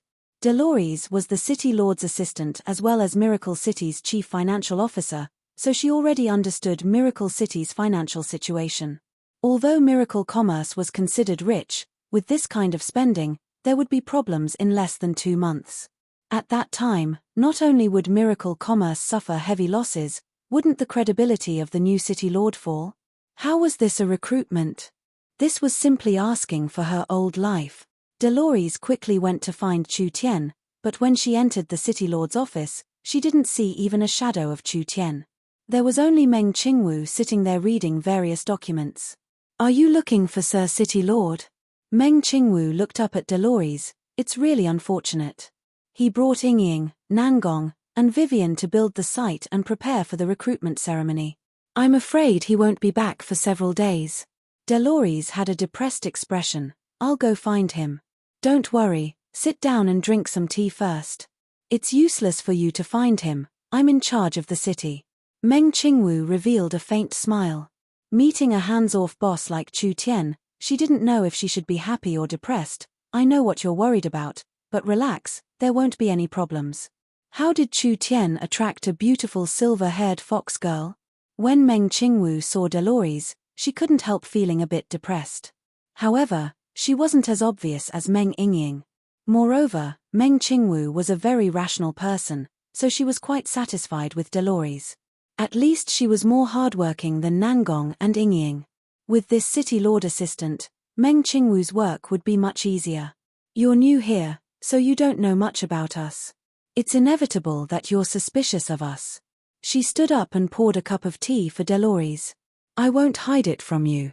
I also walked this path in the beginning. But you will soon discover that these worries are unnecessary. The things that miracle commerce can do are far beyond your imagination." Chu Tian may look like a hypocrite, but in fact, he often makes rash decisions, and he has his reasons. "Thank you." Dolores squeezed out a smile on her enchanting face as she held a cup of elven green tea. "I just feel that conscription isn't worth it, the cost and return are not proportional. This kind of treatment will add a large burden and hidden danger to Miracle City. You're underestimating Chu Tian too much." Meng Qingwu revealed a dangerous smile that made people feel as if they were bathing in the spring breeze. To Dolores, this human beauty was like the calm surface of the sea. Although there were no waves on the surface, the water was actually very deep. She was not a reckless person. Her confidence and calmness infected the people around her. "Do you think he only needs an army? These several tens of thousands of people are not just an army, they are also several tens of thousands of laborers. You should know the abilities of miracle commerce. With the space warehouse and transport tower, we can easily establish trade relations with any city, any country, and any race. We can mine resources from any place in the world and we can develop trade with any power. In the long run, what does recruiting this bit of army count for?" Dolores was a bit stunned. Miracle commerce is an outsider without a foundation. Although the gnomes are a reliable race, they are not of the same race. This means that our rule will be different from other cities. Our foundation is weak, we don't have the power of the clan, and we don't have the ability to resist risks and sudden changes. So, creating a regular army is a necessity. Whether it is in the long run or in the short run, this is a necessary step. To truly control Miracle City, we need to have the power of a ruler. What do you think? Dolores felt that it was reasonable from her imagination. Then in terms of finances, "I have something to tell you. I know that Chu Tian has already made you the chief financial officer of the city. I am prepared to create a business department and you will be the business manager in the future." Meng Qingwu seemed like she had already prepared something. "I hope that all the capable and talented people of the Fox clan will join this department and create a large number of caravans. Your Fox clan are natural-born merchants. I believe that you will have the ability to do this well." Dolores excitedly stood up. This was definitely a good thing for the Fox clan. The Fox clan were naturally smart and had a very sensitive sense for money and benefits. Miracle City using the smart Fox clan to manage the caravans could be considered using good steel on the edge of a blade, and the Fox clan could greatly benefit from this. "All right," Dolores said without even thinking, "I'll immediately do it. The Heaven's Net airship signal has already covered the surrounding 10,000 miles. The first task I'll give you is to spread the communication, broadcasting, and cinemas, covering all the cities and tribes. Not only does this have a high business value, it can also increase the influence of miracle commerce and build a foundation for our future strategy. These technologies all had a large value waiting to be excavated. How could Delores not know this? Now that Miracle Commerce was already moving to Miracle City, the space warehouse had sent over large amounts of communication devices, magnetic sound devices, and video players. There were several 100,000 of them in Miracle City, so the caravan's first task was to sell these things. Did these things still need to be sold? Perhaps they would all be sold out as soon as they were taken out. The Fox clan's task was not to sell out these goods, but rather to create more value. Not only was this a direct value, it was also a long-term value. For example, the broadcasting. Once this thing was placed in a tribe, the Miracle Commerce broadcasting station could be heard by them at all times. Any requests or announcements from Miracle Commerce could be sent to the entire forest as fast as possible. Meng Qingwu said, "You don't need to worry too much, everything is under control. Miracle City is still very poor and weak, but I believe that in the near future, Miracle City will become a rich and powerful city." Delores was also very confident in this. The manager of this city was a special company like Miracle Commerce. After a few days, the preparations were finished and the conscription ceremony officially began. This large group of forest warriors arrived in front of a large arena. This arena was temporarily built by Miracle Commerce from a castle, and it was now the location for the conscription screening. Miracle City's conscription was divided into several stages, with the first stage being the simplest. It was purely a contest of martial strength, allowing the participants to compete and be selected based on merit. The forest warriors began to whisper. This competition would inevitably have casualties. This temporary arena was just too small. If there were this many people competing, it wouldn't even take half a day for the entire arena to be torn apart. There was a giant screen hanging in the arena. A red-haired girl appeared on the screen. "Warriors of the forest, thank you for your support of Miracle Commerce. Miracle Commerce's conscription competition is about to begin. You are very lucky. Truly very lucky, because you will be the first people to experience the virtual arena." Virtual arena? What was called the virtual arena? That fiery red-haired girl explained, "This virtual arena is a product made by our Miracle Commerce using spiritual technology, allowing everyone to fight in the spiritual simulation space. Not only will they be able to display their full strength, what is even more precious is that there will be no injuries or deaths in the virtual arena. Each warrior can display everything they have learned without any worries." The faces of the forest warriors all changed. An arena made from a spiritual illusion space? People in this kind of environment, of course they wouldn't be injured or bleed. Other than that, I'll give everyone a bit of inside information. Nangong Yun announced a piece of exciting news. Miracle Commerce plans to build a wide range of virtual arenas in the Forest of Chaos. In the future, there will be large amounts of competitions with large prizes. I believe that the virtual arena will become one of the most popular entertainment projects in Miracle City and the Forest of Chaos. After the spiritual network is built in the future, people from all over the world will be able to participate in the competitions held by Miracle Commerce, creating millions of professional competitions. Everyone, please wait and see. Everyone was instantly stirred. This was just too crazy. There were no entertainment projects in this era. If the virtual arena was promoted on a large scale, they could create virtual spectator seats or connect image transfer mirrors to live broadcast. This would become a kind of entertainment project for the masses. This was a very popular thing in a martial world. Not only would it bring in large amounts of professional competitors of different cultivation realms, it would also bring in the gambling industry. Everyone enter in a line, don't be chaotic and listen to the staff. The forest warriors excitedly entered the arena. The virtual arena was no different from a normal arena, being divided into several large areas. There was a field in the middle of each area and it was surrounded by layers of terraced stands. However, everyone found a problem.